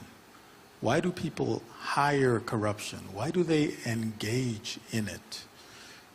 And when we begin to wrestle with these questions, I think they can uncover some really interesting insights about corruption. Now, we might be tempted to think about corruption as corrupt actors and corruption in general as it's very bad, which it is, and ultimately just moralize corruption and say it must be eradicated at all cost, which is true, but without leaning in and understanding it, the phenomena of corruption, how it evolves in society.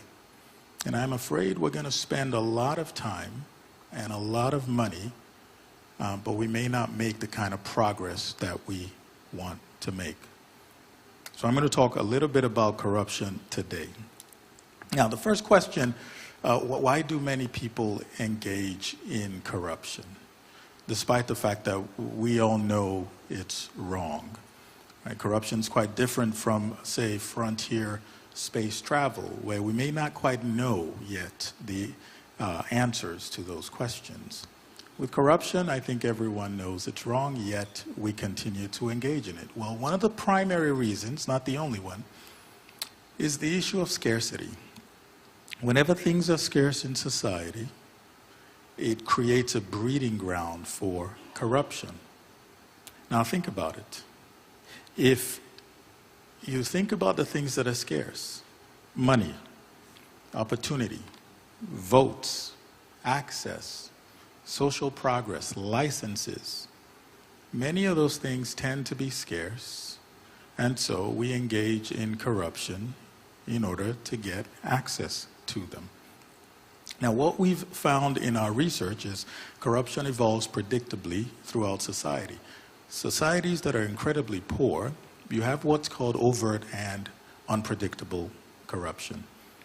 Now, these are the countries that tend to be at the lowest end of the Transparency International Corruption Index.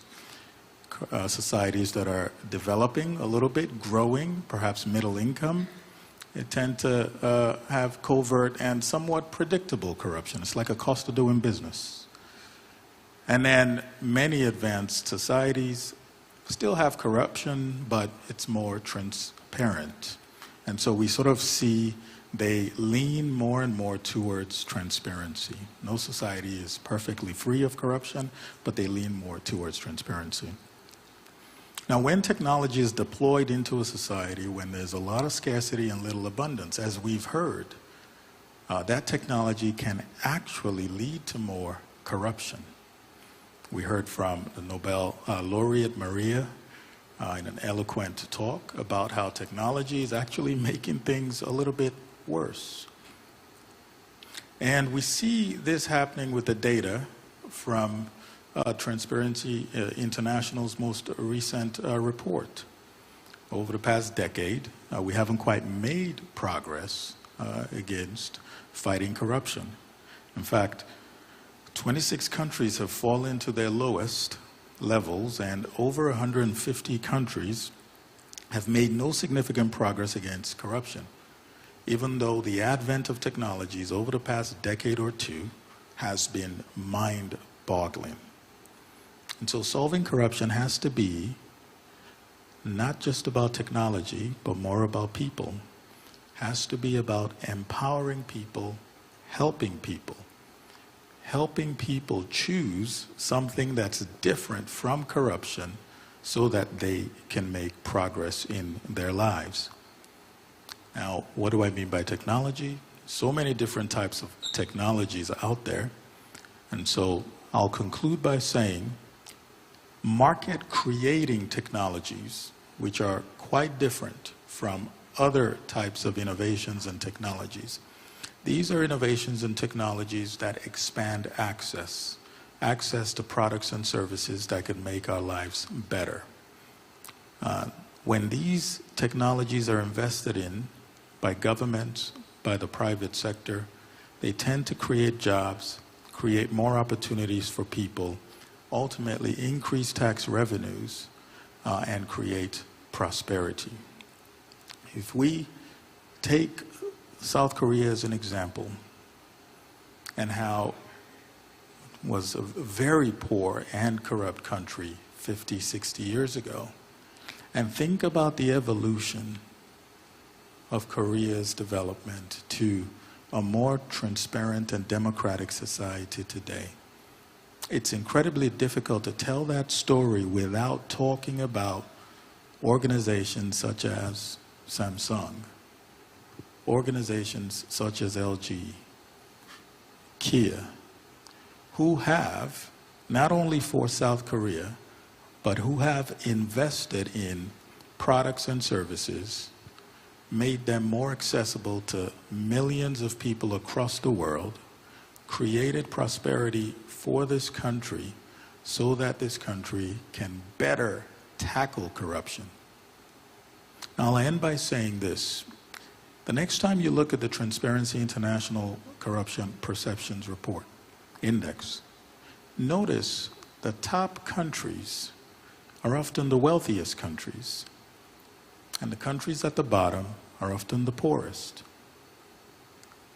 When you fight corruption, it fights back. It's incredibly difficult to fight corruption without prosperity.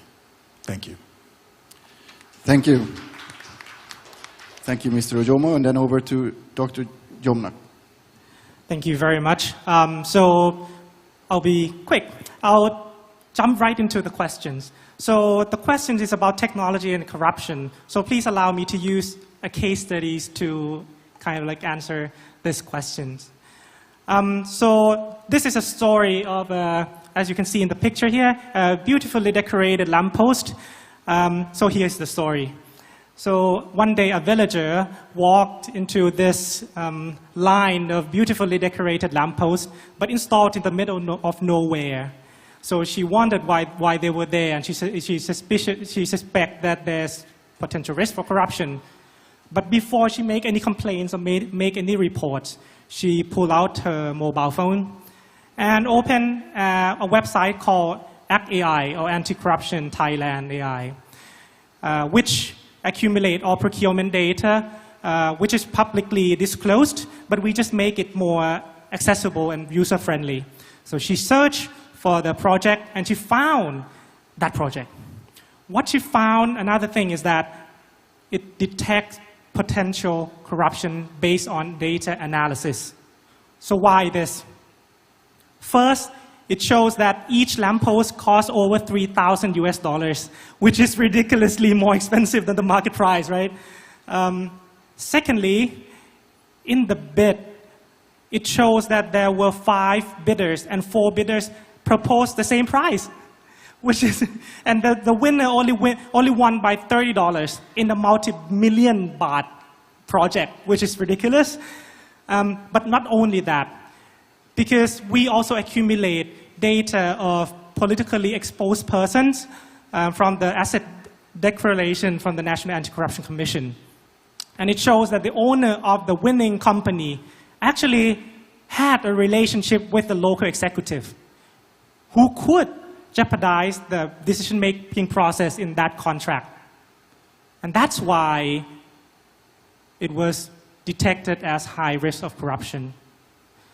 So with these official fact information, she sent all this information to a crowdsourcing platform called Corruption Watch, which allows the public, media, and investigative journalists, authority to monitor and use this formal information, fact, to conduct further investigation. So with all these, she was so surprised that the next day, the picture of these lampposts were posted all over social media. Why? Why was it so quick? Because these information are not just opinion. It was based on fact.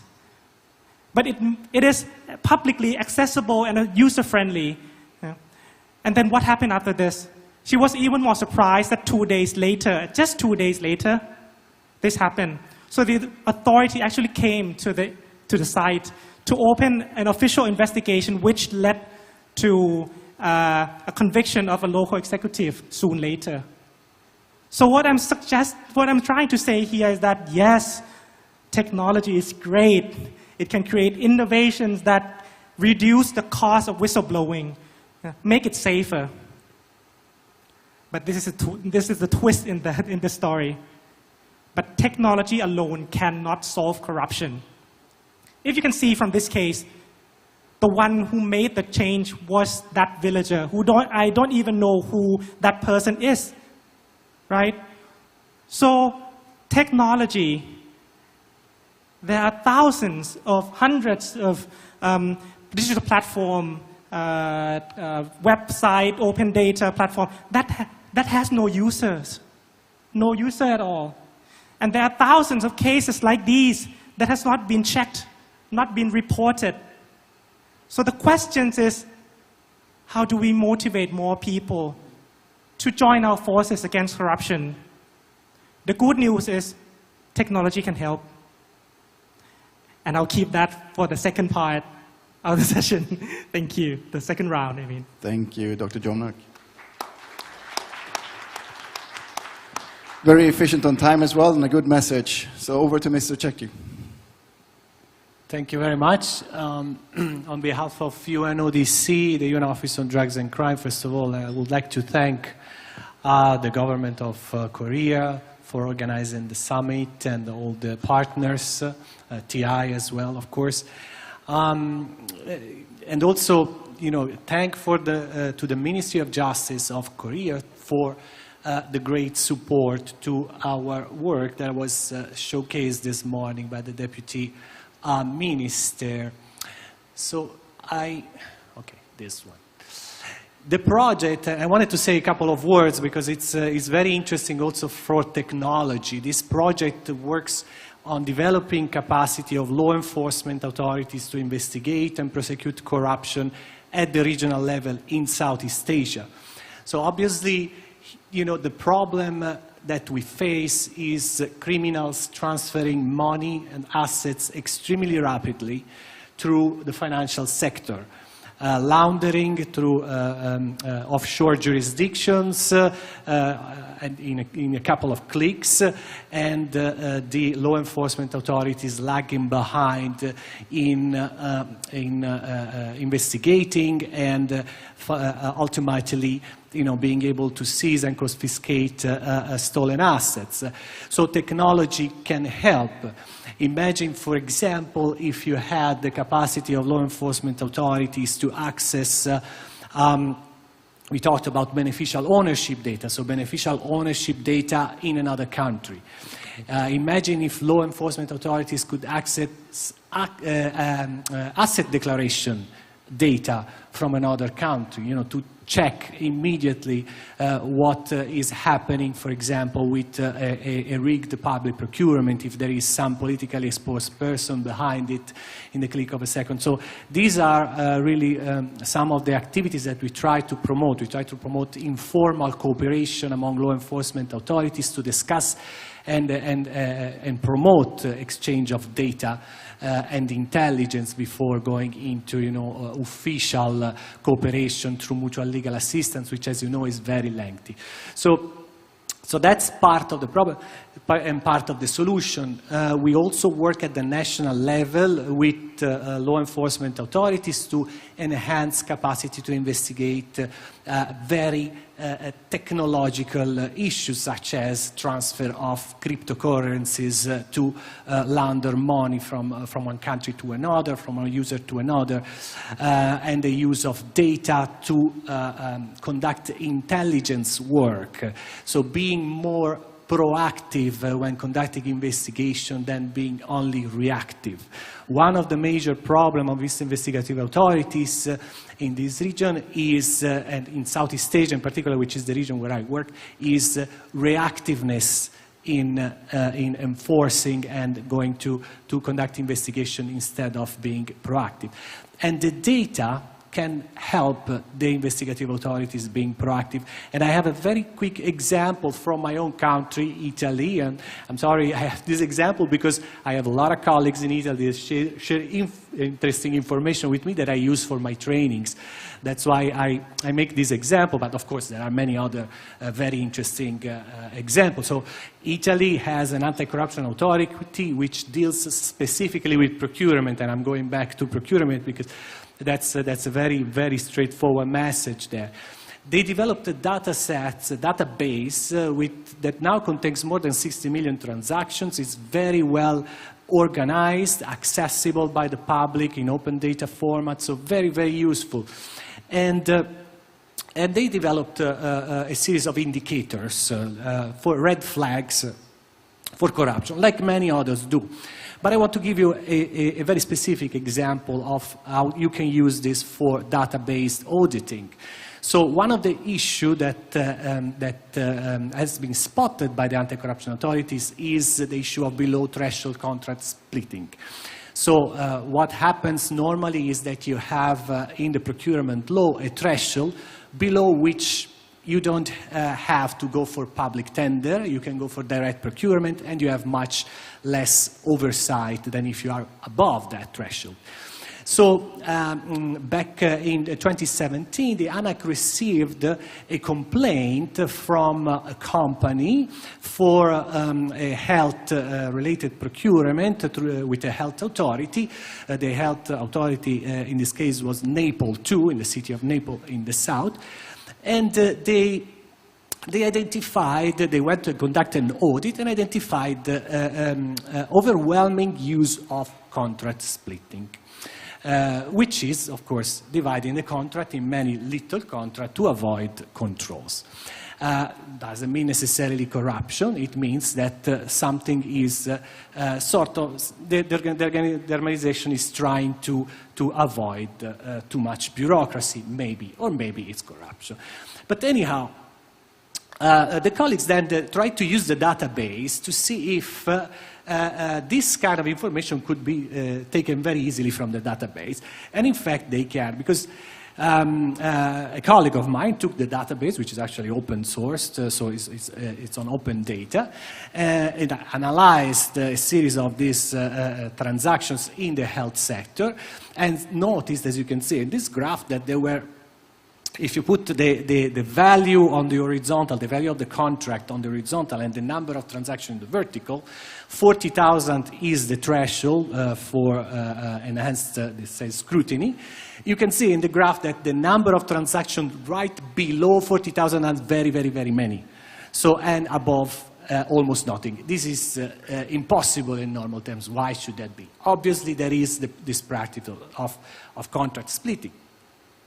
And then they created this coefficient to see, you know, which health authorities were doing more of this contract splitting, and the authorities where, you know, this complaint was received is one of the top. So this means what? That the anti-corruption authority could have done this kind of analysis preemptively, arrive to the same conclusion and go conduct a specific audit in that authority without waiting for the company or somebody to file a complaint. So this is a very simple data set analysis. You can do it with 3 data points. Imagine what you can do when you have quite a lot of data across various data sets. So the opportunities, the possibilities are multiple, and they're extremely important for law enforcement authorities. Because again, they are very reactive, so not proactively sharing and gathering intelligence on where there can be possibilities and risks of corruptions in the public administration, and this is what the data can help the administrations do. So just very briefly, what is needed for this to happen? First of all, the data, quality data, a lot of data, and you know, interoperable in open data standards, if possible. You need to measure this data, have the indicators that tell you what you have to measure, and that's another science per se. I will not develop that much on that. You need simple software. Actually, the Italian software is open source, so anybody can develop it. Analytical skills, but of course, more interesting and importantly, you have to ingrain these practices in the public administration, ingrain it in how the law enforcement authorities do their work. And we are not there yet in the region, I mean, in the region Southeast Asia, but I suspect in the Indo-Pacific region as well. Just to tell you, a couple of weeks ago, I spoke with colleagues from the audit offices throughout the region, and I'm close. And I presented this and I asked colleagues, how many of you are using this? And they have data. And none of them was really capable of saying, yes, we are using these systems. So there is, you know, at the international level, there has been a lot done, a lot of information is shared, a lot of examples, but the uptake of these technologies in the Indo-Pacific region, in my opinion, is still very, very limited, and a lot of work to be done there. And I close here. Thank you very much. Thank you. And no stress, we still have 50 minutes to go, and I'm sure we will be able to fill the time. Very interesting, and I'm eager to ask questions to everyone, but I hold myself back and hand over to Dr. Kosu. Yeah, thank you very much, and thanks a lot for the invitation. That gets me back to talk about some of the issues that I dealt with in my PhD, while now I'm working with the city of Berlin, less on corruption issues, but more on technology itself. In my PhD, I very much dealt with the issues that we are discussing here, and that's also the question that I want to answer first. Why am I here, and how I became a blockchain expert? Because in 2017, I was writing my PhD generally on the issue of technology and anti-corruption, and I was writing about some of the platforms you both were presenting, and on crowdsourcing and on similar issues, especially on how you involve civil society in that field. And a lot of people approached me and said, like, look, you heard about this blockchain thing. Can you tell us something about that? Because some people were talking about Bitcoin as like a means for money laundering, and I think you mentioned that earlier. But a lot of people also had hope for the use of blockchain technology and also distributed ledger technology, as sort of the overarching term for this is, to use it in anti-corruption. And I want to briefly explain to you why. So first, what are distributed ledger technologies? And I'm going to use this term more because blockchain is a particular type of distributed ledger technology.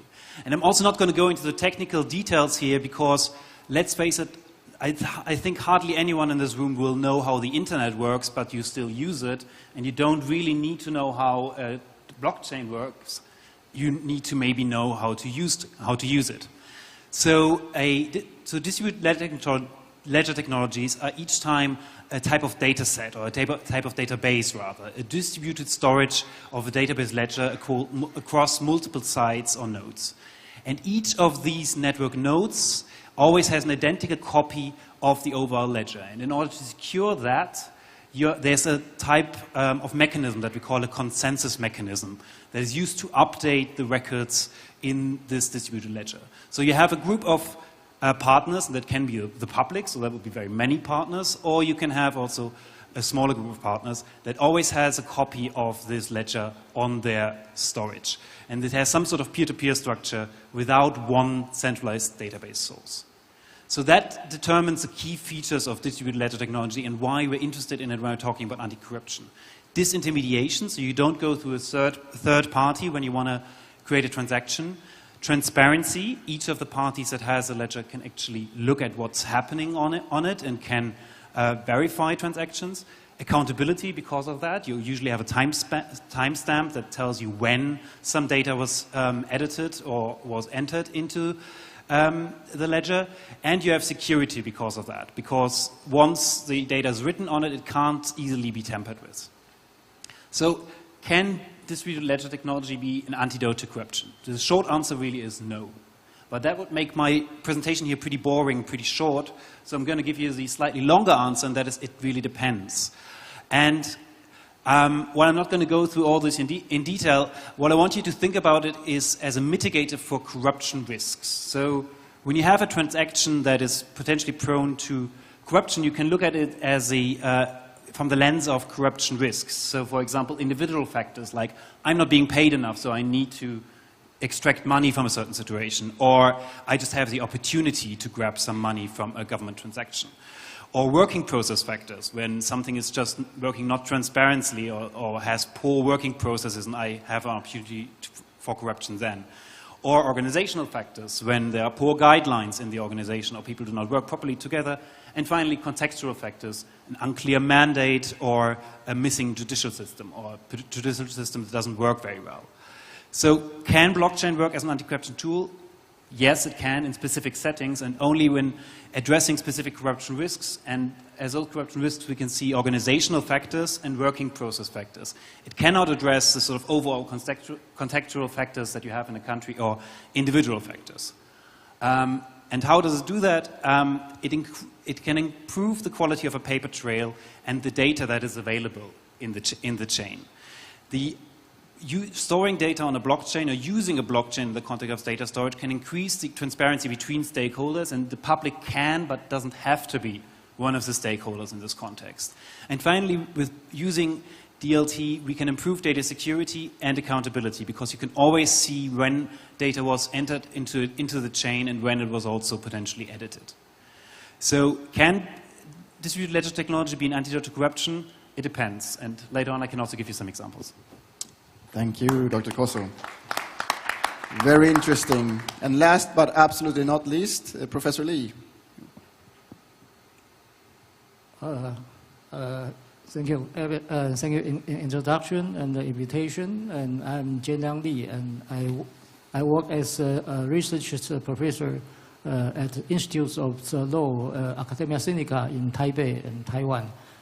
It's my great pleasure to attend this great event. I would like to talk about technology and anti-corruption in Taiwan. I will briefly the situation and characteristic in Taiwan talk about it. And I'm not a delegation of our government, and I'm not also representatives of social society. I'm just, I would like just to share the viewpoints and observations from the academic side and just from the legal aspect. Technology and anti-corruption generally they have the friendly relationships. This means the two sides of the same coin. On the one side, the technologies can facilitate government transparency, allowing the public to direct, monitor the progress and the results of most government affairs. On the other side, technology may encourage the corrupt behavior, such as bribery transactions conducted over the dark web, crypted platform, or virtual currency. From the Taiwan's viewpoint, the influence of technology and anti-corruption has been more favorable than harmful. And in other words, technology is used more often to fight corruption than to facilitate lawbreakers in filing justice. Since 2010, an increasing number of crimes has been solved by technology methods such as dash cams or the pinhole cameras, which captures photographs, conversation, or message content to demonstrate the presence of corrupt activity.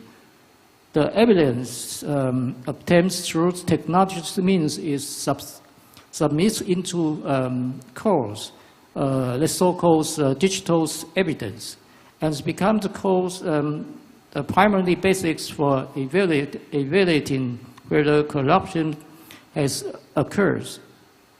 Despite the absence of legal standards, the Taiwan Court has developed a set of rules for the digital evidence.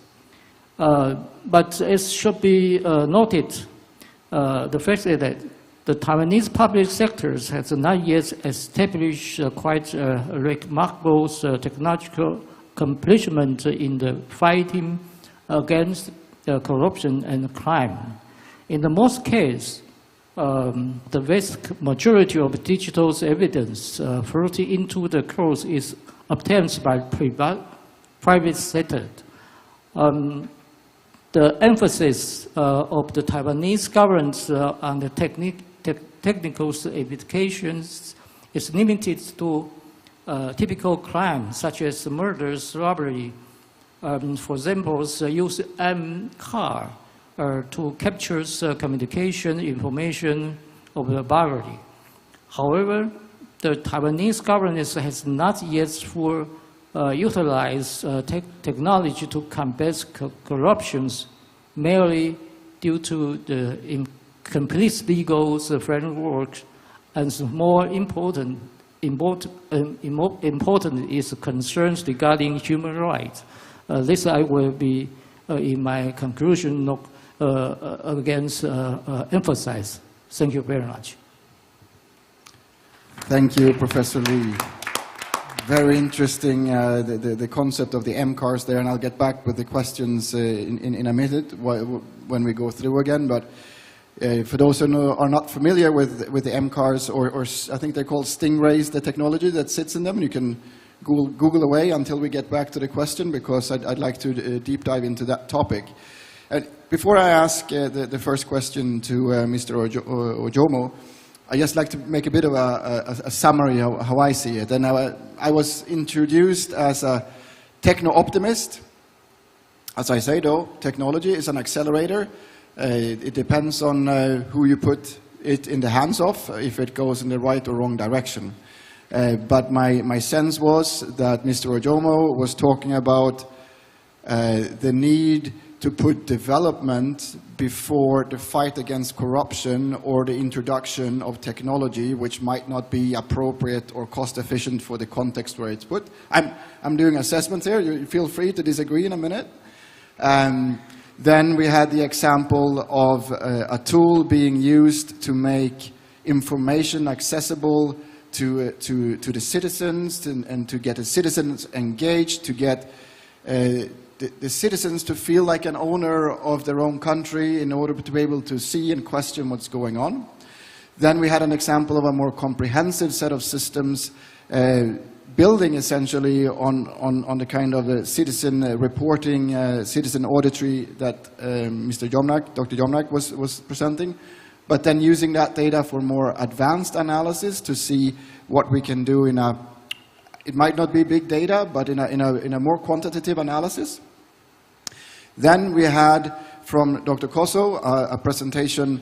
We can now all call ourselves blockchain experts or digital ledger technology experts, based on a 5-minute presentation anyway, and a bit of a sense of what that could do, what kind of promises that might have or might not have in this context. And then we ended with Professor Lee talking about the use of technology to produce evidence in all sorts of crime, but particularly with regards to corruption.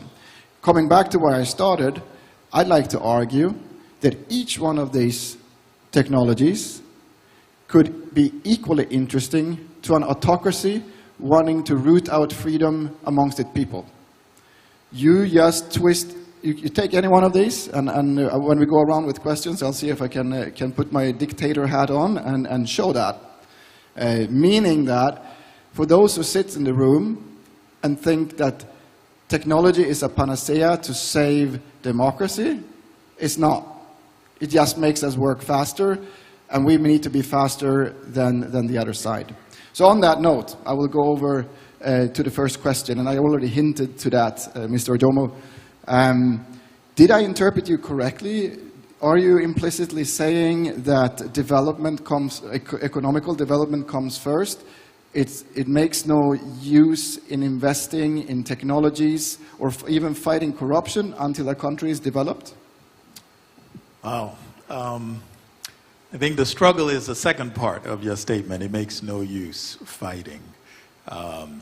So I will say, if you look at the development of most countries in the world, including the one where all of us are sitting, what you will find is the country's ability, resources, capacity to fight corruption, build better institutions, get a more representative democracy, evolved and improved over time. Most countries in the world. From where we are to the United States, to the United Kingdom, to France. And so there has to be, in the beginning, an appreciation for where the country is on the development ladder. What the introduction of technology will do for the country. Will it help people become more prosperous? Will it help them better fight corruption? Will it empower them?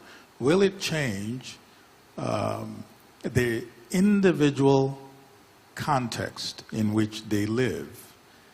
If the technologies can help in that regard, I think we can, over time, evolve to mitigate corruption.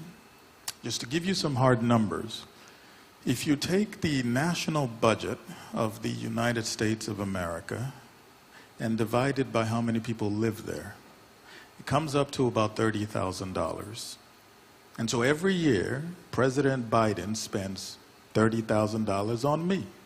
He doesn't send it to me, but that's what he has to spend on defense, on the judiciary, the legislature, everything.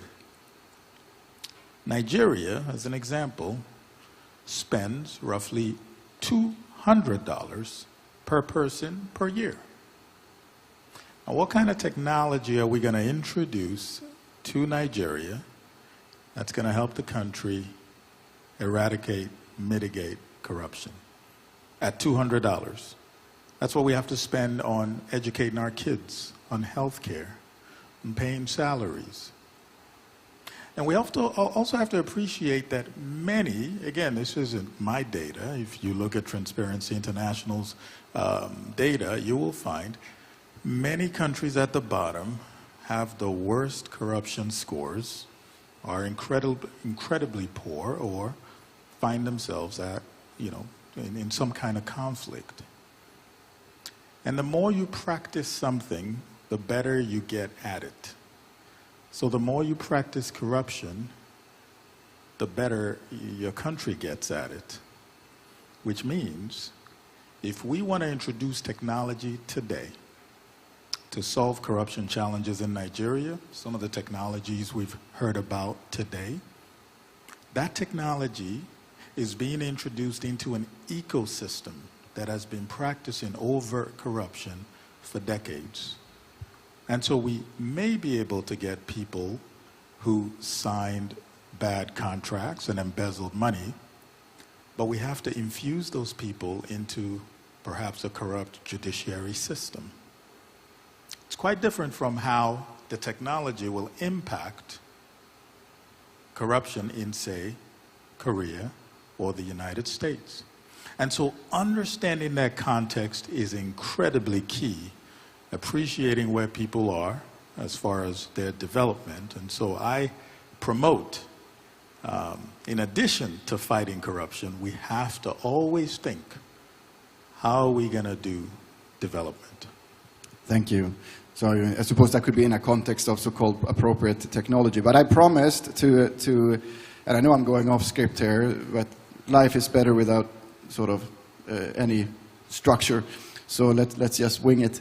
I'm the moderator, so I get to decide. Yeah. Maybe they'll turn off my mic as they did with Peter. Yeah.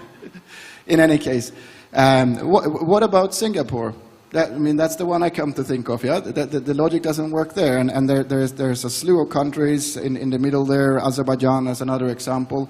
Particularly if you put on not only the corruption hat but a democracy hat, where your logic does not work. Can you give me a 30-second answer to that? 30-second answer. Singapore, a few other countries that may not fit that bill, they're exceptions, they're anomalies. And the way I would answer that is two things. Number one of the things Singapore did as it was developing was invest significantly in driving investments, foreign direct investment into the country by visiting other countries. And so it didn't look for foreign aid per se, looked for investment. And it built up markets and helped people get prosperity. So that's one. The second, though, is Singapore I see as a country that won the lottery in getting Lee Kuan Yew to lead the country for decades. And just because somebody wins the lottery doesn't mean we tell our kids, hey, don't go to school, don't study, just go play the lottery. Most countries don't, unfortunately, don't have or share the story of Singapore. We share our own stories where we are, and we have to work with what we have. Okay. Thank you. Good answer. And then, Dr. Jomnak, before I put my dictator hat on, I seem to read in your presentation that technology is not enough.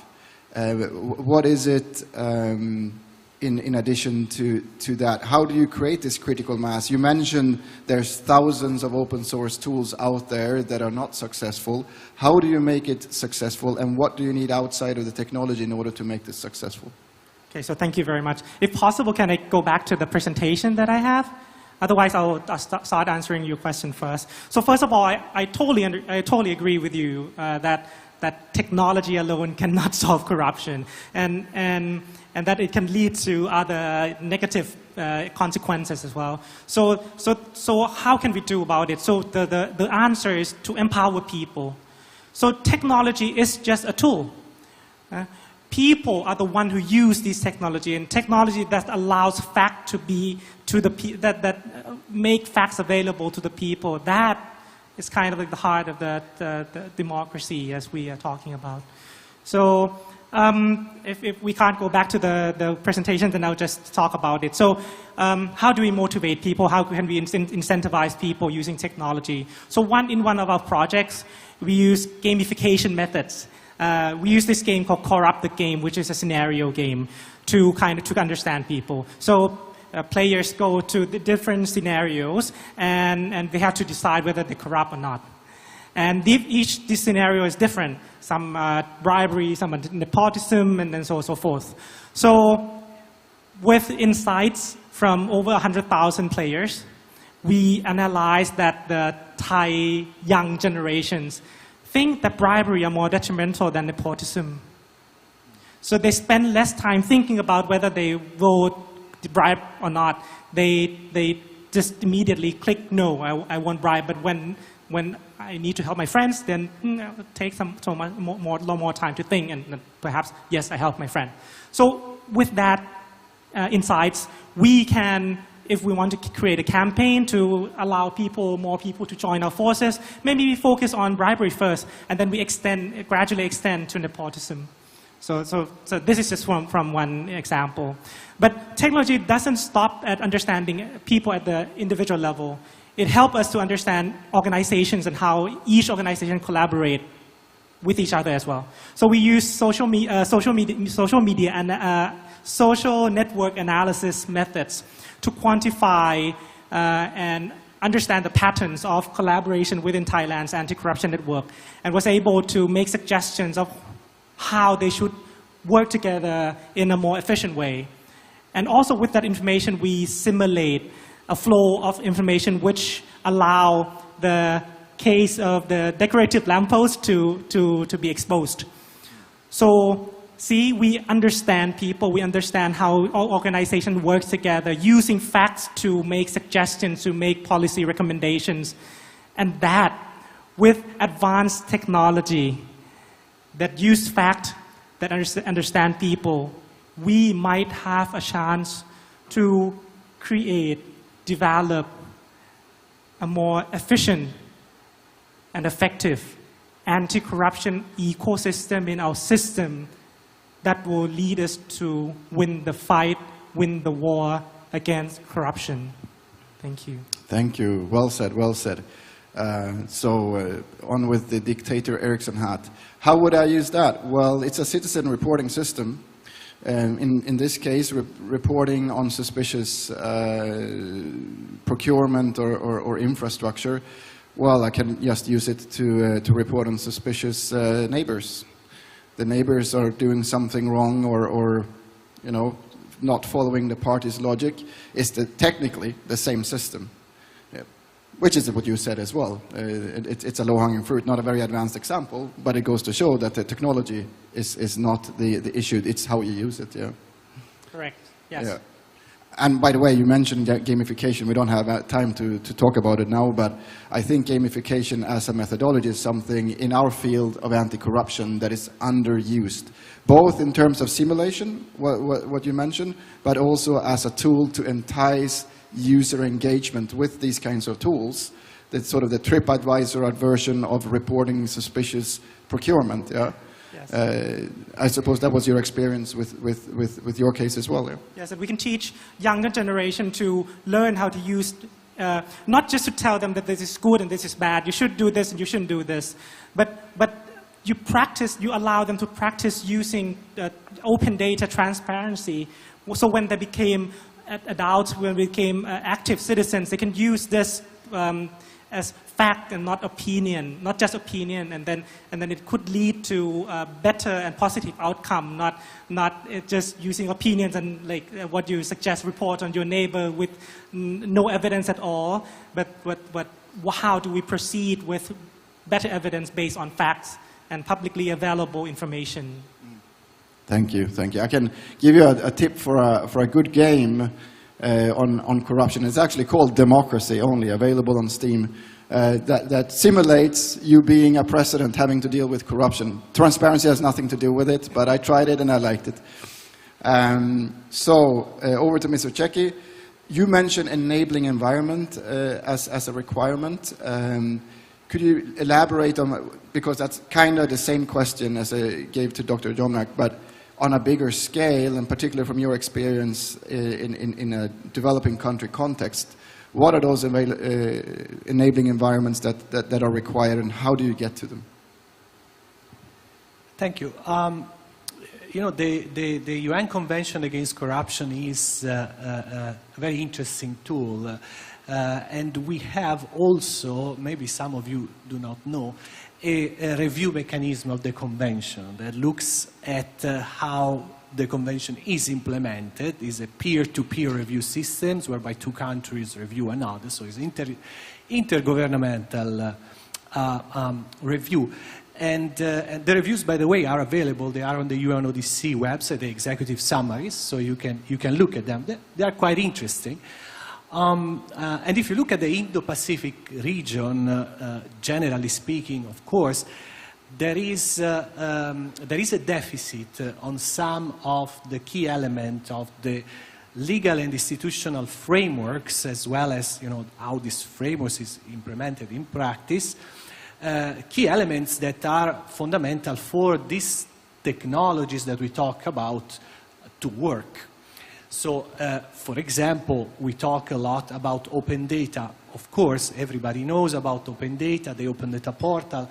In reality, if you look at the laws, access to information, and I think this was mentioned already a couple of times, access to information is not evident in many of the countries of the region, partially because the regulations are not there, they are not clearly stated, partially because the citizens do not have the knowledge, they are not exposed to the knowledge that they need to access the information and to request, as it is their right, the access to information.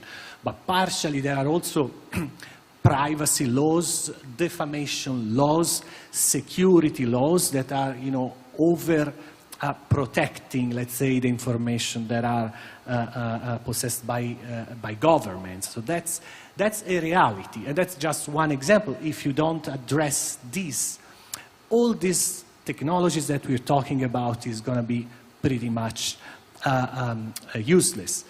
There are other examples. For example, if you look at the issue of conflict of interest, there's an enormous amount of things you can do with data when it comes to conflict of interest. It was mentioned also by Dr. Dick. You can see if there is a politically exposed person, if you have the right data, involved in a procurement. But if at the base, in the asset declaration systems, you don't have strict requirements for reporting possession or interests in companies, how are you going to have these data in the first place? So, it's sometimes, I see all these organizations going ahead with all these projects, which are very interesting, very well crafted, but in the end, there are some preconditions that have to be there. And, there are many. Beneficial ownership is another one. Now on that, things are moving a bit very slowly. But again, if you don't have those data, and that's other issues, such as, and it was mentioned also, whistleblower protection that is not there. How do you feel about reporting corruption really, when you know that your livelihood, your job, maybe even your family can be at risk when you do that because you are not protected? These are all information that you can read in the executive summary. Some of these you will have to read between the lines because, of course, it's intergovernmental and so using a very, say, diplomatic, soft language. But the informations are there. So as you rightfully say, of course, technology is not a panacea. But again, it is, don't get me wrong, I don't want to sound pessimist. It's extremely important. There are many things that are being done. We are working now with the Corruption Eradication Commission in Indonesia to build a big data analysis systems that will allow them to do exactly what I was mentioning before, intelligence gathering through data to target their investigations. And it goes also to your point about resources, if you use the technology well, you leverage the small resources you have, because these are by nature they're not expensive to do, I mean, in the end, and to utilize, rather than sending investigators to control and to do auditings all over the place and see what's going on. Mm-hmm. So there is a clear incentive there. So of course, as always, you know, the picture is sometimes good, sometimes bad. I don't want to sound too positive, but overall, the preconditions have to be there, and I'm afraid in many countries of the region they are not there yet. Yeah. Thank you. Yeah, and I don't want to sound pessimistic. Drawing this example, I just want to create a balance and reduce the over-optimism of technology, and I think you reflected that as well, Mr. Checki, in your answer. I know, by the way, that Dr. Koso has studied the Prosoro system that was implemented in Ukraine. We'll see if we have time. I'm talking too much, so we probably won't. That would be an interesting example on how to leapfrog in the battle against corruption. But instead, I'll go back to a more relevant question. We heard you explain the blockchain DLT technology. But could you just give us a couple of concrete low-hanging fruit examples on how it could be used to fight corruption? What are the applications? Yeah, I can, and I will also try to also go a little bit into how that potentially has problems with using it, for example.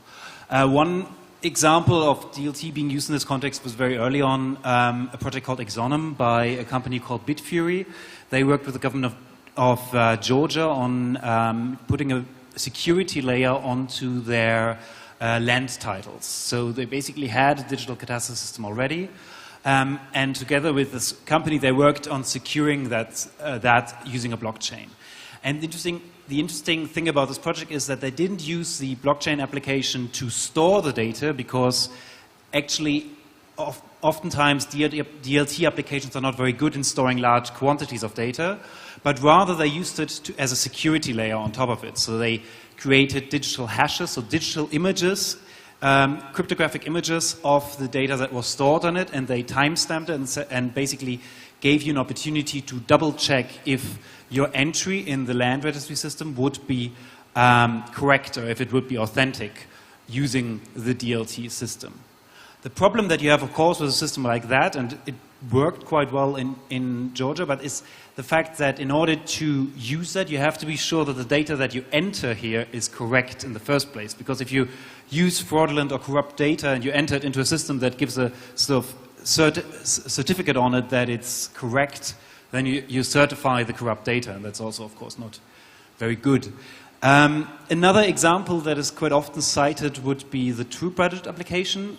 That's an application that was developed by the German Development Bank, KfW, and that is essentially a project management tool that is based on a DLT application. It's a closed DLT application, so it can be used by, let's say, a donor like the KfW together with partner countries or recipient NGOs, and they can all work onto the same system. They can all install the True Budget software, and through the DLT they will always have sort of the same data, the same ledger on their devices, and they can all write onto it. You can sort of say who has which rights, who can review, and who can write on the ledger, and then you can note, for example, if money was spent by an NGO, if money was passed on by the central bank, or if money was passed through the government budget. That can all be noted onto the same ledger, and there's a certain sort of also common ownership on this ledger and on this database. And that is, of course, good in the context of development finance, but at the same time it also sort of begs the question, do you really need this sort of complicated blockchain system, or could this have been a sort of easier decentralized database? And yet it's a pretty good system, and also has the advantage that it was developed open source, so it's actually freely available. You can look at it, and it's very well documented, and you can access it sort of for free, or at least for free for those who have some development capacities. And for that, it is a pretty good example for it, I would say. Thank you, thank you. And if I was a dictator and I would use this technology, I would set up a ledger for each citizen when they're born. They will have the identity number and the biometric data in there. And every website you surfed, I'll put in there because it can never be removed. Everything you said and did, I put in there, and I could put scores on each one of you that will be unchangeable, and thereby I could really rank all the citizens and have complete control of all of you. That would be an application, yeah? Yeah, sounds like you would be a good dictator, huh? Sounds good. It's scary, yeah? It's scary. Because somebody out there is sitting thinking these thoughts as well. You know, we shouldn't be naive enough to think that all people are do-gooders. Professor Lee, I'll do a two-part question to you. If you could just give us an update on, with this legislation, this act that you were mentioning, where it is at right now in Taiwan. But also, I mentioned to the audience the M cars, which is essentially police cars equipped with electronic warfare equipment, I would call it, from a military perspective, but it's equipment that can spoof cell phones to connect to cell phone towers in those cars, and the policemen then can record everything that those cell phones are doing. They can geolocate them, they can record the calls, they can record all the data. My second question is there a temptation for us as democracies to use technology that belongs more in autocracies in order to fight corruption, in order to defend democracy? It might be a bit of a complex question, but I'll see what we can get to it. Okay, thank you for two questions. I will answer the question, the second one. And you experienced what the M car is, and everyone maybe know what main car. M car is a normal car. It drives around the city, and he can detect the SIM cards of the mobile phone. Just then they can locate it, the target's mobile phone, and they can receive also the conversation, and the conversation contents through the telecoms provider. So the question is the police in Taiwan once got a big bribery by this main car. There's the bribery from one legislator. There's a big cases. But this technology is, the legality is quite controversial. And recently, as I will mention a case, as one criminals organizations claim that they catch the children and demand money from the victim through the mobile phone. And the police used the M car, found the computer room of this criminals organization and sent to court. But the local court said that the use of the M car is violate the right of the privacy, and offenders was equity. And then the High Court overruled the decision and found the offenders guilty. But some day ago, our Supreme Court say again overrule this decision and say the use of the M car is illegal because the lack of the legal basics. So this is quite big questions. From my viewpoints, I would be say the opinions of the Supreme Court is right. So that is why our government, Minister of Justice, tried to enact a law for a while. In 2020, is already a draft of the so-called Scientific Technology Investigations Act. But this law is an act is failed because the authorization of the used technology is quite too general at one side. Another question is the used technology, like this technology, for example, the M-car, didn't know to have the rate of the judge, if necessary. So, from my viewpoints, this act must be modified in terms of the human rights and democracy. This is my answer. Thank you. Thank you. Very valid point, and I'm glad you raised that one. And for my dictator impersonation, it would be really easy. I would have as many M cars as possible, as many as I could afford. It would be excellent to keep everyone under control and add them to my blockchain.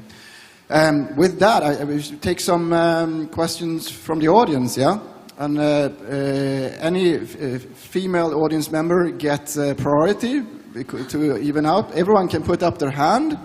But if, because I can't see the audience, so those with microphone has to pick women first, if there are any.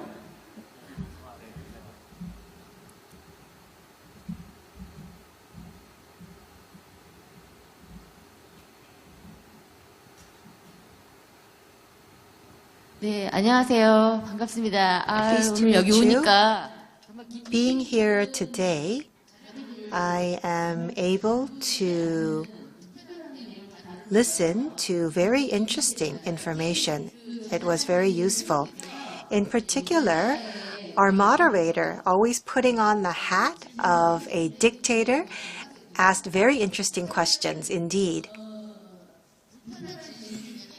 One of the uncomfortable truths that we are faced with related to metaverse and blockchains is that although we say that records are made on the blockchain, but let's say there's a dictator who acts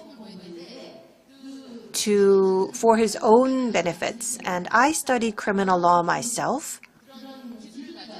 And so such people with technology could exist in administration. They can exist anywhere in our society.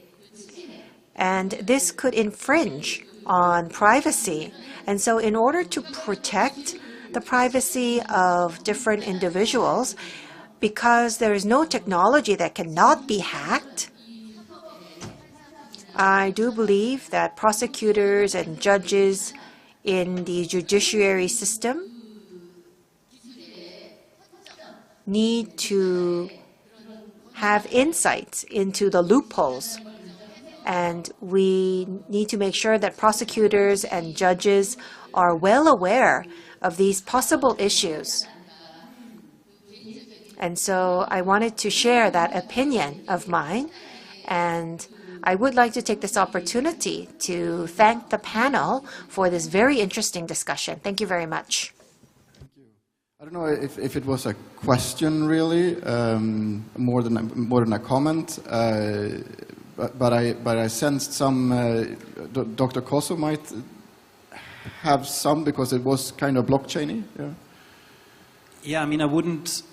Thank you very much for the kind comments, and I would like to switch it a little bit because you were always giving us these two perspectives of like what would the democracy do and what would the dictator do. I think we don't always have to assume the worst, but just to see that technology can just have different effects in different situations, which is what you basically express. And just an example of something I experienced here in the wider region was when I was working with TI in Cambodia with an app called BribeSpot, which was a bribe reporting app, like basically a crowdsourcing app that had worked very well in Thailand, but not very well in Cambodia. And we looked at some of the reasons. And one was that in Thailand, this was sort of supported by the government. The government explicitly said, oh yeah, this is a good app, please do that, and please give us some data on like bribery so we can fight it. And in Cambodia, the government just didn't have any interest in it, or at least there wasn't a good cooperation between Transparency International and the government. So in Cambodia, that didn't work at all.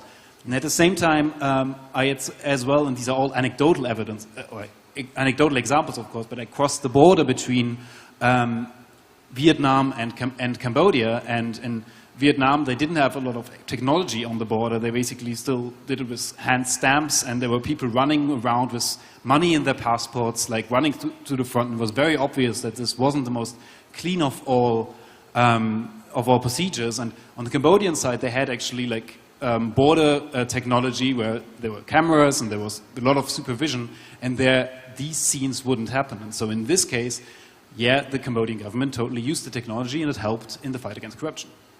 Yeah, culture and context matters for success.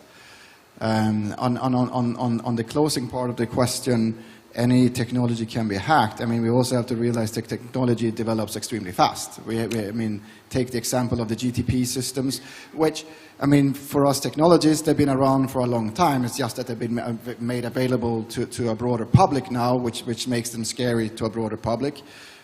But we're also knowing what's above the horizon in terms of technology, with quantum computing as an example, which feels very space right at the moment, far beyond the horizon.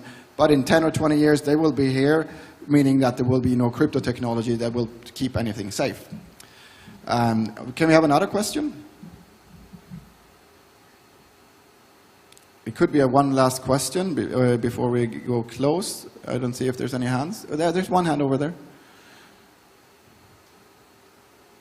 It will have to be a quick question. I realize I misread my watch. Can you hear me? Okay. Yes. My question is about the boundary between anti-corruption as integrity tools and anti-corruption as political tools or political targeting is often so porous. It's not too clear. So in many countries, both aspiring democracy, political actors use anti-corruption during election, pre-election, post-election, always. And how can technology help? Thank you. So technology and political integrity, electoral integrity. Who feels up for that question? Yeah, Mr. Omojo. Thank you for the question. I think the question gets at the scarcity issue. Whenever you have a resource that's scarce and many people want it, it creates the incentive or the breeding ground for corruption.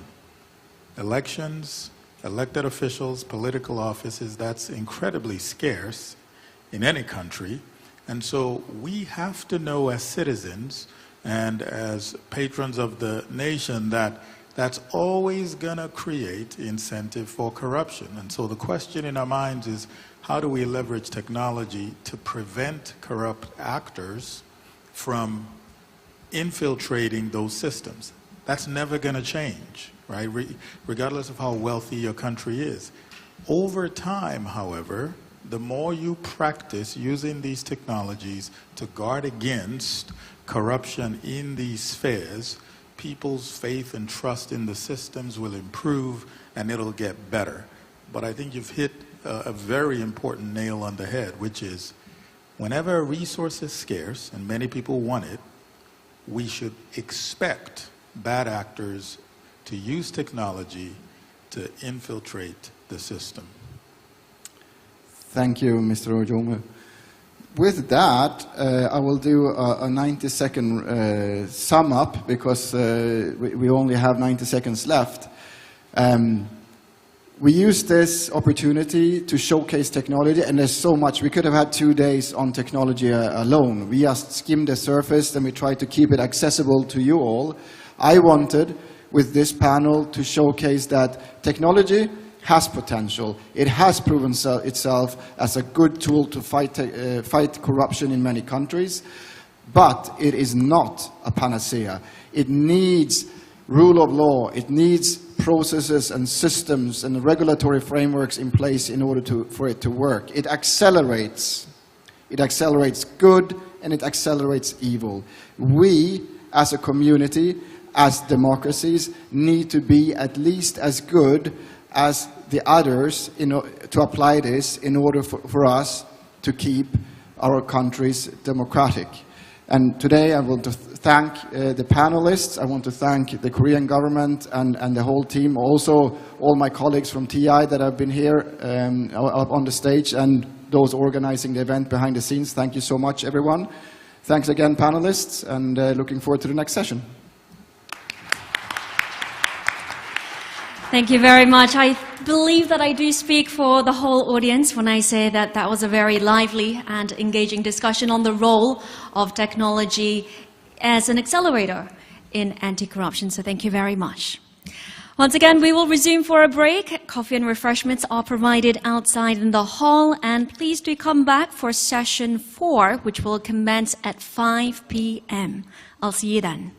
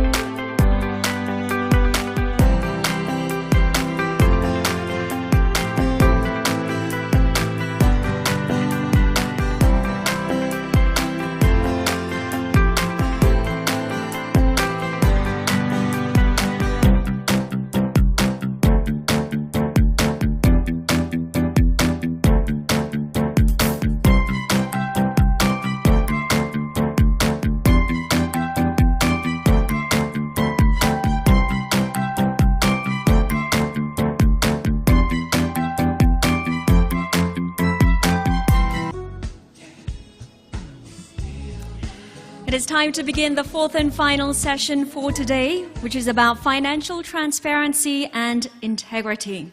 During this session, we will delve into anti-money laundering laws, foreign corruption prevention laws, and beneficial ownership transparency.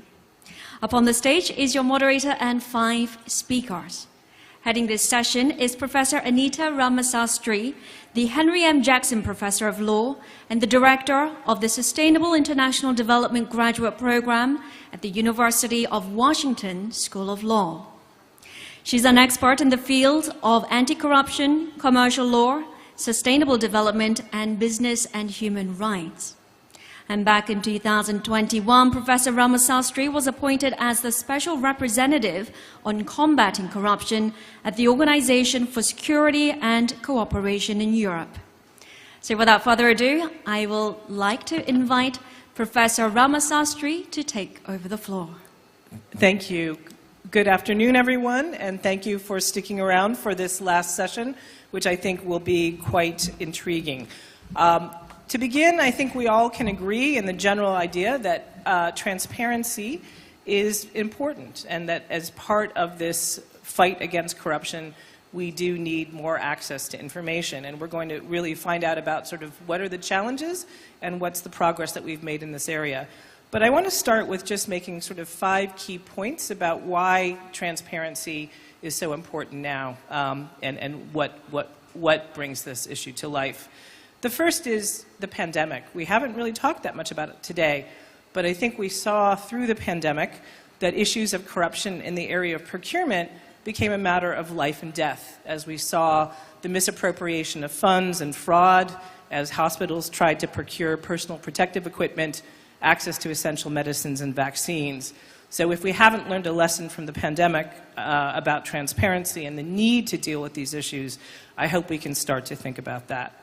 The second, which we haven't talked about as much, but again, thinking about democracy, is the issue of war.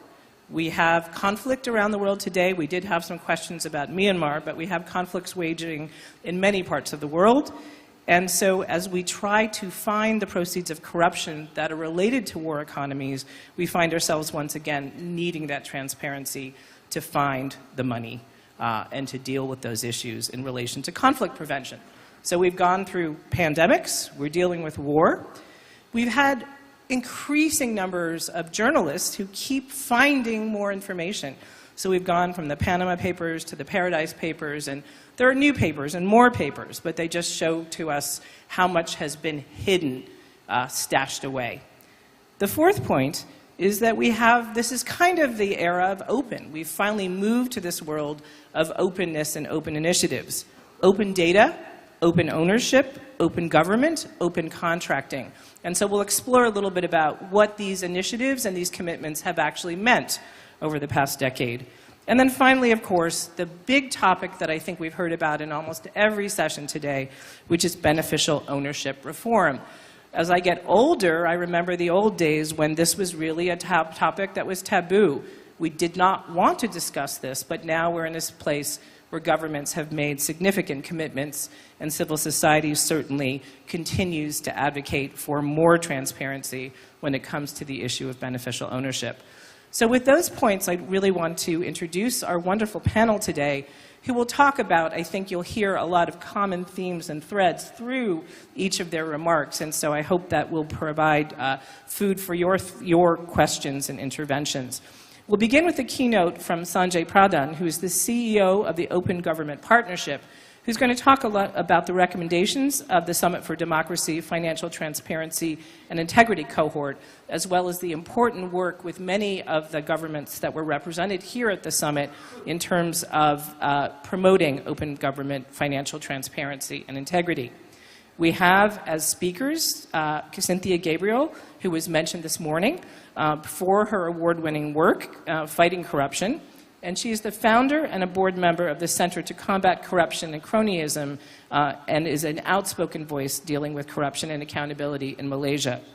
We're then, following Cynthia, is Greta Fenner, who is the managing director of the Basel Institute on Governance. And again, she's going to be speaking about some of the work coming out of last year's Summit for Democracy relating to international cooperation. We have next a private sector representative, Chase Sedanius, who's the global head of financial crime and industry affairs of Refinitiv. And I think it's important to see what role the private sector can have in championing integrity, transparency, and beneficial ownership reform. And then our last speaker, Ramdeep China, is an expert of the Asian Development Bank, and she's going to be speaking about a report that she authored for the Asian Development Bank, looking at actually a very interesting study on beneficial ownership transparency in Asia. So we have a great panel, but we'll begin with our keynote speaker. So Sanjay, over to you. Thank you, Anita. Good afternoon, everyone. If I could, I would give you all an award for sticking around till the end of a long day. This itself is quite meritorious. But I would like to begin by thanking and commending the government of the Republic of Korea for hosting this important meeting. And it's so wonderful and fitting, isn't it, that Korea will be hosting the 3rd Summit for Democracy. Korea also leads our 75-country Open Government Partnership as steering committee member and former co-chair. Through all this, Korea continues to demonstrate its leadership as a vibrant democratic light in the region and a pivotal partner in our global movement to strengthen democracy. Now, financial transparency is vital for our shared S4D agenda because it can help tackle both external and internal threats confronting democracy. The external threats are coming from aggression across borders, of which Russia's invasion of Ukraine is only the most egregious and visible. Financial transparency can help tackle these external threats, for instance, by exposing the owners of shell companies that are propping up autocrats, undermining democracy across regions. But we must also firmly tackle internal threats to democracy, which are stemming from plummeting citizen trust in governments perceived to be corrupt or captured. Now here, financial transparency can help rebuild citizen trust by ensuring that public resources benefit everybody rather than being captured by the powerful elite. So to this end, an S4D cohort of governments and civil society partners, co-led by OGP, the US government, and the Brookings Institution, has been focusing on financial transparency and integrity. And this week, the cohort issued its call to action for all S4D participants, all of you, to advance 3 priorities for collective action. The first priority, advance beneficial ownership transparency. You see, anonymous companies allow corrupt and illicit funds to be concealed, laundered, and evade taxes. 70% of the biggest corruption scandals between 1980 and 2010 involved anonymous companies. Disclosing the ultimate company ownership can empower investigative journalists, civil society, and law enforcement to follow the money and ensure accountability. Today, 30 OGP countries, from Armenia to Indonesia to the UK, are advancing beneficial ownership transparency through their OGP action plans developed with civil society. More countries should follow their lead, and those that have already opened up their company registers must adopt common data standards so that company data can be compared across jurisdictions, ensuring that corrupt money has nowhere left to hide. The second priority, enhance the transparency and public oversight over procurement contracts. In Ukraine, following an earlier Maidan revolution in 2014, young reformers and activists joined forces and resolved that the massive citizen protests during the Maidan revolution would remain incomplete unless they broke the stranglehold of powerful oligarchs who captured the public procurement process, siphoning precious resources from the public. So they used OGP process to disclose previously opaque contracts, resulting in fiscal savings of $1 billion, 80% of businesses reporting reduced corruption, 50% increase in new businesses, including SMEs, bidding for public contracts. Korea has been an early global leader in this area, and today 70 OGP governments have committed to open contracts. We must ensure credible implementation of this. Third priority, end the misuse of accounting, legal, real estate professional services where some actors, willingly or unwittingly, are enabling transnational grand corruption, fueling organized crime, and facilitating illicit financial flows that are undermining democracy. As gatekeepers of the international financial system, these providers must be an important part of the solution.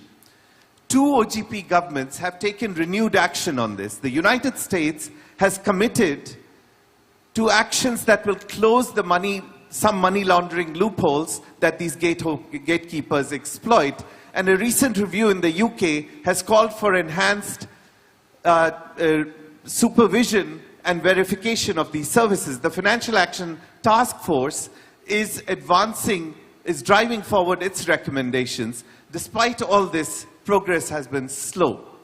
So let us join together in advancing these 3 priorities for collective action. Let us together forge new global norms that make all public procurement contracts open, that end anonymous companies, that end the misuse of professional services that are enabling corruption. So where do we go from here? S4D has injected an important momentum in the democracy movement, but to sustain this, we need 3 things. First, we need to ensure that all these summit pledges translate into country actions and results. You see, the summit is not the victory we seek. It is a milestone in the journey to results ahead. Second, cohorts like financial transparency must sustain their work as engines of knowledge and collective action.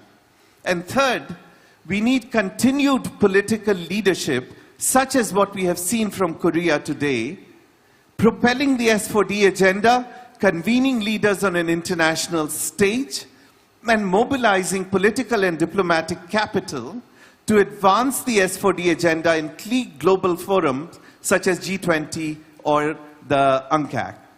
So in closing, at a time when we confront unprecedented threats to democracy and a global rise in authoritarianism, the Summit for Democracy represents a vital collective movement to protect and renew democracy. But to be successful, the movement must be anchored in real actions, such as opening procurement contracts or ending anonymous companies that stop the corrupt from stealing and siphoning precious resources and deliver tangible benefits in the lives of people. I challenge all of us to deliver on the promise of the pledges that we are making, on our soaring rhetoric, and meet the promise of the moment with the substance of our actions. Thank you very much. Thank you so much, Sanjay. And I think it's fitting, Cynthia, that you are someone who is an activist and who is taking up the challenge to fight corruption. So speak to us from your perspective. You have been dealing with these issues of asset recovery, of the challenges of dealing with enablers, and really the problems of trying to follow the money. So from your perspective, what are those challenges? What remains and what do we need to do? Do you agree with what Sanjay is recommending?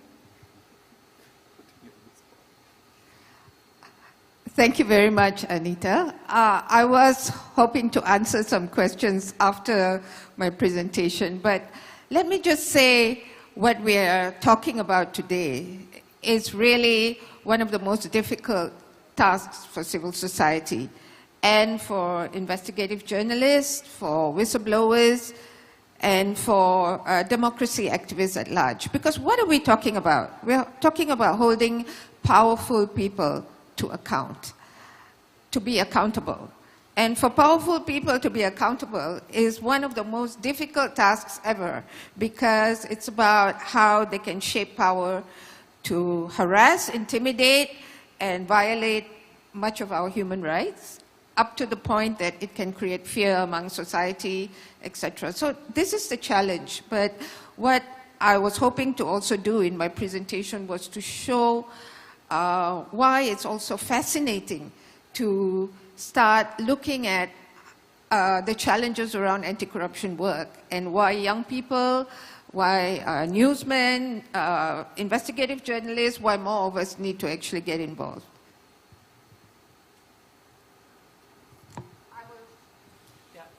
Will you go to the podium, or are you? Okay. And I think you have a presentation.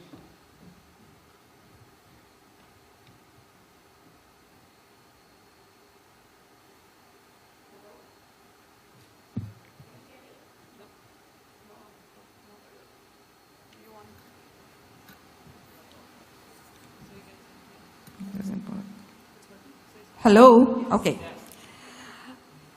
Okay. Thank you. And I second what my colleague Sanjay just said about you staying back in the room. I'm hoping this will be a really interesting session.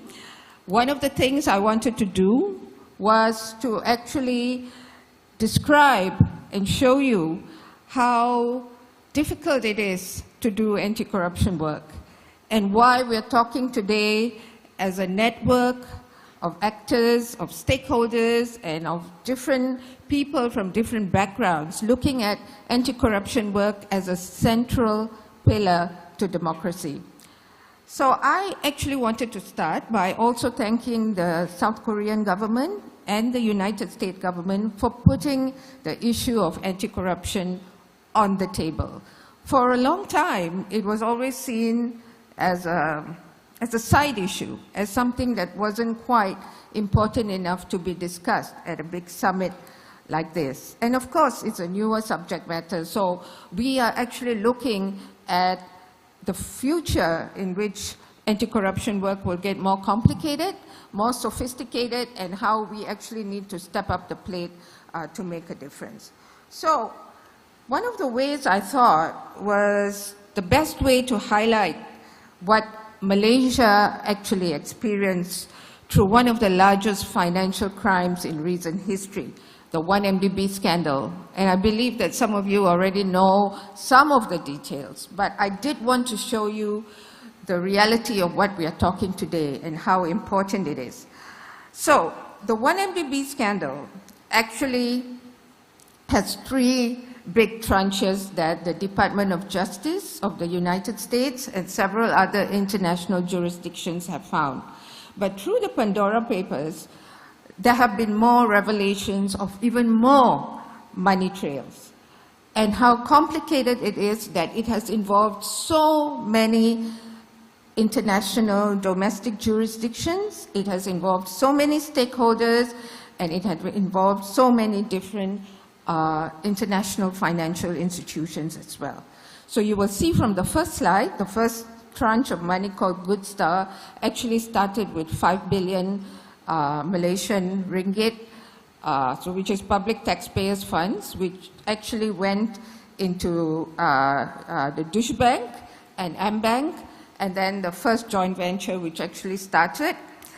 You will see the guy there, he's the main middle broker, his name is Jolo.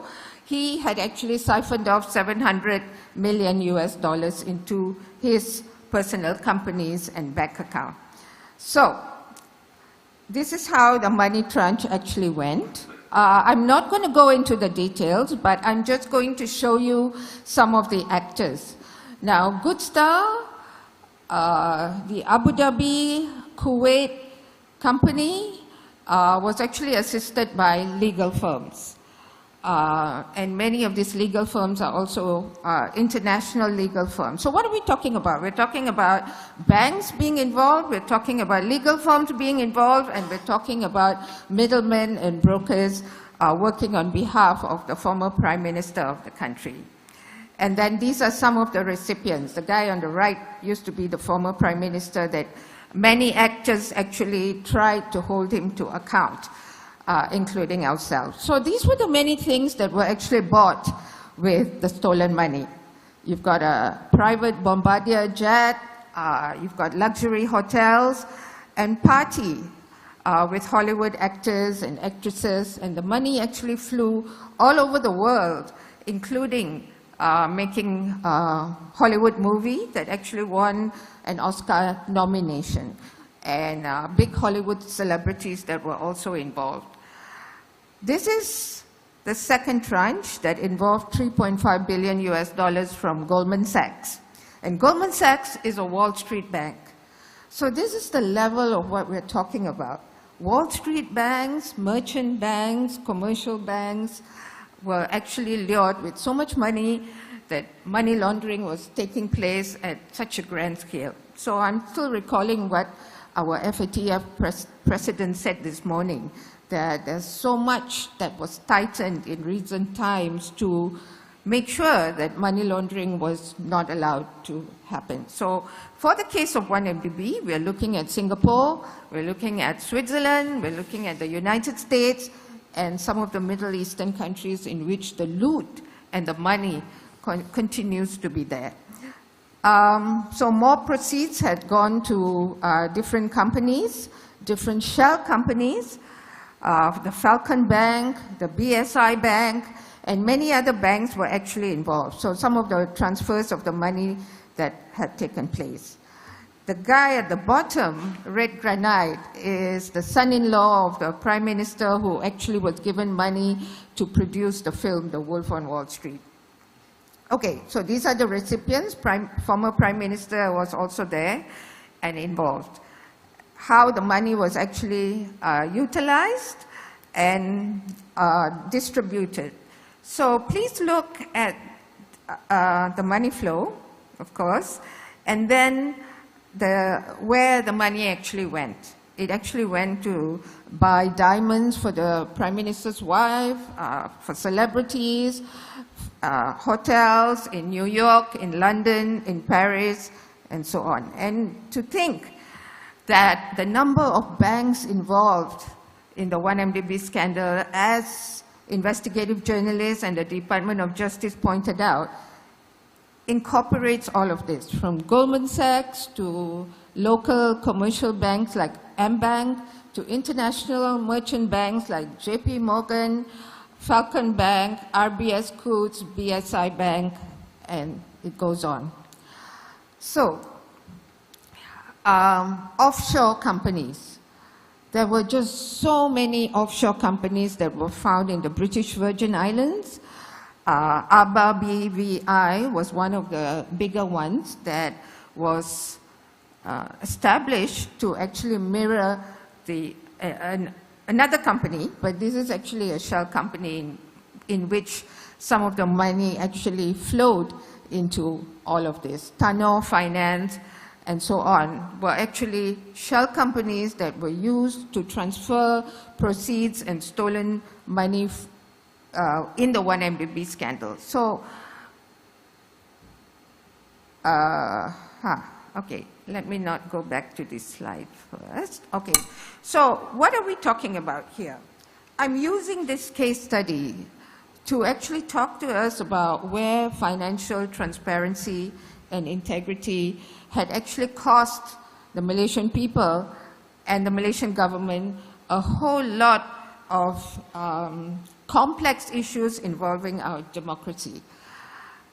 We had a change of government in 2018, largely because the Malaysian people had wanted answers and had wanted to punish the government that had stolen the money. Of course, there were other issues involved.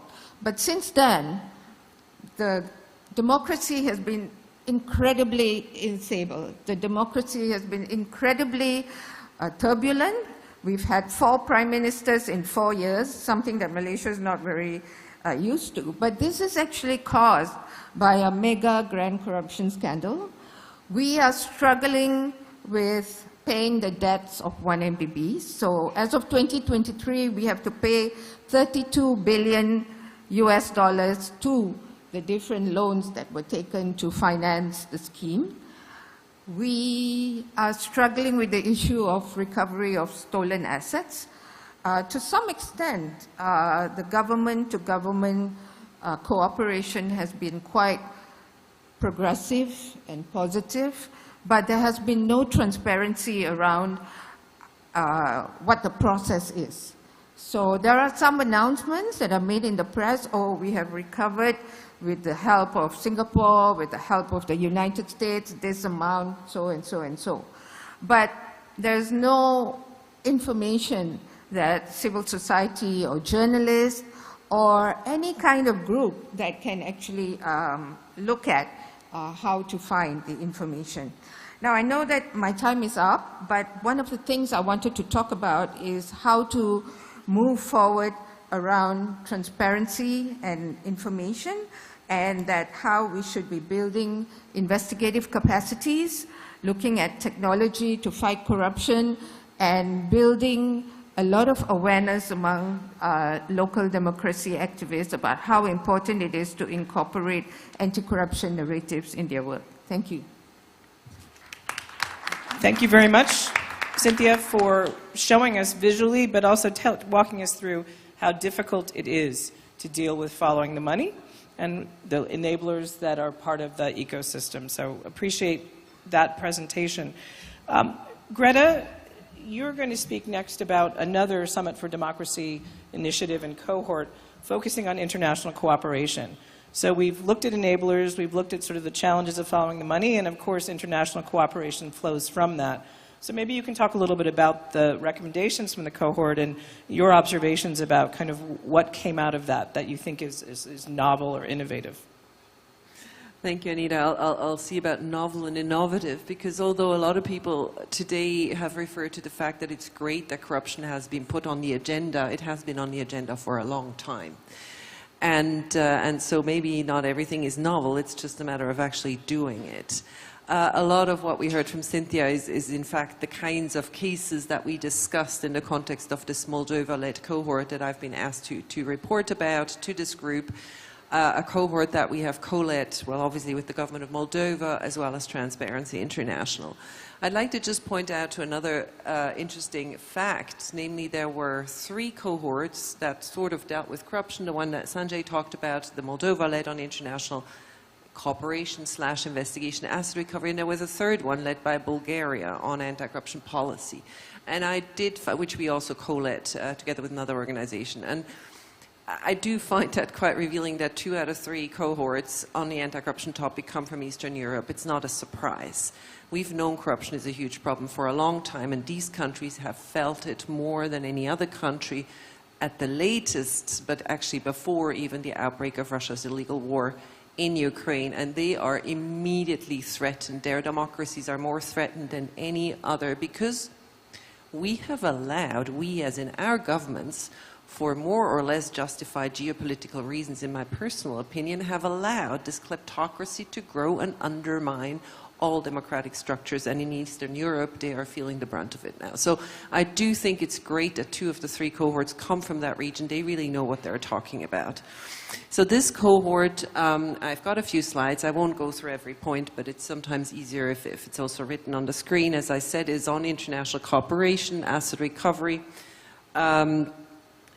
I think it's been a very participatory effort. We've had people from 27 countries talk in very lively sessions around challenges like the ones that Cynthia pointed us to. We had a very, very good civil society participation, and we came up with recommendations that have been published just a couple of days ago, and I'll just go through some of the more innovative, hopefully, or novel ones, Anita. I think just taking us back, and Cynthia, again, you referred to the fact that in the 1MDB case, we saw some good international cooperation. And I think, generally speaking, participants in this cohort agreed that in terms of international cooperation, there have been improvements. I mean, hopefully there were, because we've been talking about it for very, very long, right? And yes, today the topic is finally really high on the international agenda, or people at least talk about it, but we continue to have massive challenges. We have lots of territories that are non-cooperative when it comes to international cooperation, or highly intransparent when it comes to international cooperation. I'm not giving out any secrets when I say the process of mutual legal assistance, which is still essential when it comes to international cases, is incredibly bureaucratic and slow, and resources are not available, including in the most advanced jurisdictions. And then the point about political will, we don't need to say more. I think what's also becoming really problematic in these major cases, and I'm sure 1MDB had its share of that too, is that corruption fights back with all its power. And our teams that work around the world in over 40 countries on large investigations feel it every day, and it goes all the way down to death threats, threats to families, lawsuits, no end on prosecutors, and of course activists. So it's not become, we've seen progress, but I think they're fighting back so hard that in fact we're probably up for a harder battle now, maybe because it's been so high on the political agenda. Highlighting just a couple of the recommendations. We've heard here a lot about pledges, and I think, Sanjay, you said it right. You know, it's great to have this summit, but we want countries to finally do what they pledge to do every year, and we're not seeing enough of it, and we're not seeing enough transparency and accountability, and that was a huge concern. The second point, clearly no doubts, this group talked no end about beneficial ownership and the need for transparency of this data, and not selective transparency, you know, true, meaningful transparency. Yes, data privacy is a concern, but transparency in, you know, wide transparency overrules potentially that concern, or at least they have to be really carefully looked at. I think the regulation of all these enablers also needs to be tightened at the supervision, and these are kind of the most important points that I wanted to bring in terms of transparency. What has also come out very strongly, and almost, not quite, but conclude on this one.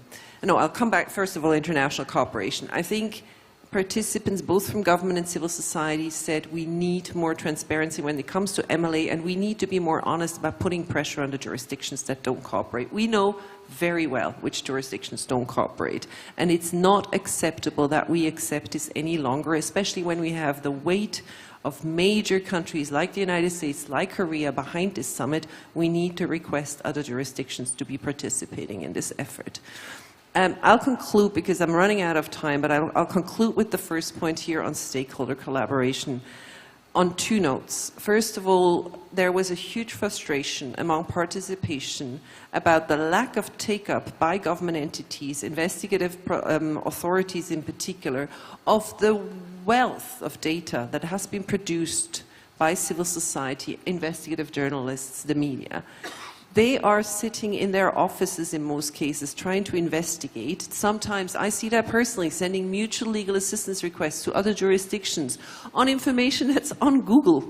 You know, not even having to drill into the Panama paper database, but it's on Google. So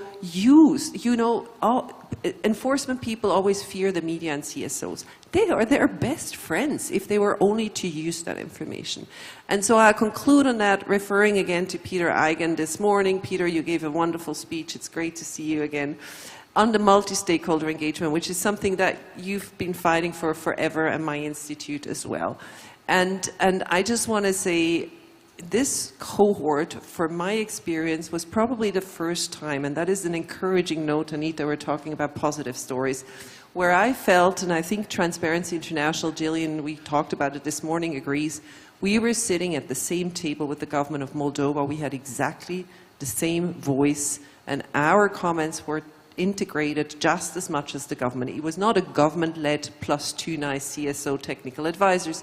The three of us worked really hand in hand on equal footing, and that was a true positive experience, and I hope we see a lot more of these sincere engagements going forward. Thank you very much. Thank you so much, Greta, for that. And you raised one point that I think hasn't come through as much today about corruption fighting back and corruption defenders. Another topic I think that we shouldn't forget, and so add that to our list in terms of actions we need to take.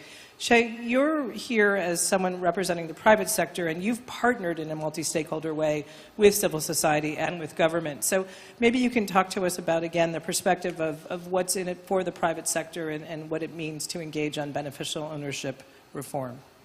Yeah, no, happy to, and thank you as well to the organizers and Transparency International for joining this summit today. It's my first time not only at the summit but in Korea, and it's absolutely a delight. And I have to say that it's one of the most well-organized conferences I've certainly been to in terms of keeping to the schedule. So thank you very much for the invitation.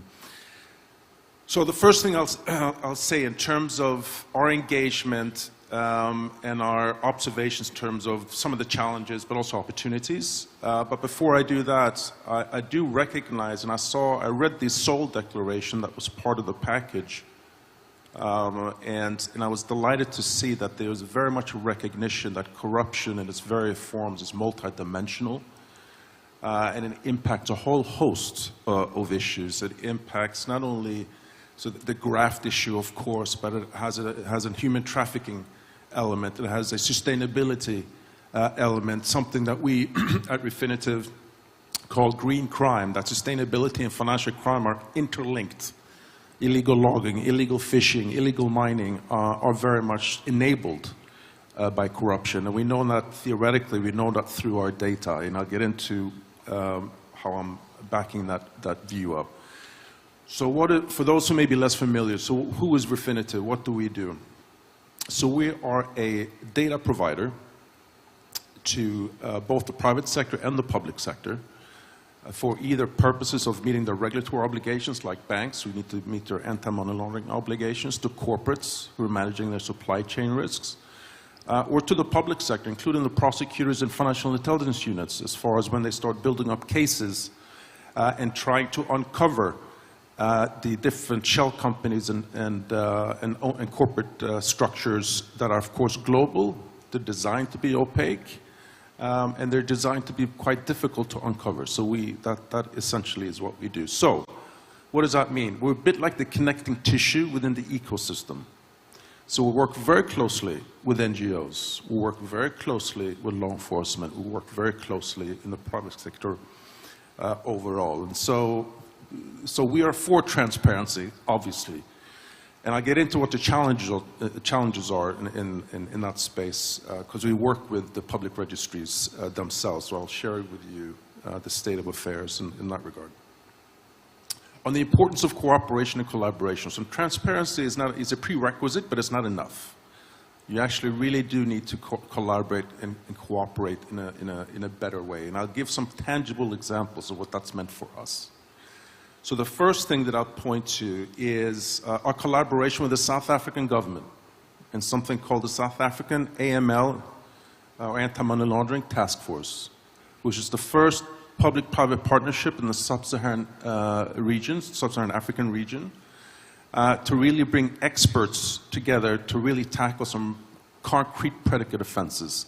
The first project that we did, which we just published jointly 2 weeks ago on modern-day slavery, on actual data. What's the criminal profile look like? Which jurisdictions do they operate under? Not just within sub-Saharan Africa, by the way, the transnational links. And that report, I'm feel incredibly proud to really highlight in practical terms based on some of our data and the research experts, both in the public and the private sector. So that's one example, and we're going to continue to do that going forward. United for Wildlife, started by Prince William to look at wildlife trafficking. So again, we're using our data and the data that's there to actually pinpoint where the traffickers operate, how do they do it. So there's a financial side, obviously, in terms of the financial transaction piece, but there's also the distribution piece. So there's a transport there's a transport task force that comprises of the airline sector, the shipping companies on that. So there's a lot of work that we're doing in that space. Law enforcement, they're absolutely essential because they are the enforcement arm of what we're doing. And I have to say that I've been incredibly positive to work with Interpol. And I say that because they're going to celebrate their 100th year anniversary this year. And in October of last year, when they held a General Assembly, because they're looking to expand and broaden the way they operate, because it's quite a conservative organization for those who have dealt with Interpol. But they needed to pass a resolution to ask their members, 195 of them, can we expand who we cooperate with?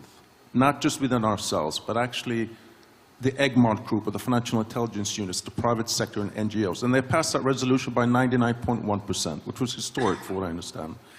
That is not the end, but it's a prerequisite. So now we're working with them to understand, okay, what does that mean in practice? You know, how can we bring our best intelligence and use existing resources in the system in a much more effective way?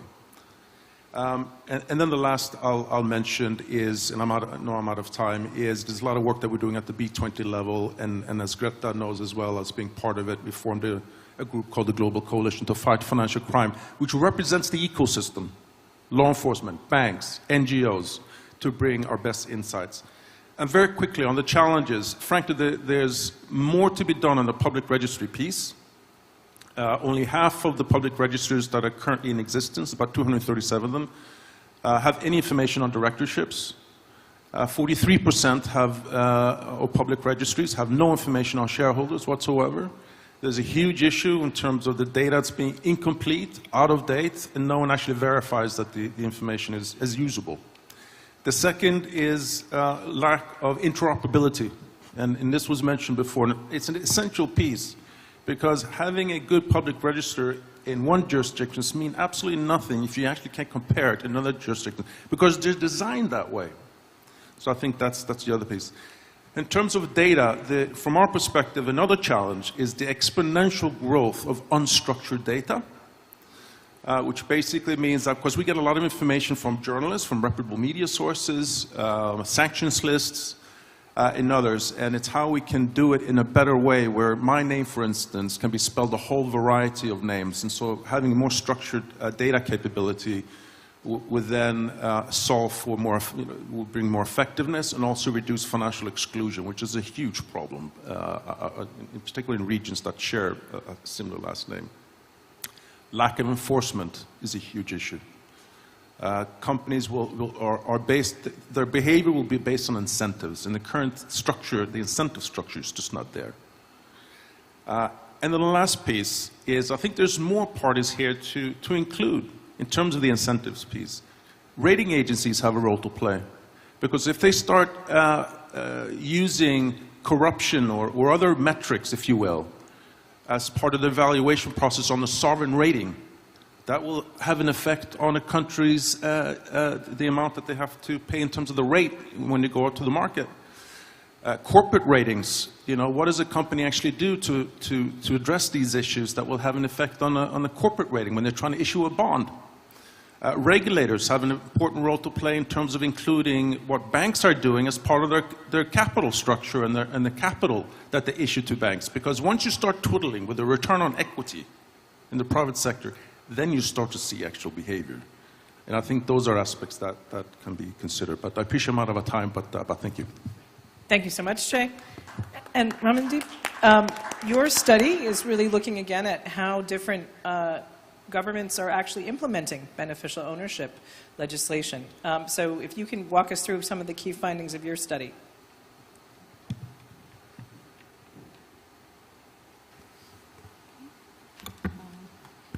Working? You can hear me well?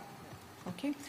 Good afternoon, everyone, and thank you so much, Anita. I would just like to begin with thanking the Government of Korea, Transparency International, and other partners for this invitation to participate in the second Summit for Democracy. And I'm very pleased and honored to share today at this forum with you all the findings of my recent report, which was commissioned and very recently published by the Asian Development Bank in December 2020, which is on beneficial ownership transparency in Asia and the Pacific.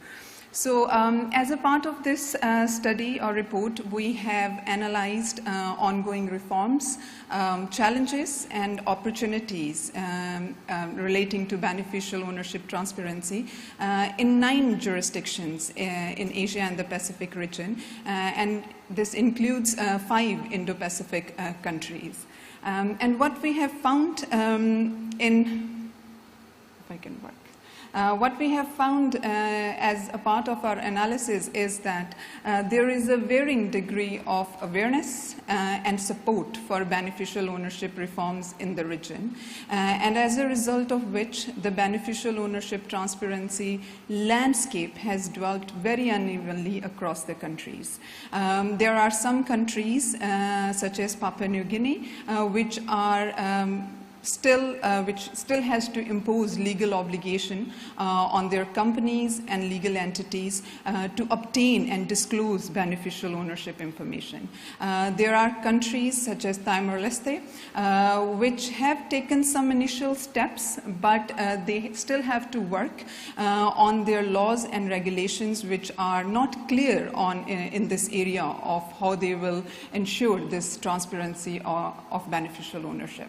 There are countries we have heard today, such as Indonesia and Philippines, which have made a good progress by establishing the beneficial ownership registers. But there is still a lot of work that needs to be done in order to ensure the quality of information that is there on the registers. The countries are also facing pressing questions about what Greta has mentioned about the public disclosure of information from these registers and how to balance it with the fundamental right to privacy and data protection. We have looked at Mongolia as well, which has also taken steps to collect and to maintain the BO information, and they are still working on the digitalization of beneficial ownership information, what Chair has mentioned about interoperability of data in order to ensure that the data they are collecting, it's a quality data.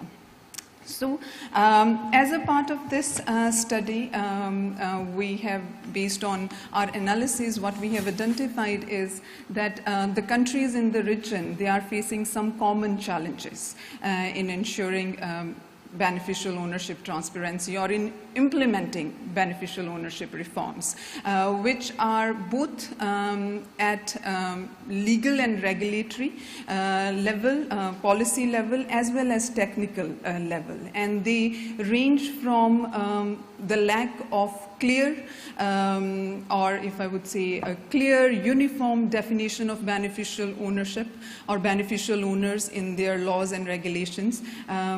You find there are different definitions on beneficial ownership in different laws, and also the definitions, they do not cover all the elements which should be there. Countries are facing technical and practical challenges as to how they could collect and maintain and verify the beneficial ownership information. There are countries which are still relying on paper format, PDF format, Excel to collect BO information. As Chair has mentioned, the data is not structured. There is no interoperability of data, and this also relates to lack of resources. There are issues surrounding also identification of politically exposed persons as beneficial owners, and what should be the reporting requirements on them to report as beneficial owners of any companies or any legal arrangements or trusts. And finally, what we have identified as a challenge is sanctions and enforcement mechanism, which has not been fully developed even within the legal and regulatory framework.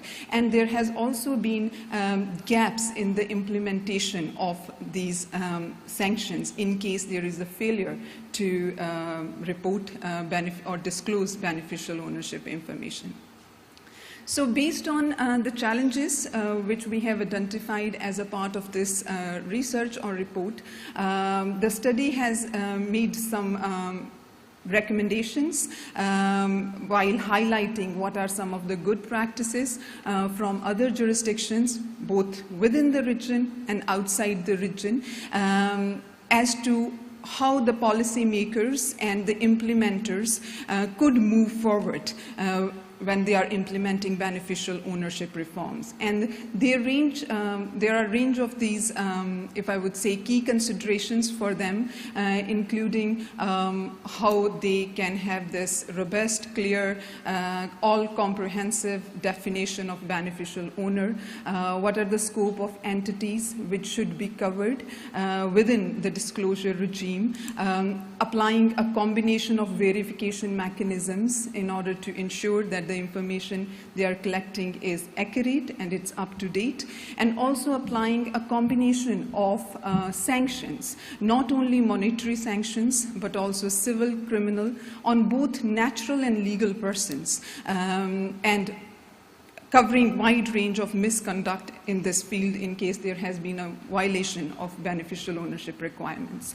And one of the key recommendations that has been made by this report, which is in line with what the revised FATF recommendation 24 is, for countries to adopt a multi-pronged approach, that is using a multiple sources of information, company register, beneficial ownership register, and other additional supplementary measures that complement each other in order to ensure that there is a quality information. I'm wrapping up. The study also emphasized and highlighted the establishment of beneficial ownership registers as an emerging global trend and as one of the good practices based from what other jurisdictions have seen, provided the information is accurate there and adequate, to provide timely access to competent authorities on beneficial ownership. And finally, what Greta has mentioned as well, we have been hearing earlier on, one of the crucial elements which has been identified in the study based on its analysis of the level of progress in different countries in the region is the need for high-level political commitment to deliver and to support beneficial ownership reforms, without which it is very difficult to achieve the desired outcome, what we have been all looking, related to financial transparency and integrity, and to fight corruption. Thank you. Thank you all. In the interest of time, I'm going to ask each of you to be brief and brilliant, so you can just respond very briefly to a follow-up question. So, Sanjay, I'm going to begin with you. You've already shared with us recommendations from your cohort. So what role do you see for the Open Government Partnership in really helping drive the action that you're calling for? Okay, so basically, OGP can help advance this S4D agenda at 3 levels: country level, thematic level, global level, very quickly. At the country level, as Greta said, the real challenge will be to make sure that these summit pledges and speeches don't remain high-level rhetoric, but translate into country actions and results.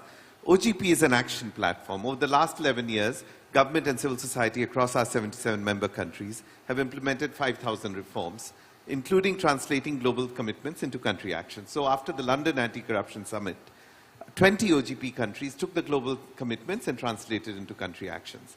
And OGP has government-civil society collaboration, so civil society can monitor and hold governments to account. So that's the first thing that it can do. Second is OGP can help advance the thematic priorities that are coming, like fighting corruption in this panel, or protecting civic space, by mobilizing communities of practice, global cohorts. We have focus groups of governments and civil society partners who are advancing reforms in particular areas. So we have 70 OGP governments that are advancing open contracts, 30 OGP countries advancing beneficial ownership transparency. What are we trying to do, and what can we do for S4D? The idea is to get to a tipping point, a critical mass, where the country that's not doing it is under pressure to follow suit. And then lastly, OGP can help at the global level by maintaining this global political momentum we have here through our own global convening. So on September 6th to 7th, folks, please make note, the government of Estonia will be hosting the OGP Global Summit, to which all of you are invited and registration is now open.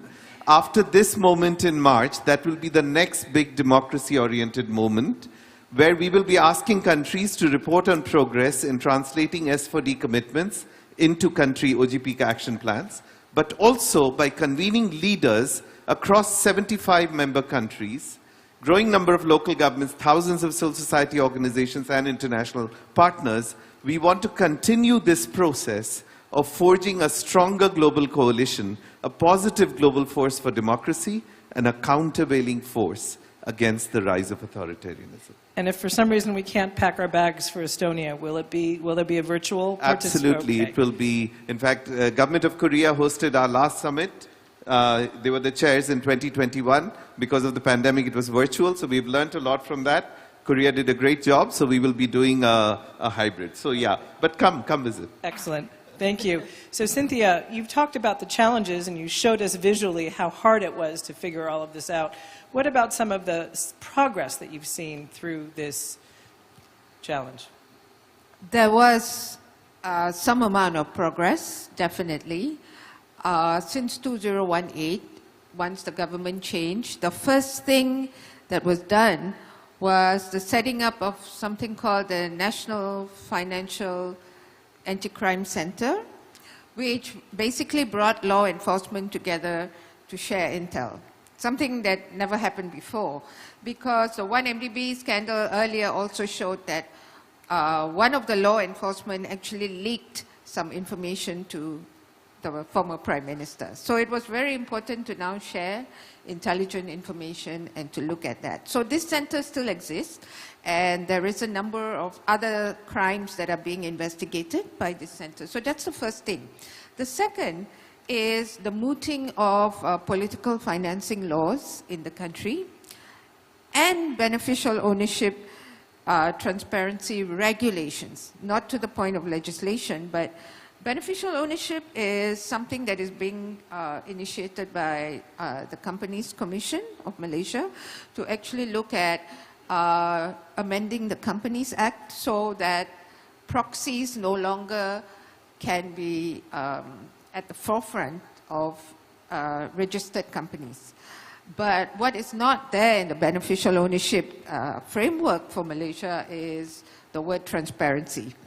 So it is not going to be transparent, but it is a process that perhaps government agencies might benefit from actually knowing now that there are real directors, there are real faces and real directors. Because we had a previous scandal where there were about 40 charges of where the Malaysian Anti-Corruption Commission was investigating a former chief minister, but because he used his uncles, aunties, family members, grandmothers, and everything to be the directors, there is no way to actually charge him directly for abuse of power. So the Companies Act is being amended. And there is also amendments to the Whistleblower Protection Act. And I think civil society, some of my friends are in the room here. We've been moving and mooting this whole thing for access to information. So as long as the secrecy laws that will overwhelm the information structure, we're going to not be sure that another 1MDB will not take place. So this is the danger, and this is where I think we need to fast track a lot of the reforms. Great, thanks. And will we see you in Estonia as well? Yeah, so you'll be there. Good.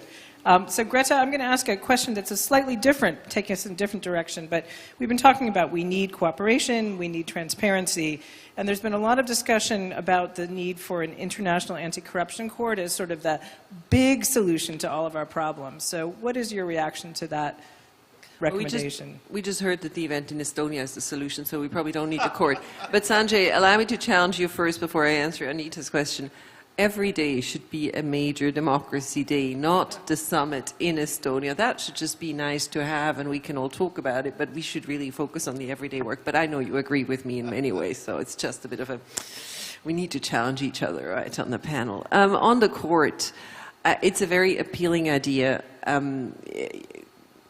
because it would be fantastic to have the golden bullet that solves our problem. But so the court, the International Corruption Court, Anti-Corruption Court, we don't know all that many details of the actual concrete proposal, which makes it really hard to comment. But what it wants to achieve is to be able to investigate corruption cases in countries that either can't or won't investigate.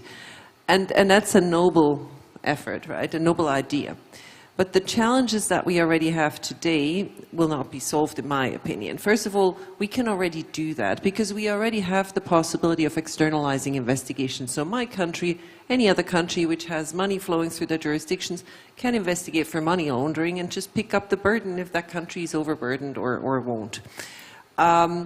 Where it will be problematic is that a country that does not want to investigate its elite is also not going to provide you with any mutual legal assistance. And it will not provide a court any of that information either. So the court will have exactly the same problems as the investigators today have in other jurisdictions. In fact, even worse, because a court, every single investigative step it does that concerns anything, concerns another jurisdiction. So for everything they do, they will be more reliant than a normal investigator on MLA. So I really, I'm a great fan of the noble idea, but in fact, in practice, I fear, Anita, it's going to be distracting resources, distracting attention, and I think we know what we need to do, and it's already today possible. But thanks.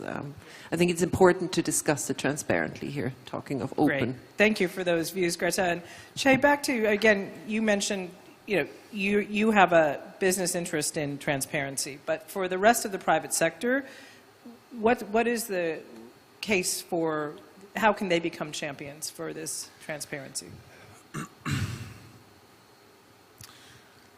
So I think the narrative needs to be what the impact is if you get caught not doing the right thing.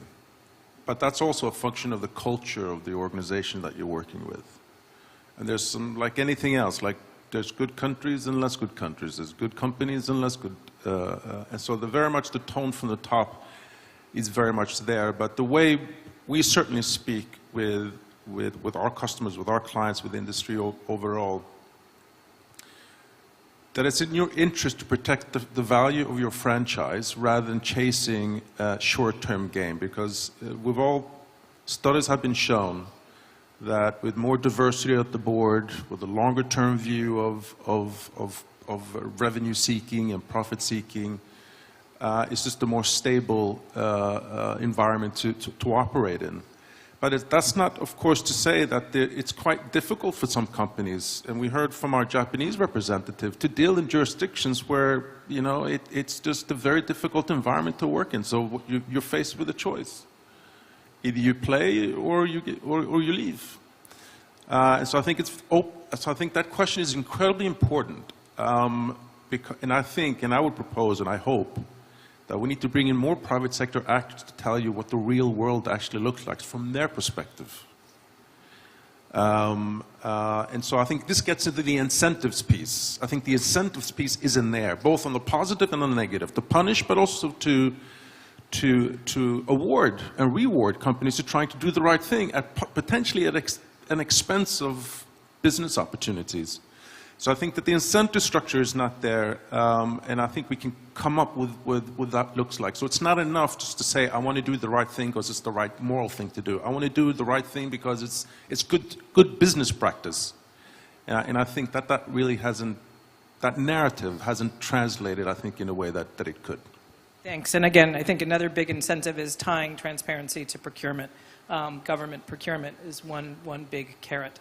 So Ramandeep, with the European Union, with the European Court of Justice decision focusing on issues of transparency and the 5th Anti-Money Laundering Directive, what's your opinion or view on this issue of public access to beneficial ownership data? Is there a way to balance privacy interests? Thank you so much for this very interesting question. And I think we this has been the decision of the European Union Court of Justice. It's crucial, and in my opinion, it's a big blow to what we have achieved so far relating to beneficial ownership transparency, especially in the EU, and also because that has been something which has been followed by other countries, and we always cite that as a good practice to have public beneficial ownership registers. So now what has happened is that EU Court of Justice has declared the provision of the 5th Anti-Money Laundering Directive as invalid, which requires the countries to provide public access to their central beneficial ownership registers. And this has been based on the grounds that it is against the fundamental human rights or fundamental right of privacy and data protection. But if you will ask my opinion on public beneficial ownership registers, we all understand, and based on what we have seen in the past few years, these registers, which are open to public, they are extremely useful for a number of reasons. First, in ensuring the quality of beneficial ownership data, which quite a number of countries are struggling with, that the data is accurate there, and if we have public registers, civil society, public and academia, they can check, they can report, even companies can report. Second, they are important because the decision is mainly from the AML-CFT perspective, but countries have different policy goals. So it is anti-corruption, it's business integrity, it's competitiveness, so all that is relevant when we talk about public beneficial ownership registers. And as I've mentioned, in the past few years, we have seen a good number of case studies from different jurisdictions where the data from these public beneficial ownership registers have been used to uncover conflict of interest. It has been used for corruption investigations as a lead. And so there are good case studies and examples of this. So in my opinion, if I would say, it is still a good practice to have an open and it's a public beneficial ownership register, but it is also important that it should be carefully balanced with the right to privacy and data protection at the same time. Great, thanks. I have two rights of reply or follow-ups. So first, Che, we'll go to you, and then Sanjay wants to debate whether every day should be Democracy Day or just Estonia. So, Che? Yeah. So I wanted to tie it to the point that was just made, and also address an implicit question that you had that I didn't explicitly answer. And then I thought about it, wait a minute. Do we as a company have a financial or commercial interest for more transparency? I don't think it would make one bit of difference if it was opaque or not. I mean, I just mentioned the figures on the public registries. It's not like the data is fantastic, it's terrible. But companies buy it from us anyway. And what do they say? Well, Che, how can you make sure that the data from public registers is any good? I says, I can't. I can only go so far. But we try to do, but there's a reason why we have 500 researchers globally. We cover 65 languages, 190 different countries. And the reason why we spend so much time on human intelligence, on top of natural language processing and other stuff, is because of that, right?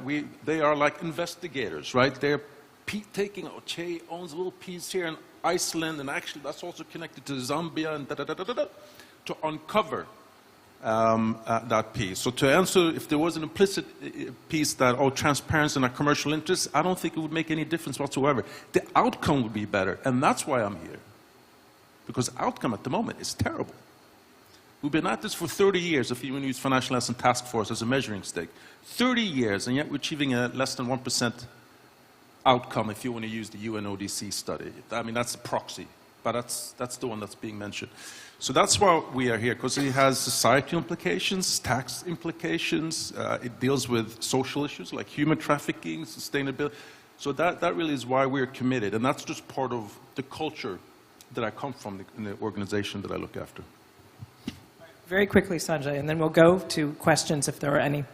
So, Greta, I love your challenge, because I totally agree that it's democracy every day. I was, of course, referring to a big global geopolitical moment, but I think your point is really good. I want to take it a step further, because when we think of democracy, we tend to equate it often with elections, where citizens cast their vote once every 4 or 5 years, and then they go back. But what we are discussing here in an open government approach is to empower citizens to shape budgets, to oversee contracts, to oversee company ownership. So we're trying to get citizens to not just cast their vote once every 4 years and go back, but shape and oversee government every single day, which is why I think your point on democracy every day is so profound. And we call it democracy beyond the ballot box. Open government is not just democracy at the ballot box, but is also beyond the ballot box. And only when we do this, we will deliver on the precious promise of democracy, which was beautifully expressed by one of OGP's founders, former US President Obama, who said, the purpose of democracy, the purpose of open government is to ensure government truly serves its citizens rather than itself. And you get that through transparency, participation, inclusion. So I think it was a very good point. So I see Greta may be also warming up for another response. But before we get to that, which we will, any questions from the audience? So I see someone in the back. I see several questions over here. Any on this side? So the gentleman in the back.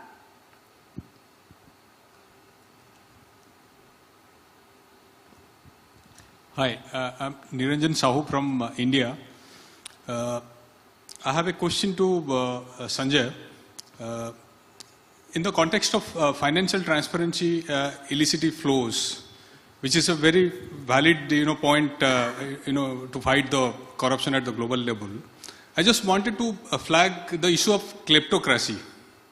Kleptocracy is one of the major issue which is now drawing attention in the context of Russian that Ukraine war, and the fat kleptocrats, how they have actually created a geopolitical, crisis. We have kleptocracy all around, Central Asia, within Asia, and what the example of Malaysia, that one MD, scandal. The problem is that the kleptocrats have become so powerful and so entrenched that they easily, bribe the politicians with their ill-gotten money. They influence the public opinion because it's easy to penetrate and shape the public opinion in their favor, and also influence distort the democratic process, by funding heavily the electoral process, the campaign finance. So question is, institutions like OGP and several other multilateral agencies, what are the plans? How to tackle this growing phenomena of kleptocracy? Thanks, and just in state capture as well. So we have why don't we take 2 more questions, and then we'll come back to round out the panel. We have one more over here, and then Peter. Hi, Lisa Ilges, based in Bangkok. I'd like to go back to the statement made by the government representative from Tuvalu this morning, who discussed the issue about corruption and climate change.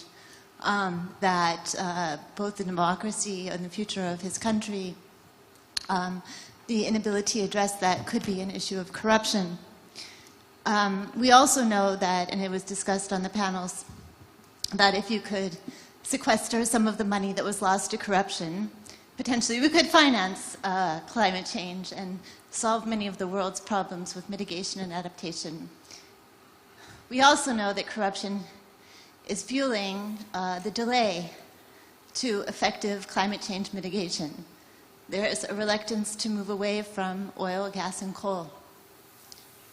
We also know that it can undermine the impact of the immediate, and as it is said, we need to make significant change in the next decade if we're going to avoid serious environmental catastrophe.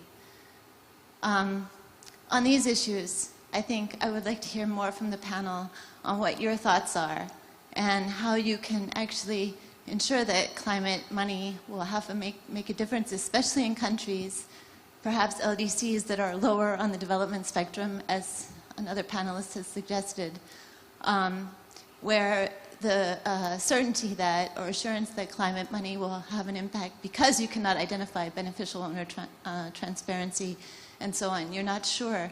You're working in a corrupt country. How can you make that effective? How can you do that, really? So those are the thoughts. And another thought was why we don't have a representative from financial institution on this panel, as I think their best practices might also be useful for the conversation. Thank you. Thank you. And then I think Peter had a question, and then we're going to come back to the panel.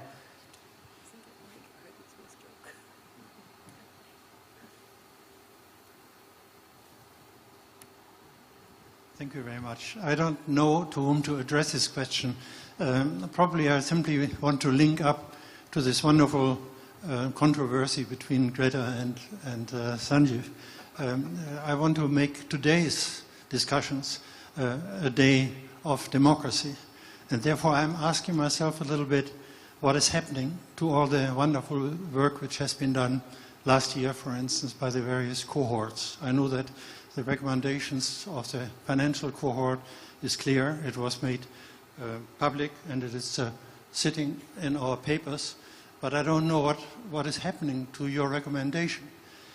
What is even more complicated in my mind is the question what is going to happen to the so-called Seoul Declaration, which is basically presented to us as we, the government representatives at today's meeting, we are taking all of these decisions, 2 pages, which I'm not sure everybody has seen at this conference. So the question is, what is our plan in looking at this, discussing it, and perhaps take a consensus of our meeting on this so that we get a stronger commitment for the future.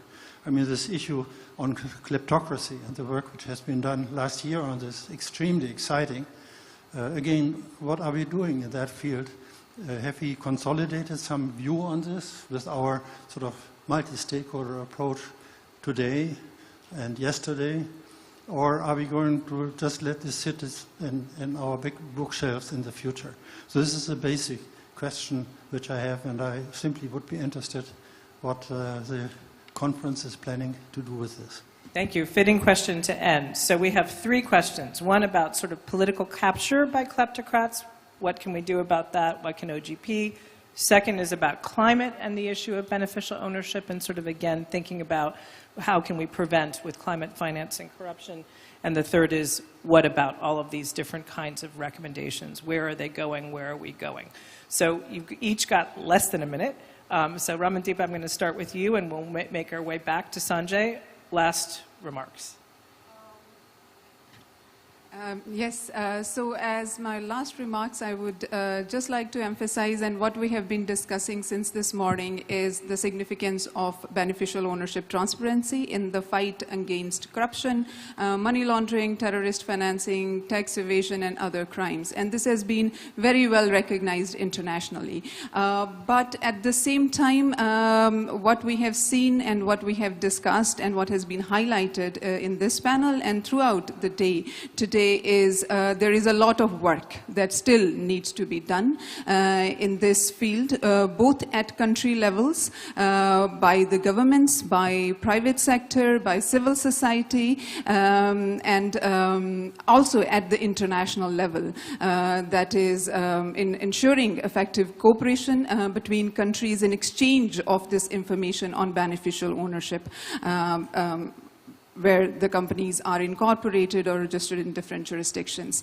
I would just like to emphasize on one more point, which I have come across based on my experience, is there is still a lot of work as regards to awareness raising and capacity building. And this is not only when I say at the government level, but private sector and with companies too, because the companies are one which are required to disclose this information on beneficial owners. And they need to understand this concept of beneficial owners, and there is a lot of work that is still required in this field.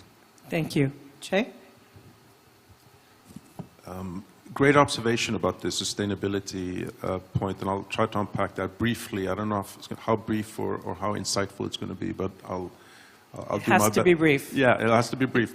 So, so the whole sustainability agenda is on two types of tracks. There's a kind of the moral, ethical track in terms that's the right thing to do. There's 3 tracks. The second track is there's a regulatory structure to incentivize institutional capital to invest in those types of activities via the ESG metrics. And then there's the criminal aspect in terms of making environmental crime true. Well, it is a crime, it's a predicate offense, but no one has actually focused on this issue.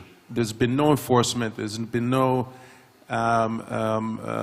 action taken by anyone, by any enforcement agency to track this. And it's not to say that this doesn't happen, or people or organizations, private sector organizations, aren't aware of it. They are.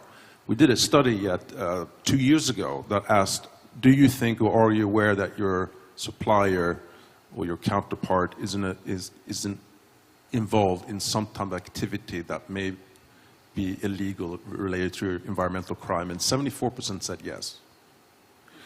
Well, why aren't you doing anything about it? Now I'm paraphrasing, because there's no enforcement, right? So it gets back into, it's not an awareness question, it's a practice question. And so I think there's a lot there that we can do. Thanks. Greta.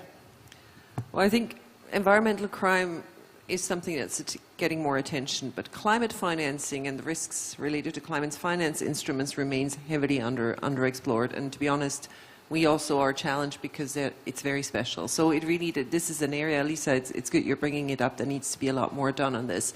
Second point I want to make in terms of Peter's question, we've tried to set up an accountability mechanism to start monitoring through civil society, commitments, for example, governments pledge, I don't know how many things every G20 summit, they pledge so many things.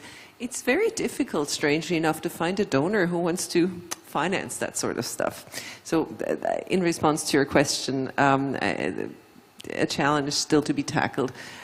Sanjay, I'll just take our challenge one step forward and maybe we can continue then in Estonia, because I 100% subscribe, of course, to what you say, yet I pay my taxes. In Switzerland, I vote I don't know how many times a year on something or other.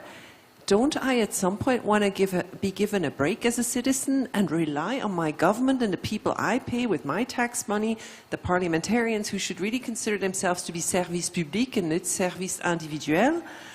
Could I at some point as a citizen expect my government, my administration to do the job and not always expect me to do it? So I think I agree with you, but at some point, what do we have a government for, frankly speaking? So talk to you in Estonia. Cynthia. I just wanted to respond to Sanjay's point about open government, democracy. There was a slogan in Malaysia, of course in the lead up to elections, but it's still resonating. It's called, people are the boss. Are the boss. So that essentially actually means that we need to take greater control of how we shape public policy and so on. Okay, my response to state capture is that this is exactly what we experienced in Malaysia. So that's why it's really very, very critical to develop institutions that are independent. Law enforcement that's independent, financial institutions that are independent. And so it matters little then what kind of government is in place, because the institutions itself will actually serve as a very important democratic pillar of checks and balance. And that was something we didn't have. And that is something that we actually really need to develop. But I also wanted to stress on the point of business integrity, because I believe that's where the weak link was, that the businesses were allowed to just have a free hand in bringing in the money, the revenue, and actually enriching themselves because of a lack of rules and regulations. So how can we actually convince the business community? I hope there would actually have been more of them present today, that the business community needs to be convinced that it's actually in their benefit to start incorporating corporate governance rules and to start looking at how, for example, political financing laws will actually benefit them, so they don't have to keep feeding bribes to political parties and so on and so forth. But that's the challenge domestically.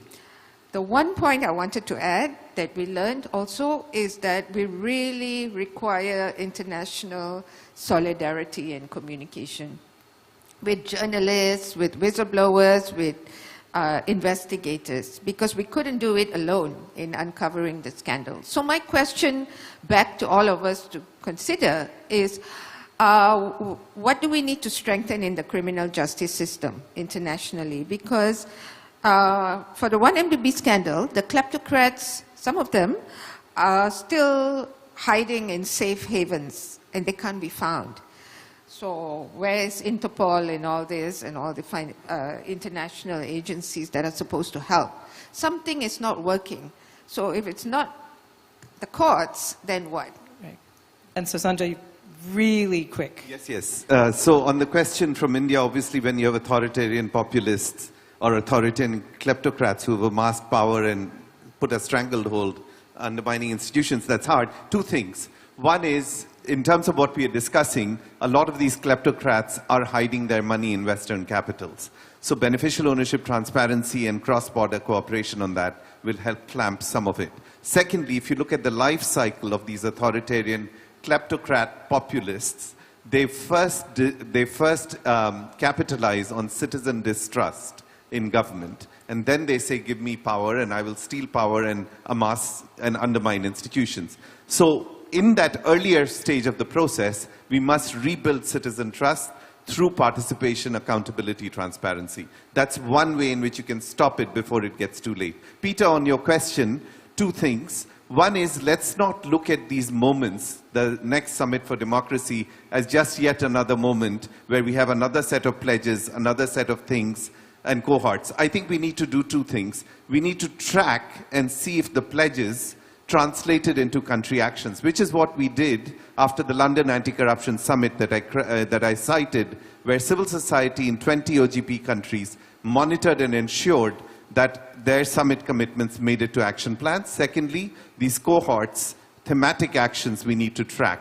Let's make these summits as accountability moments, as a spine of action running through. And lastly, Greta, on your point, because we need to continue this, I think citizens really want in certain areas to not just abdicate to the government, but they want to shape budget, they want to shape budget priorities, they want to oversee health and education services, and that's important for them to do.